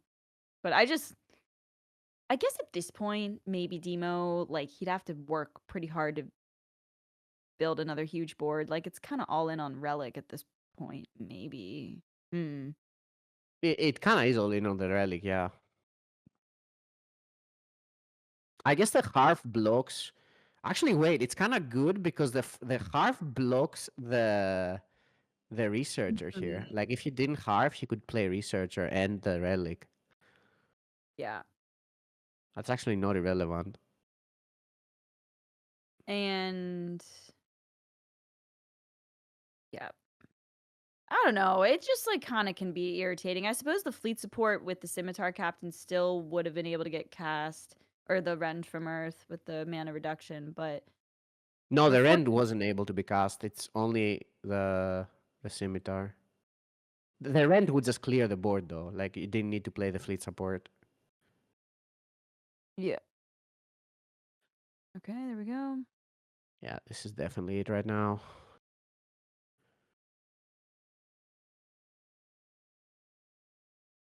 Okay. Well, fleet support is down. It's a little scary. Let's see what he gets from ooh. Oh, he can get treasure scheming again. Oh my god. Yeah, that's great. He's just gonna Okay. get scheming and throw away the Wong. That's so big. Not only throw away the Wong, but he can play Wong next turn, right? Nice job attacking first. That would have been pretty pretty bad to Nah, miss. he already dealt the damage with a new Dawn, so it was Oh actually yeah, proccing anyway. you are correct. You are correct. Oh, you're happy to see that top deck now? The scout. Yeah, I think he's got full control of this game at this Full point. I mean, control, this yeah. is even I guess technically two orbital, like if the fleet support doesn't get answered, two orbitals and then the slinger is 21. It's just that the So Wong is gonna be huge next turn. So like the Wong is so big next turn. The fact that Viper can play Wong, like that's kind of the big thing here. Mhm. Because Wong can find another scheming. I don't know. It can find relic removal, right? So let me see how much relic removal he has actually. Uh, New Dawn. He plays one more Saboteur that we haven't seen, and that's kind of it, I guess. Yeah. Yeah, Okay. that's good. That's good because he still draws a card from the New Dawn passive. Yep. Yep. Yep. Yep. Viper is really happy. He is. I mean, he's in a pretty commanding spot with this. Um, but yeah, good on Sparkling for still developing the researcher without the reveal for the New Dawn passive, so it makes sense. Okay. There is an orbital strike with two fleet supports, but we see that another The guy scheming again. is here. Wow. My God. Oh yeah, that's his game. I forgot that the quartermaster stays on board, so his effect happened again, and he got the treasure scheming back again. Wow. That is Yeah, that's right. There's crazy. the second reveal. That's so true. That doesn't happen all that often with the I second didn't even reveal. realize that. It's because it's because of the New Dawn revealing a card. New Dawn revealing a card is actually quite relevant in a Oh, for lot of sure. situations. Yeah. Yeah. Okay, goodbye, Orbital Strike and Scimitar Captain. It's goodbye everything. Like even the scimitar is. I think once he sees the Scimitar, it's I would not be Yeah. shocked to see a concede. I mean, I guess could he hold on a little bit longer with the No. one more Orbital Strike off the top? Is I there mean, another one? maybe if he top decks Lemmy's Rain or something, like maybe then, but Probably worth. I'm not. Oh, we can see the top deck. Harf is off the top Oh next, so yeah, half is not the top deck. Yeah. so many layers to New Dawn here. It's got Yeah. uh, No, I don't. Why is he doing that? He's gonna get his guy killed. Oh, he's gonna bounce it back and replay it. Is that it? Yeah, I guess he's bouncing it back and replaying it. Oh no, can you maybe just bouncing it back. I kind of wanted to bounce back the researcher. I feel like it wasn't doing that much. But all right. I think that's what he's gonna do. I mean, I certainly like developing it. I think it's good. Yeah, I think he should have just bounced the researcher back, but it doesn't really matter. He's just. Oh! Oh! God. Wait, she can get Oh! stuff now. Oh, man. Oh, man. Oh, Wait, man. wait, wait. Holy Wait a second. No, wait a second. Hold up. hold Wait, up. this is winnable. This Is is when Lemmy's Rain in the pool? he goes with the I don't know what's in orbital. the pool. No, I don't think he's played Lemmy's Rain. I know Orbital Strike is there, so he can already deal 15, Ali. Oh my Yeah, god. 50 I mean, you just go with the orbital, get the 15, right? Oh my god! Lemmy's That is Rain is in there. Oh, she can just get so much value back. This might be. Whoa, whoa, whoa, whoa, whoa. oh my god. He just That had that like he literally had the win though. He I could just know. bounce the researcher back, keep the 2-3 on the board, and there was nothing he could do with top deck half. Literally nothing. Like Oh my god, that's so rough, man. I mean, to be fair, like, Sparkling not clearing the Malia was a punish, but then, I mean, that's bad as well. Like, I feel for him. Oh my god. damn, this is so easy to forget. I also forgot it, but I kind of know this is it though. That is so much value that he's gonna get back now. Oh my god. I think Viper looks sick to his stomach. Oh my I god. mean, Okay, so let's see. Well, can he turn this around? he has Wong. He has Wong in the singularity, so he can just Wong into the Eclipse Fate, and then he's fine, I think. But still feels bad to just have the win 100%, and now it's like a game again. So this has been a drama, like this we're in it for the story, right? The back and forth Oh my here. god, that board is huge. It is massive. Did he bank the other demo? I think he did. Did he bank all demos? I think so. I think he has a bombardment, so he can play the bombardment. Oh yeah. Yeah, yeah, yeah. Okay.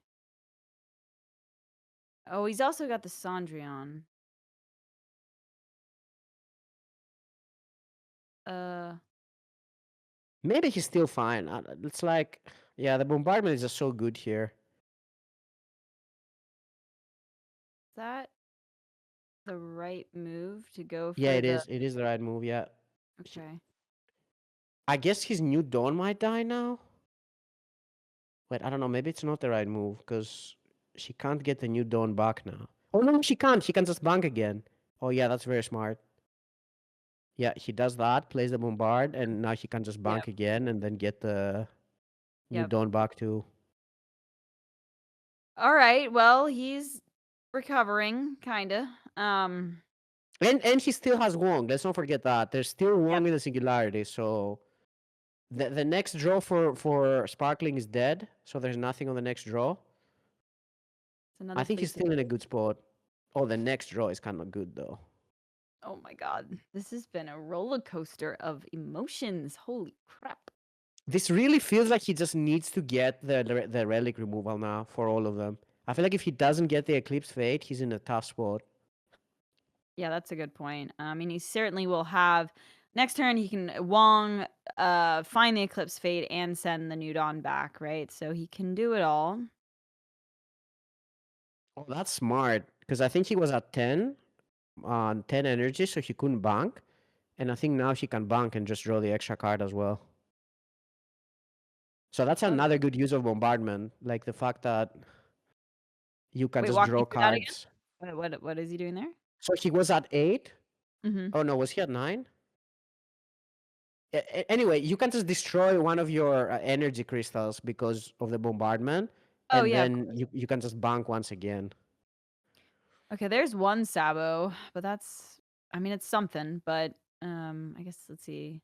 He definitely needs the other one. Okay, the next draw is also kind of dead though. For Who's oh, there okay, it is! it is. There it is. Oh my god. Clutch, clutch. That's so clutch. Of Yeah, course it buffs New I Dawn. I would want play to just Steward as well. Just Steward and do it, and you just win. I think. yeah, I would just put the develop the steward. He's just so good, right? Like, okay, I guess he just chooses to play it safe. It's probably fine. Oh wait, there's another card, but no, it doesn't matter at this point. He can never Happy. kill him, I think. I think he's got it. Oh my god. Wow. Careful what That you was bounce definitely the most interesting this, game guys. today, I think though. that's the moral of this story. Be careful what you bounce. Yeah. Okay, I don't know why we did that in that order, but that's Oh okay. wait, does it not matter? Like, does the Stuart not get buffed? I don't know. Does the Stuart get buffed if you play something, if you bank a relic? I thought so. Hang on a damn second. Wait a minute. We I mean, should know either this. way, right? Like, it's you should probably play it first anyway, but I'm second guessing. Yeah, I know it's unit after a unit is banished. okay, right, right. That's fair. That's fair. Um, I. Okay, Catherine. I don't know if it can carry this game. I mean, there's the orbital off the top there. I think there's just not enough damage to clutch this out. I, I think there's still like a Lemmy's Rain, but I don't even know what you could get. Oh my god, getting the Eclipse Fade there is so big. Like, if you missed that, he was kind of losing the game. I mean, there's still 11 cards left, so there was definitely a chance he didn't get it, you know? Like, Yeah, yeah, for sure. There were some at the bottom, so there was like kind of a higher chance to get it because like he sent some on the bottom with the other one he's played already. But yeah, still a good chance to miss it.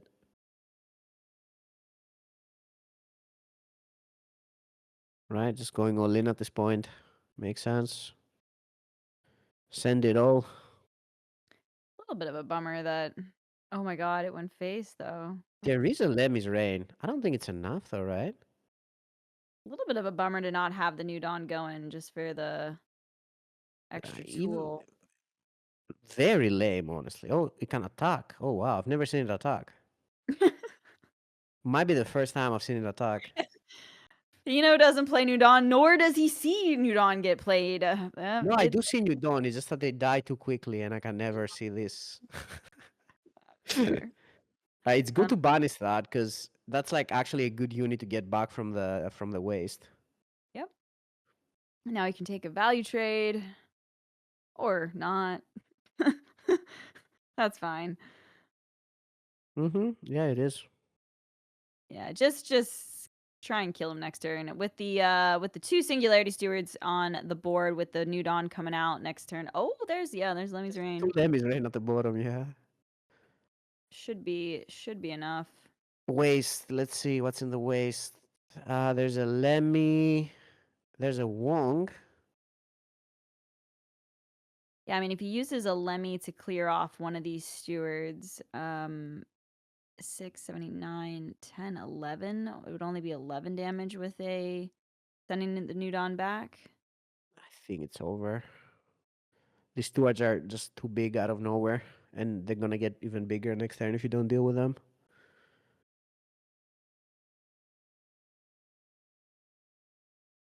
All right. I mean, you might as well think about it. I don't think there's anything on like a quick look, but does he have a bombardment on the bank?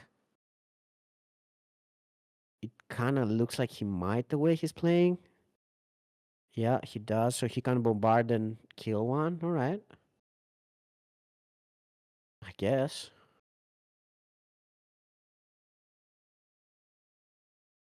Yeah. Sure.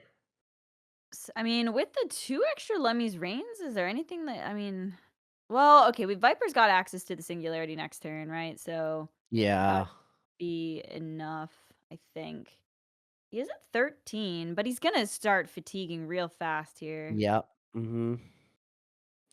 I Kill don't know it? what's in the singularity, but No? oh yeah, okay. There's even burn. The Kathy. Yeah, I guess you just take the 5. Yeah, Oh, or the Kathy. Sure. their bombardment. Would've been real nice if that new Dawn sniped the 1/1, but oh, well, you know what? I like it.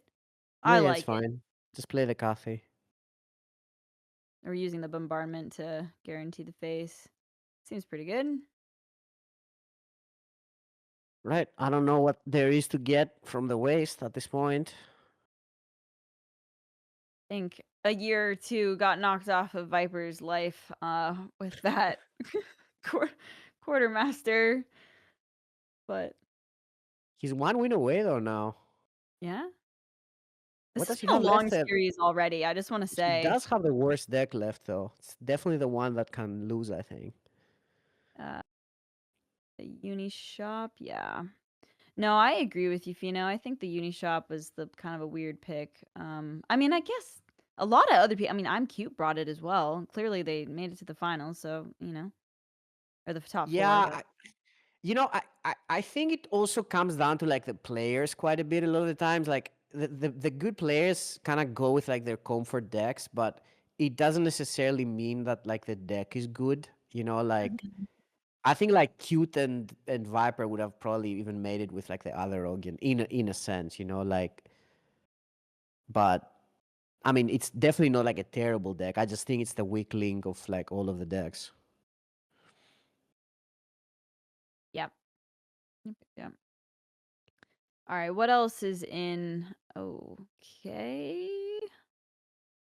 Yeah, I mean 1-3 has defender. There's the rent if he from banks, Earth. he's dead to the Cendrillon. Oh, if it hits the Lemmy, that's Oh, now lethal. he's dead to the Cendrillon. That Okay, is that's lethal, funny. folks. Yeah, that Yeah, is there you lethal. go. Oh Wow. my god. Okay. There was even a chance for Viper to lose this game if he did not get that Eclipse Faith, which is insane since he had the 100% win. To be fair, both players did make a mistake. Like, unless Fino and I are missing something with the Malia I don't clear, think I am. I don't think I am. yeah, Like, like that definitely just did so much for yeah. Viper. But then messing up the Solace bounce with the quartermaster was not good. But that was an intense. That was a bit of a roller coaster there. And you said it. The Eclipse Fate was super necessary for all of those fleet supports. I mean, it would have been pretty scary without it. So now Viper is up 2-1, and he has to win with his Unishop, which is debatably, well, I don't know. Would we say that Unishop is weaker than New Dawn? Maybe in this competitive like lineup, it's better I suited. don't think it's weaker than New Dawn. Yeah. Nah, probably not. I mean, it's still like fine. I just Yeah. think the other organ is better. And I mean, that's also kind of like personal preference, like I don't want to make it as like a general rule. It's just also I'm not there and they're there. So, but yeah, no, I think probably I would put New Dawn as like a weaker deck in general. But uh, yeah. Well, I was really happy to see it. Dude, if Viper wins this and we New Dawn in the winning lineup, let's freaking No, go. I mean, because I was talking with Sequinox because I thought New Dawn was a good bring for the tournament. I'm Hmm. just the opposite of you. I'm a New Dawn hater, so I've never played one single game of the deck, and it's Wait, not really really? my play style for a deck. But I do believe it's good. That it's just not that the kind of deck that I like. But I Yeah, certainly that's believe it an was good for the exaggeration, tournament. right? You've definitely played New Dawn, like at I've not least played a single game of New Dawn ever in my life. I think it might be the only Paragon I've never played. wow. Oh my Yeah. god. That's Actually, no, I haven't played John as well, I yeah. think. Well, I still don't know what he does. I still don't know. It's a mystery to me. we just don't really count him. Yeah. So wow, that's wild. Well, we all know that you're a brand lover. You're Oh known for yeah. your brand play, so it's fair. It's fair. But you should take New Dawn for a spin every once in a while. Just try I it don't out. like it's just not my playstyle of just remove, remove, remove. Like Hearthstone, Priest was like kind of my most hated class, you know that. And I feel like New Dawn is very similar to Priest, the way I see it. So Mhm. I try to keep away from that. But I understand that it's a deck that a lot of people like, and it's like kind of, a favorite of a lot of people, and understandably so. A lot of people like the slower Mhm. games. I want my games to end fast. And also, I Yeah. don't know how you guys ever would play a New Dawn Mirror. Like, I would go mental. Like, I think that's kind of one of the reasons I could never play it, because Yeah. I could never Like, play the mirror. Like, if I queued a mirror on ladder, I would literally concede. Like, there's no way I'm playing it out. Honestly, I think that is kinda why I took a step back from playing it. I really enjoyed that the Void Unleashed era with, like, the crewman, the 3/3 that, like, stole the top a couple cards, so it had some fun times, but you're absolutely right. If you're trying to climb on ladder, like, New Dawn is just not the move. It was But good like neat. last season or something, but yeah, with the new expansion, it feels like a lot of decks can kind of stomp over it on ladder. Yeah. But yeah, attrition decks can be a slog for sure, so I'm Yeah. with you. Okay, guys. This could potentially be the last game here if Viper takes this. But we've got the Unishop versus the new sort of Juggernaut Workshop with some of awesome new cards like the Covert Prowler, Vox Deck Spine. What else is new in this? The Malinx. Sentry. Mm-hmm. But the key card of the deck is still the mechanic. Like that's kind of the like the card that gets the deck going, you know? It's such a cool card. It's actually one of my favorite cards in the game, the mechanic. Yeah, it's a great card. And especially going first, I think going first, Reclamator mechanic is actually like maybe the second strongest play in the game after Fleet Support and Scimitar Captain, I would say. Okay. Well, let's see. Starting hands. Viper's got a Black Market Sentry, so does Sparkling. Um, Collateral damage for a drone printer or speak of. There it is. Damn, the Slinger Rite of Redemption is kind of good though. And it's like kind of kill anything on demand. That's true.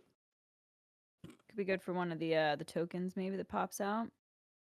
I think he probably bans the drone printer at this point though, because I kind of I guess you can also ban the bombardment. I feel like the bombardment is not the best card. It's definitely has its uses though. I feel like the fact that he's second, right? He's got a little bit of card advantage. He could probably get rid of the printer. It's just that you don't really have a turn 3 play, and I think Sparkling maybe plays like 2 relic removals, I want to say. Let me make sure. He plays 1 collateral damage, and that's it. So, you know. Okay. Oh, there's the mechanic. He banked the Freydis. That's interesting. I kind of like it. Wow. Yeah, that's interesting. It's so far away, and I feel like this is the type of deck you kind of beat like without it a lot of the times. Oh my god, he drew the mechanic I just saw. Oh, that's so big. Wow. Oh, that's Wow. huge, Ali. Oh my god.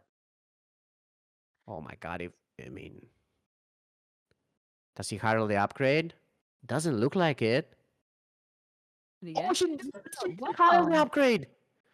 Yeah. It's pretty Woo! pretty reasonable. You can see Viper needing to recollect himself there. It's great. This is tough. Like, okay, Viper, I think his best choice is another Slinger here. That's not it. He's got Like, no he sling. can deal with a big boy, but he can't kill the mechanic, and it's only gonna keep getting bigger, so... I wonder if he just... Actually, he might just hit the mechanic anyway. I think that's probably it. I think he's gonna... Yeah, I think he's gonna, like, Rite of Redemption the 4/7, and then attack the mechanic. Yeah, just to like set up for the artillery. Yeah, Perhaps. yeah, it's artillery and the bombardment, right? Like, you can just make sure it kind of dies next turn. I like it. Oh The Rite my of god. Redemption is huge. Yeah. But like Yeah, Sparkling's hand is literally perfect. Like he has the Astel's Glaive, which is like almost impossible to kill, and it's like a card that's really good with upgrades. And he has the Wong follow up, which I don't know if you played Wong in this deck, Ali. It draws 4 cards. Like yeah, there's it it's actually draws 4 cards. It's the best Wong is in any deck in the game. honestly, this is probably gonna come down to like, you said the Freitas Bank is kind of okay, but Ingrid could really swing here, stealing something key. So it might come down to that. Okay. Yeah. Honestly, now the more that I see it, the more I feel like he might have needed the Freydis, because like I don't know. We'll see. Yeah, he could have banked a bombardment instead of the Freitas, like, yeah, I guess, it It's was an still option. good though. Like that's the thing. Like a bombardment because he didn't have the second one at that point, Mhm. so it was kind of still good. It is kind of crazy in general to bank the Freitas, but I did not think it was that insane at that point. But now just kind of how the game is going, I feel like it would be nice to have it. Yeah. Definitely gave up one of your, key power turns here, so I think you're right. Sparkling is looking pretty darn good. That glaive really, really annoying. Um, sure we'll see the trade into. Well, actually, you think he keeps the mechanic alive? Trades I the. mean, I this is hard. I think Yeah. this is probably the best because if you don't do that, like the artillery is just kind of way too good. Mm-hmm. So, oh my god, he can actually kill the glaive. Oh, with the. But I don't know if that's the right play though. Oof, that's a lot of cards to answer it, but it might be right. Right, you get rid of the shield with the snitching, then you go for Well, it. Okay. not anymore. But I guess this is also fine. Like he's just gonna shoot it right now, and it's like kind of in a fine spot. Wait, why did he get rid of the? Slinger, because I mean the thing is kind of damaged anyway, so he kind of needs the no snitching just in case it gets like really big, so he can snitching and kill it. Yeah. Okay. There's the drone printer. I'm actually like, I'm happy he picked that up here. Do we still? Oh, there's no That's relic a removal. really good hand for Viper. Damn. Yeah, But the Wong though, like the Wong is he might have been praying to not see Wong. Honestly, I don't think that's crazy. dude, Viper did say on Twitter that just go first and draw Wong on 5, which is like a thing. Like Wong on 5 going first is insane. nothing's He chooses not to changed. play Wong though. Okay. Go first, play Wong on 5. Okay. Well, he can cast another bombardment here to get it out. The glaive, which might be the move. I mean, Slinger would have been useful, but it's okay. Yeah, really useful. Just saying. Um, it's all right. He can only do the bombardment. Well, no, I guess he can use the redemption, which is that the play? Probably. For yeah. This is hard. He might just do that and like snitching redemption the glaive instead. Okay. I Oh, also like I'm not a that. fan, but I guess at this point with banking the slinger, it kind of became complicated. Yeah, I think you just have to do it. It's not Just that bad. It's just PSA. that like Sparkling just is gonna have so much board now because he gets the token back, and he's gonna draw so many cards with Wong, and we're kind of getting to this point where like if Sparkling kind of sticks one minion, he's just gonna OTK him because that's kind of what the deck does with like the spines and stuff. So There's the repeater cannon. Yeah, there's one one unit piece of is the gonna be like puzzle. real scary. Let's see if Wong buffs himself Yeah, here. yeah. You can see Viper. That's kind of the only card he did not want to see at this point. He's like, I'm gonna have to fight this out in game 5 here. Okay, critical fusion. All right, drew Wow. 3, not 4. Yep. That's kind of good for him, to be honest. But he's gonna have the token as well. Wong buffed himself. He would have been able to clean up the black market sentry with the gun or the PS8, but he did not. And the Mia sponsor as well, by the way, in hand. That's also not nothing. Hmm. Cyberdeck console. Yeah, that is just way too much pressure. I mean, if he finds an Ingrid, let's see, we're on 6 right now. Technically, he could go into it next turn. Okay. He plays. No, uh, This is no, I don't like. tough. I honestly think I would have just gone for drone printer and like made a token to see if I could find Ingrid for next turn. Is that insane? Maybe. She couldn't play Ingrid. It's one more mana. It's one more energy. Oh my God, you're absolutely right. That's 8. Yeah, Yeah. yeah, yeah. Never mind. Okay, well then I This guess taking the is power off the board is reasonable here. Yeah, this is very tough for. I mean, Sparkly's hand is not like amazing. Does he have two upgrades on the bank? I think he has one for sure.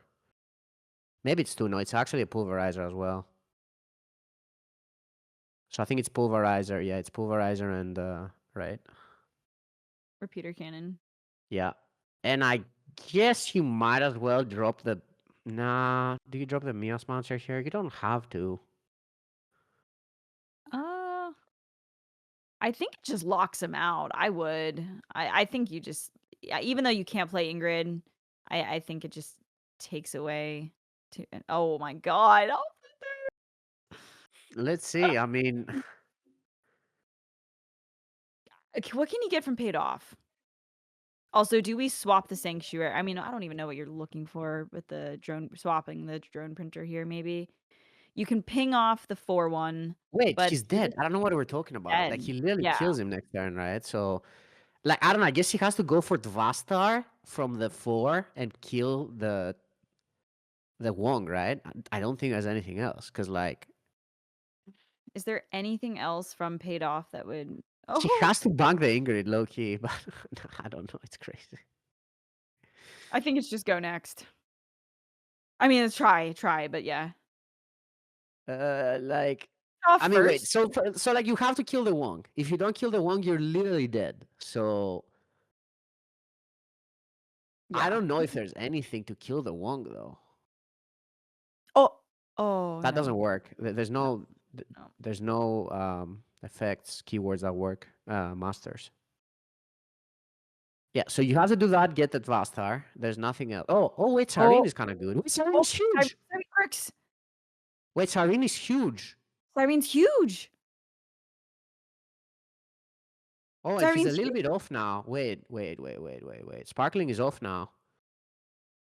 He Yeah. only has like 9, so he needs to top deck an upgrade. He does have a lot of upgrades in the deck. Oh no, wait, it's enough. I think with Pulverizer, right? Yeah, it's enough. Never mind. Ah, Because he has Pulverizer on the bank, so he could just do that and okay. repeat her Yeah. cannon when he was dead. Dang. Yeah. Right. Exactly with the 12. Yeah. Lethal. Okay. All right, Well. DM5, Ali. I think Oh my god. that's good.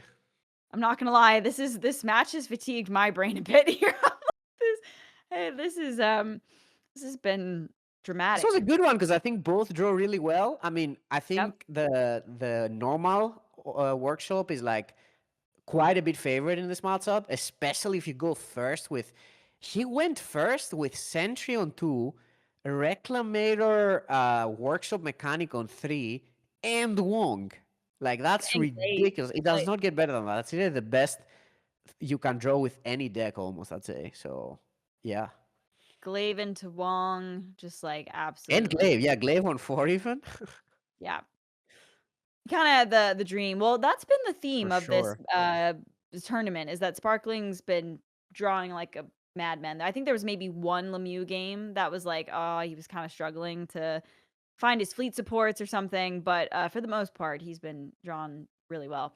And playing well, other than like maybe a few mistakes like that Malia, but for the most part, both players have I been think both pretty. players make like some small mistakes at Yeah, this part. I don't I think it's like kind of logical, especially like the ones that Viper has made. I think are exactly. like like bouncing the soul is like yeah okay that's something that it's very easy to like miss right or like the one turn that he messed up with the CP. I think it was also kind of like whatever because he still played really well, kind of like the rest of the games, and there's never been something that was like really bad, like kind of decision wise. I think so. Yeah. Yeah.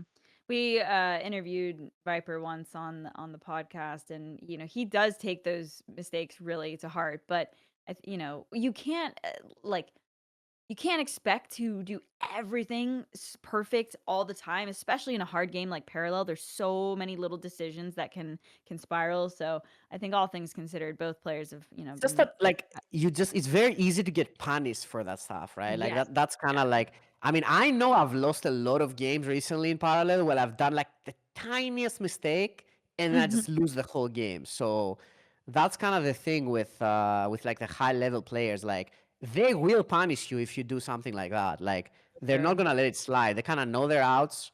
they're gonna play it well. So if you don't play it well and you give them the routes, they know it. Like they're not gonna miss it, you know. So that's kind of the thing. That's like why you kind of like blame yourself for it in a way, because it was kind of up to you and you kind of screwed it up, right? Wow. Okay, well, it has been quite a final. We are on to game 5. We've seen some new Dawn gameplay. What else have we seen? That last match was pretty wild. We've got what have we got left? We've got the Uni Shop facing down the Lemieux. Okay. It's a close one. That's like, oh no, no, it's mirror. Oh no, no, no, it's yeah. No, never mind. The mirror was now. Yep. Yeah, so that's the last one we saw from the last series as well, right? That kind of what it came down to, and Viper dodged like Neo, the fleet support scheming, not scheming, scimitar Someone captain. needs, like I said, someone needs to animate this image of Viper dodging with the Neo. Maybe with like an AI tool I could do it or something. I'll see if Yeah. That'd be good. that later. Um, well, I think that my least favorite deck of Vipers is the Uni Shop. But I mean, it still might get there. And like to review again, the Lemieux getting rid of the dispatches. I think everyone's just agreed on that. So Lemmy's looking a bit better. What else has been that one game with Viper on the Scipius? That was beautifully done. I think earlier in that first series, like there was a really cool play. Um, that was another really nice moment Could in have even the done it better. Like that one turn, she kind of knew it as well. Like Mhm. the turn that I told you she could kill his own Leviathan Queen and bring it back to draw cards. That was kind of a cool play. I think he saw it, but it was kind of a bit too late. So yeah, but he definitely played that game very nice. Okay, everybody. We are This is on it. final game of this match. Who will take Final it? stretch. Let's see. Okay, well, Rite of Oblivion being in the opening hand for Viper, pretty nice against the Lemmy That's here. good. Yeah, that's pretty Yeah. good. That's pretty good, but not insane, I would say. Like, I feel like a lot of the times, the thing is that Viper doesn't play the Black Market Sentry, though. So, like, I would normally try to go for, like, the Sentry as the uni here, but he only plays one copy of it. So, oh my God. And is he, oh no, he didn't draw it. Did he draw it? Did I see right? For which one? Sorry. Did he draw the Sentry, Viper? Oh, I don't think we were able to see. Okay, yeah, maybe not. All right, all right. No. Pretty good hand, though, still. Like, that's, he can also deal with a token right away. He has the removal for anything Sparkling plays on 2. And I think he can like get quite easily to the first token, which is kind of what you're trying to do with Workshop. Yeah, he's even got the Sabo for an answer. I mean, you're always kind of happy to see like PS8 launcher, that type of stuff. You know, just early removal, keep the pressure off. Oh, guys, okay, this has been a match. I think he's debating here if he even needs to do the Slinger. Because it is kind of a low value Slinger. It's like you're playing it to kill a 1/1, and then like if your opponent just plays like a 1/2 or something, it trades so well into it. Oh, he's choosing to bank the Oblivion. Interesting. Ooh, interesting. Okay. Sure. Do we like that? I guess that's fine. The Oblivion could get one of those Red Sand Scouts that's like out of PS8 range, maybe. So, Mm-hmm. maybe that's higher value than the PS8. Oh, well, Oh, the play. Lemmy's Rain is not bad. He can just get the token back. What do we see get banked here? Might be the Mia's? No, but I guess maybe you want to play Mia's monster next turn to just block a researcher or something. I think might either be the PS8 or the Oblivion. I guess probably the PS8 because banishing is better than killing it. That would make sense. Yeah, I mean, it's one or the other because you're gonna use one of them on this trooper, right? Mm, Yep. You should run Interest the Saboteur. Okay. I mean, that's good because like the thing is that he plays three. I think first of all, right? Let me double Mhm. check. I think he does play three.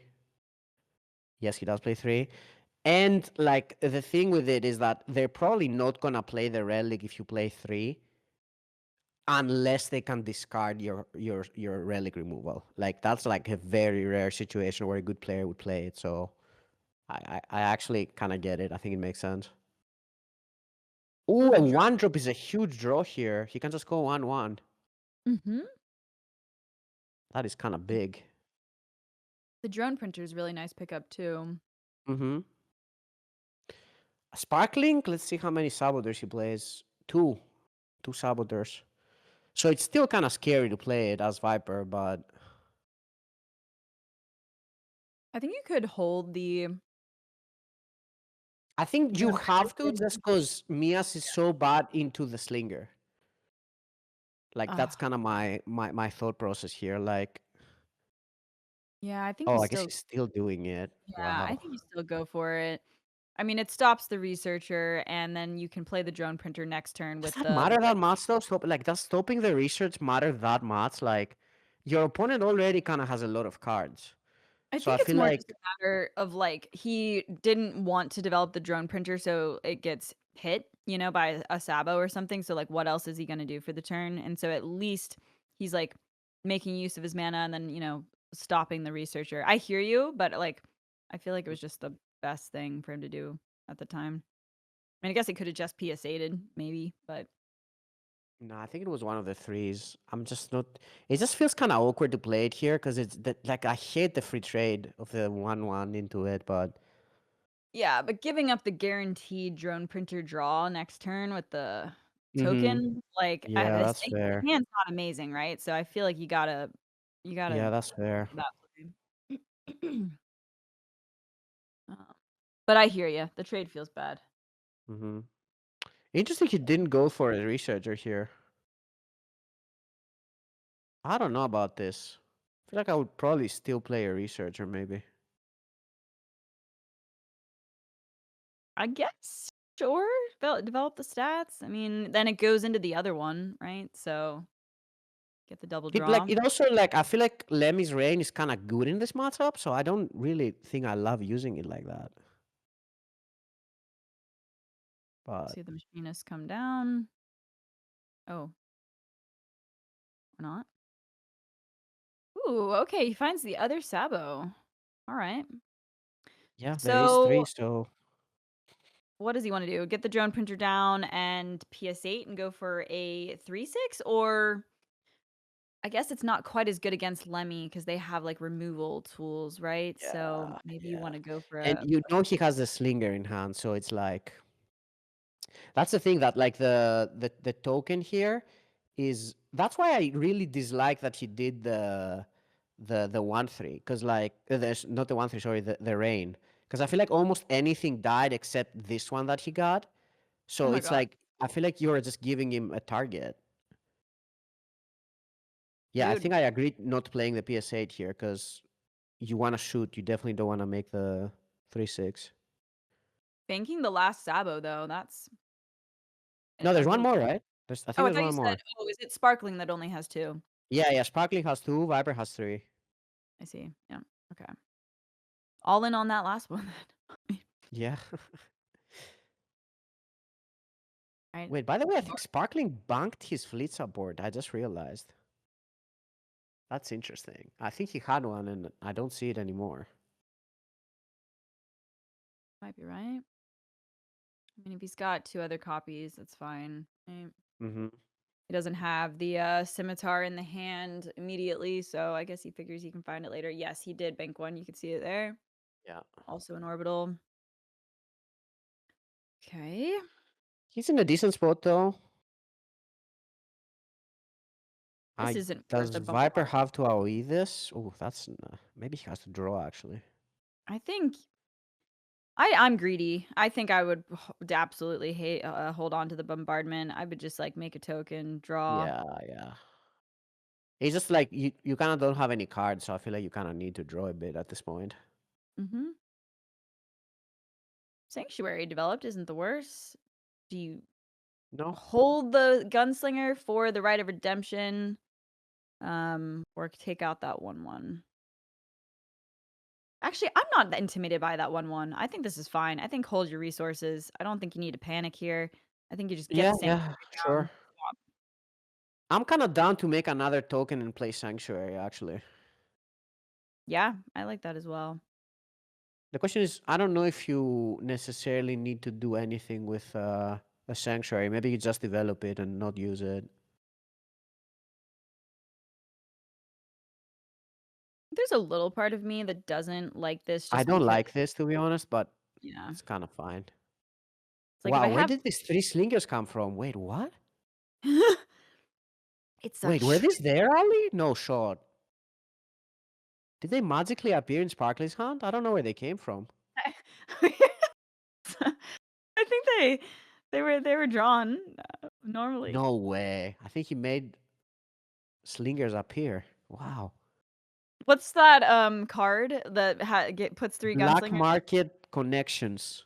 Yeah, I don't think that was cast. I was like I think it just happened. Yeah, Um, that's kind of why I don't like the banking the rally, because now he has the support, the scimitar, and I feel like that's my win condition the way I see Lemmy. So I always kind of try to like have it as like the last thing I want to bank, because I'm just always digging for that. Like I'm always going for the scimitar, this yeah. fleet support. Especially against a deck like this, like Unishop. Oh I yeah, think yeah, you're wanting to go for that, right? yeah, for sure. Well, flight of the gunslingers here.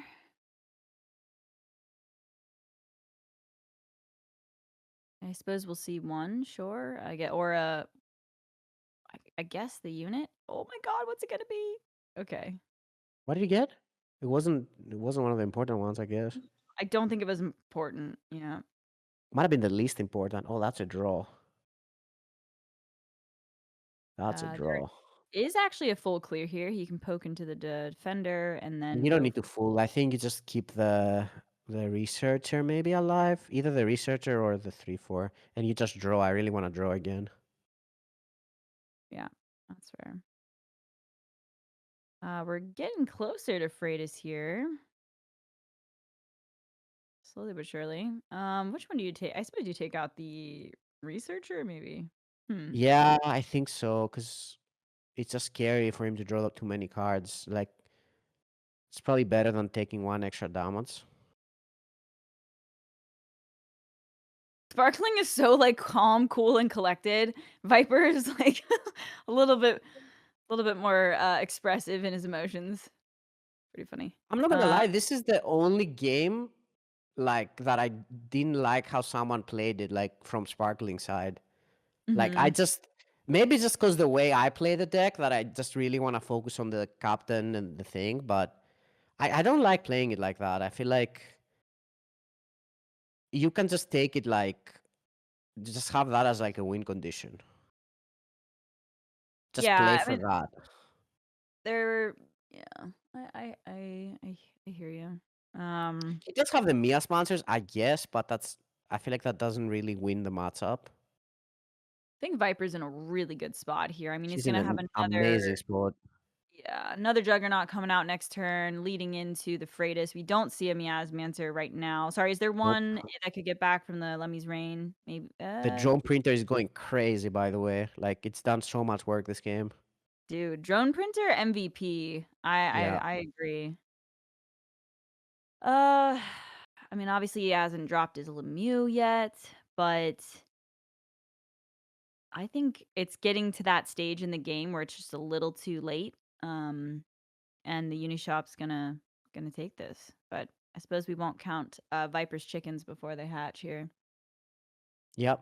I mean, again, I'm tired of saying it, but the way it's I would my win condition is discarding his good cards, and that doesn't seem to be anywhere near what Sparkling can do at this point. So I'm not really sure how he can win from here. I think it probably has to be with somehow like Mia sponsoring when Viper has like his good turns coming up. But I feel like just how even the game is right now, it's gonna be hard to even get to that point in a sense. Yeah. So I think that this is actually a fine bombardment, and then you can poke off the Lemmy into make a token. I think that's probably okay. I mean, I guess the argument is to hold your last bombardment, if you want to be a little greedier with it. Mhm. But I think maybe well, no, I guess you can't start out with the token if you wanna go for the bombardment, but yeah, it looks like he's gonna make that play. Yeah, I think I like bombardment to be honest. I definitely want to make a token, yeah, because it adds to the Freydis too. That's a good card as well. Probably I think you might as well just. Oh no, wait, you can't do it on the Paragon. Is he gonna try? What do you think, Ali? I don't think he's gonna try. I think he's gonna Ah, he didn't not try. think he's got it. Yeah, no, Who it's a was good it? There play. was someone that tried. It was Viper that tried today, I right? I think think it so. might have been, yeah, yeah. It was. It was. Honestly, I think it's quite nice to see these insane players humanized a little bit, you know? Every For sure. makes us feel better. Um All right, going with the researcher. Doesn't find a fleet support. There's one in the bank. I mean, he's Viper's gonna be able to freight us next turn. I suppose it's only. It might even be good enough at this point, like the Freydis, because like what? I Might guess be. I mean, you don't damn even it. need to draw. You can just like Yeah. replay a unit, I guess. I mean, I like the deal Oh no, damage she and the. can't play Freydis. Never mind, because he kills the token. Oh, that's fair. Yeah. Hmm. Not quite Well, good there's enough. no bombardment, Ali. True. And there's the Mia He. sponsor. he uh. Hold up. Nah. Did we call Nah. it too early? No. He's got it. He can gunslinger the 3/1. Um. He can poke and Rite of Redemption. I know it's not, like, that insane to do that, but, I mean, just if he keeps a little bit as long as he doesn't, like, let it spiral, you might have to, like, use some of your cards, like the Rite of Redemptions, like, slightly less optimally or not for much value, but it's I think you worth draw it. first. You know. Yeah, sure, draw first. Um, I think It's one of it's the I think best drone printers I've ever seen. oh, there you go. Easy Oh peasy. my god. That is ridiculous here. Yeah. That is ridiculous. That's a full clear. You can even use the Gunslinger. I don't even know if he knew about this out, but he was definitely happy to see it. Yeah. But again, though, like, maybe I'm overestimating here, but I think even without the Cyrene, like, he might have had to use some resources a little less optimally, but I think going into the Freitas next turn, I guess actually there is a Miasmancer in the hand, Yeah, so that's that's that's the kinda what thing. stopped him, like, Yeah. that's fair. I mean, that's kind Mm, of the only problem that there's a Mias monster, but yeah. I still don't think it's a big enough problem just because of how far ahead he is on board already. So like,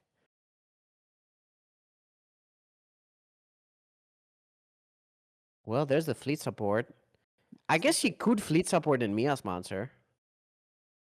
Oh no, I guess he's just gonna do the Lemmy and Mias, right? Yeah. okay. I mean, there is a world where he can kind of chain the Miases here, especially if he gets another like Lemmy's reign. Could we get the Cyber deck down to stop that? Oh yeah, I guess. Yeah, I guess the cyber deck does kind of stop it. Ooh, There's the okay. burn. I mean, it doesn't do that much right now, but We did not see this Hierophant to cost get played at all this month. I don't This know why it's in the deck. I'm I not don't gonna know why lie. it's there either. I mean, Like, sure, I guess it could be useful in some it's situations. so bad. Like, it's criminal to play this over the black market sentry. I'm gonna say that confidently. Fino's going on the record. Yeah, On it. actually criminal. You can quote me. Okay, well, let's think here. There is a right of redemption if he wants to like poke in, kill the Lemmy, take the other trade. I think we're gonna bank that too. See what he So gets much here. draw. Yeah, this looks Ooh, like the turn where he's just gonna play like relics and stuff and Rite of Redemption, I guess. sure. Sets up Yeah. for the big swing with one of the girls. Yeah. Well, I guess yeah. Oh, he's not even gonna Rite of Redemption. All right. Yeah, I'm a little surprised by that. Oh wait, he can't.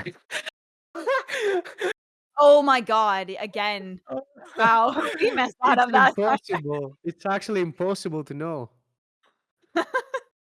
Embarrassing. God damn it. Okay. Um, all right. Well, and if he gets I think this is game. It's just I think Sparkling didn't recognize his win condition, which is fleet support scimitar captain. I'm gonna stand by that for this game because I don't really see how you're like out tempoing them. I think you have to like just go for that. I mean that's at least kind of how I've always approached it, but I'm gonna be hearing Fino's voice in my sleep tonight. yeah, Allie, yeah. the ticket is fleet support and Scimitar Captain. It's the best play in the game. It's literally the win condition of any red deck. So I don't know how he's not going for it. Like Yeah, no, I hear you. I hear you. maybe he's not a big Marco player, but yeah. I think all Marco players know that this is just a dream. Okay. It's support Well, down. this is the last hope. He doesn't have a two, does he? There's a couple there. Oh, well, there you go. That's why I like Bang, denied. the deck. It's a 2 cost for discard fodder. Okay. That's gotta seal the deal, right? You Yeah. can oh, we could see the reckless abandon in front. That guy is kind of good now. The Hyro guy, like it removes a card. Okay, we got to see it get cast. I'm satisfied.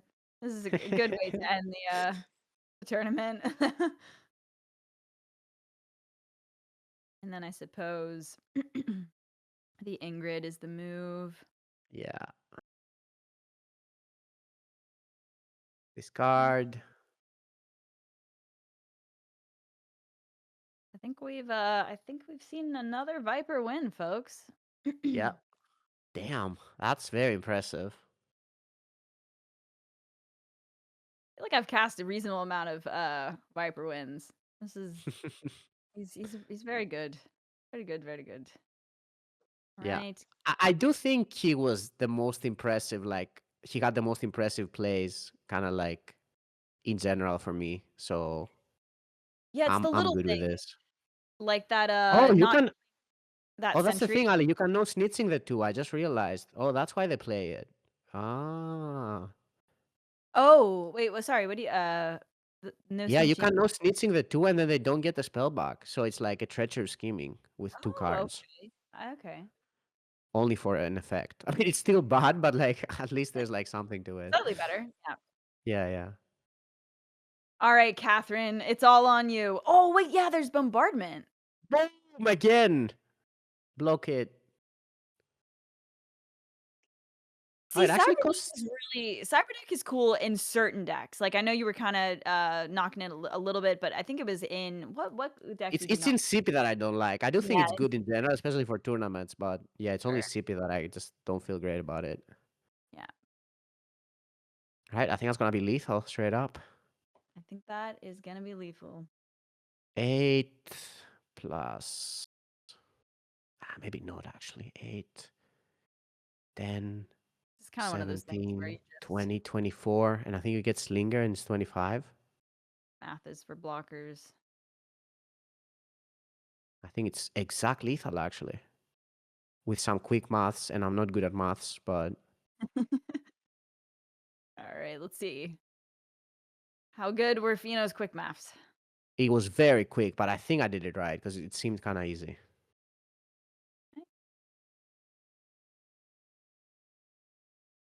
Yeah, it's I think right. Yeah, I got it. Wow, nicely done. Yeah, Ooh, that's W crispy. math. Love seeing an exact lethal for the win of a tournament too. That was awesome. Damn, look at Viper, man. Yeah, that was a roller coaster. Oh, he's Look at the happy. smile there. He gave us a smile at least. All right. That was an exciting final. But my Yeah, exciting God. finals, guys. Like amazing cast, guys. That was amazing run for Viper getting dressed as a boss, finishes as a boss, and gets to have another spot at the next majors again, bro. Like how consistent is that? Wow, I that's want Like, to know crazy. Yeah. how much money Viper has won in parallel. I need a total like of his mm, tournament winnings. It's probably pretty high. yeah, pretty high. Like Same. it's like probably. No, I'm not gonna give how this is an estimate, but somebody needs to do those stats, guys. Please, Wikipedia for parallel. Please, Yeah, fair. someone make I one. agree. Yeah, we need that. We need that. We need those stats. We need to track how many wins they have, like how much they have already made. Like it's interesting for us, like lore nerds right here. Mhm. And yeah, I mean, amazing win for Viper. And we were talking about a while ago, like which would probably be the weakest deck. Um, and during this matchup, it didn't look like it, right? With the against Lemieux, he had like spot removals, even finishing it off with a cyber deck console just to block off anything that Sparking was trying to do. But just gonna be asking you guys, like, could Sparkling have done anything in terms of the of queuing up in terms of the decks that he was gonna play? Right, it was 2-2. It was close, right down the nail. But any thoughts on that? I honestly think he queued up well. He generally, I mean, I think he played well with like a few mistakes here and there. I mean, in that last game, Fino said like not prioritizing the fleet support scimitar Hmm. play is maybe what got him in the end there. But for the most part, I don't really see too many issues with like his queue order of his decks. Yeah, Yeah, I how think about you, the Fino? only thing for me is that I just feel I have never really seen him play Mats Markolian, and Mm, I'm gonna say he's not really a Marco player. Because mhm. any Marco player, that's your win condition. Like, Yeah, just go for it, just keep it, and you just make it to turn 6, and then just do that, and you win. yeah. So I was surprised that he banked it. I never expected he would bank it like at that turn early on. And then Hmm. at one point, I looked at his hand and it wasn't there, and I'm like, wait, where Hmm. did it go? Like, um, but yeah, I think that was kind of the only thing that I didn't like from his gameplay. But still very good performance, making to the finals. The games against Zeli were pretty crazy as well. Mhm. Yeah, He got some really good hands. He played them really well. And yeah, good performance overall, I'd say. I was like hearing Fino while he was casting that Marco match with Sparkling. It was like, remember Game of Thrones, like the lady that was like clanging the bell. Shame, why shame? Oh, Why are you not playing that? Right, in like that Game of was actually. Cersei's Walk of Shame with the Yeah. atonement. Yeah, Yeah, yeah. shame. Like it was like that kind of moment. I agree with you, man. You would want to remove anything that could destroy you. Maybe in the next few turns, even one of the ladies would actually be a good way to like just decrease morale of a universal player, universal workshop player, and that was a good match. But you mentioned it, like he was able to defeat one of the possibly the best players in Parallel TCG right now, and like has a lot of gumption and has a lot of skill as well. But in the end, Big Boss Viper really just wanted him out and get his spot right there, and he is hungrier in terms of the points as well. And again, congratulations to Viper for winning this. And let's look at the bracket as to how the event went through, or the minor 7 went through. And here we go. Viper actually has had a kind of a bumpy ride getting into the minor 7 win. Um, especially during the broadcast day. But during the previous day, he was able to defeat Sora with a 3-0, very fat cat with a 3-0, and in the semifinals match, 3-2 against imcute, the previous major winner. And here, another one. It's going to be 3-2 against Sparkling and securing his first major spot, one out of the three secured spots for majors. And that is another spot for Viper to possibly win another major again. I don't know, man. Like he might be the first one to win two majors in a season. So that's gonna be the feat in itself. But we're calling it too early. And man, guys, this I is mean, I gonna be think the end even of making it to yeah. 3 majors in a row is kind of already like a I mean, huge like, let's be Yes. real. accomplishment, right? 3 majors, Yeah. top 16 in a row, that's already crazy. So, Yeah. Yeah.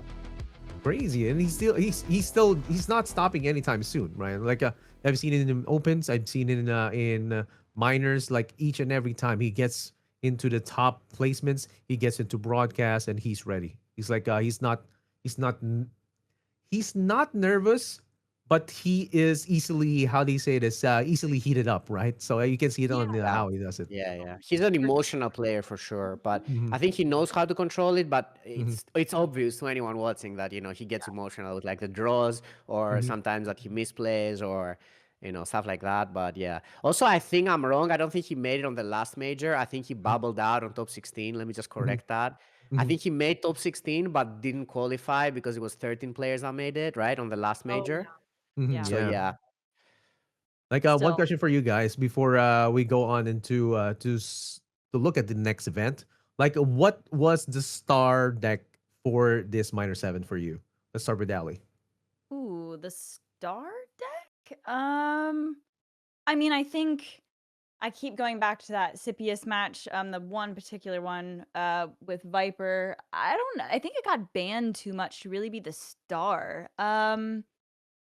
Gosh. I guess from last weekend, I liked Lemmy a lot more this time around. So maybe Hmm. I'd pick Lemmy as the star deck, but let me think about it a little bit more. Fina, what about you? What would you Yeah, say? I think I would definitely pick the normal Logan core deck, just the Mm, upgrade yeah. one.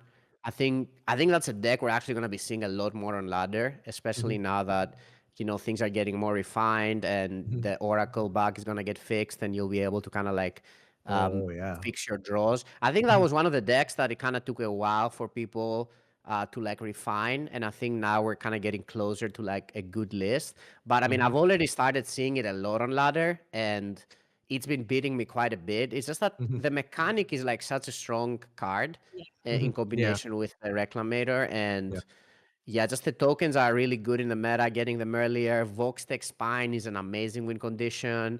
And Yes. then just all of the upgrades, they just feel so good in the deck. And the deck just kind of flows well with the Black Market Sentry on 2 and just all of that stuff. So I think we're just going to be seeing this deck a lot more on ladder as well. So that's definitely my star deck. Yeah, bro. Like I've seen upgrades come from banks, come from everywhere, man. Like it's crazy how the synergy has gone. Like it has even converted the Shroudy the factor into becoming an Ogenkor fan. So that's how strong it is. Ali, we're going back to you, man. Like what do you think? Was the star of the show for you, aside from Lemmy? Yeah, I think I'm with Fino on that. It's certainly a very cool deck to watch. I'll stand Hmm. by the Lemmy though. I Yeah. enjoyed it this time around. And in terms of a card like Drone Printer, I think we got to see like Hmm. the power of it again. Like it's always been Still that good, but last like it game. continued Yeah. very good. So I think star card for me Yeah. is actually Drone Printer. Oh, drone But printer. I mean, Fino said the two most powerful plays in the game right now is the fleet support plus the scimitar captain, which is the Lemmy. And then the Hmm. next one is the Reclamator with the mechanic, which would be his deck. So I think we Yeah. can stick with those two and call it Yeah. a day. Yeah, that's right. Like, I mean, I appreciate the 100%. insights, guys. And now, of course, we're going to be having another tournament in the coming weeks. Let's look at the next one. And again, guys, the next one is going to be the Open 7. And it's going to be happening November 7 for Swiss A, and for Swiss B is going to be November 8. Now, of course, November 9 is when we are going to be streaming the top 16 live, and it's gonna be another way for you guys to get some more points and some prizes, money prizes as well. I like the art here with this is the dread weaving, right? Looks like a dread weaving. You gain the Yes, yes. It's the yeah, legendary for Shroud. yes, the Cool opponents card. Cool gain art. minus like 1 damage to your face. Like, man, that's amazing. Okay, That's it. so Really watch out cool for art. it. Open 7. It's gonna be coming in over the next weeks, guys, and don't forget to join those tournaments because you'll get most of the points over the next course of weeks. And this is again the last bunch of sets or bunch of tournaments before the next major. Okay, so again, just make sure to join that. Any last words for our audience and for the players, guys? Let's start with Ali. Just thank you to the chat for watching and supporting the Parallel League, and thank you to Fino for being an amazing co-caster. I really appreciate your expertise and knowledge, so thanks. And Excelsior for all your clever quips. I always really appreciate them. Production for putting on the show, and Echelon for supporting the tournament competitive scene. Okay, that's all for me. Yes, thank you for that, Ali. How about you, Fino? Yeah, thank you guys for having me. It was really fun. I was telling you guys off stream earlier that these guys are kind of getting too good for me. They play too much. Like I try to keep up, but I feel like they're just kind of like next level right now. I still feel I have pretty good knowledge of the game. I understand some of the decks really well. Maybe when it comes to execution, I'm definitely not the best. I still see that I make mistakes, and there's some decks that I don't play that much, and it kind of shows. But yeah, I think I like casting, and I was gonna cast this if I didn't make the top, and I didn't. So I'm happy. I love casting. It's actually super fun, and it's more chill. You can play the smart guy from from just like seeing all the information, and you can just Yeah. judge people. But I have a lot of respect for all of these players. I also understand the pressure of like competing, and I always feel for them. So yeah. Yeah, thank you for those guys. And we had an incredible run here at the Parallel League Minor 7. It would not be made possible without our sponsors, Wolves Dow, OpenSea, AVAX, and Echelon Prime Foundation. And again, congratulations to Viper for winning this Minor 7. We've seen intense matches, ball plays, and players pushing the limits of strategy and emotions. And again, congratulations to Viper, and thank you to everyone who joined the stream, our casters as well, Ali and Fino and production. Thank you. And guys, don't forget, stay competitive, stay kind, and stay prime. See you on the next Parallel League Prime tournament. Bye, guys. Peace. Wow. Zelly winning game 1. Is that lethal? Is that lethal? Yarla is your first Parallel Prime champion, ladies and gentlemen.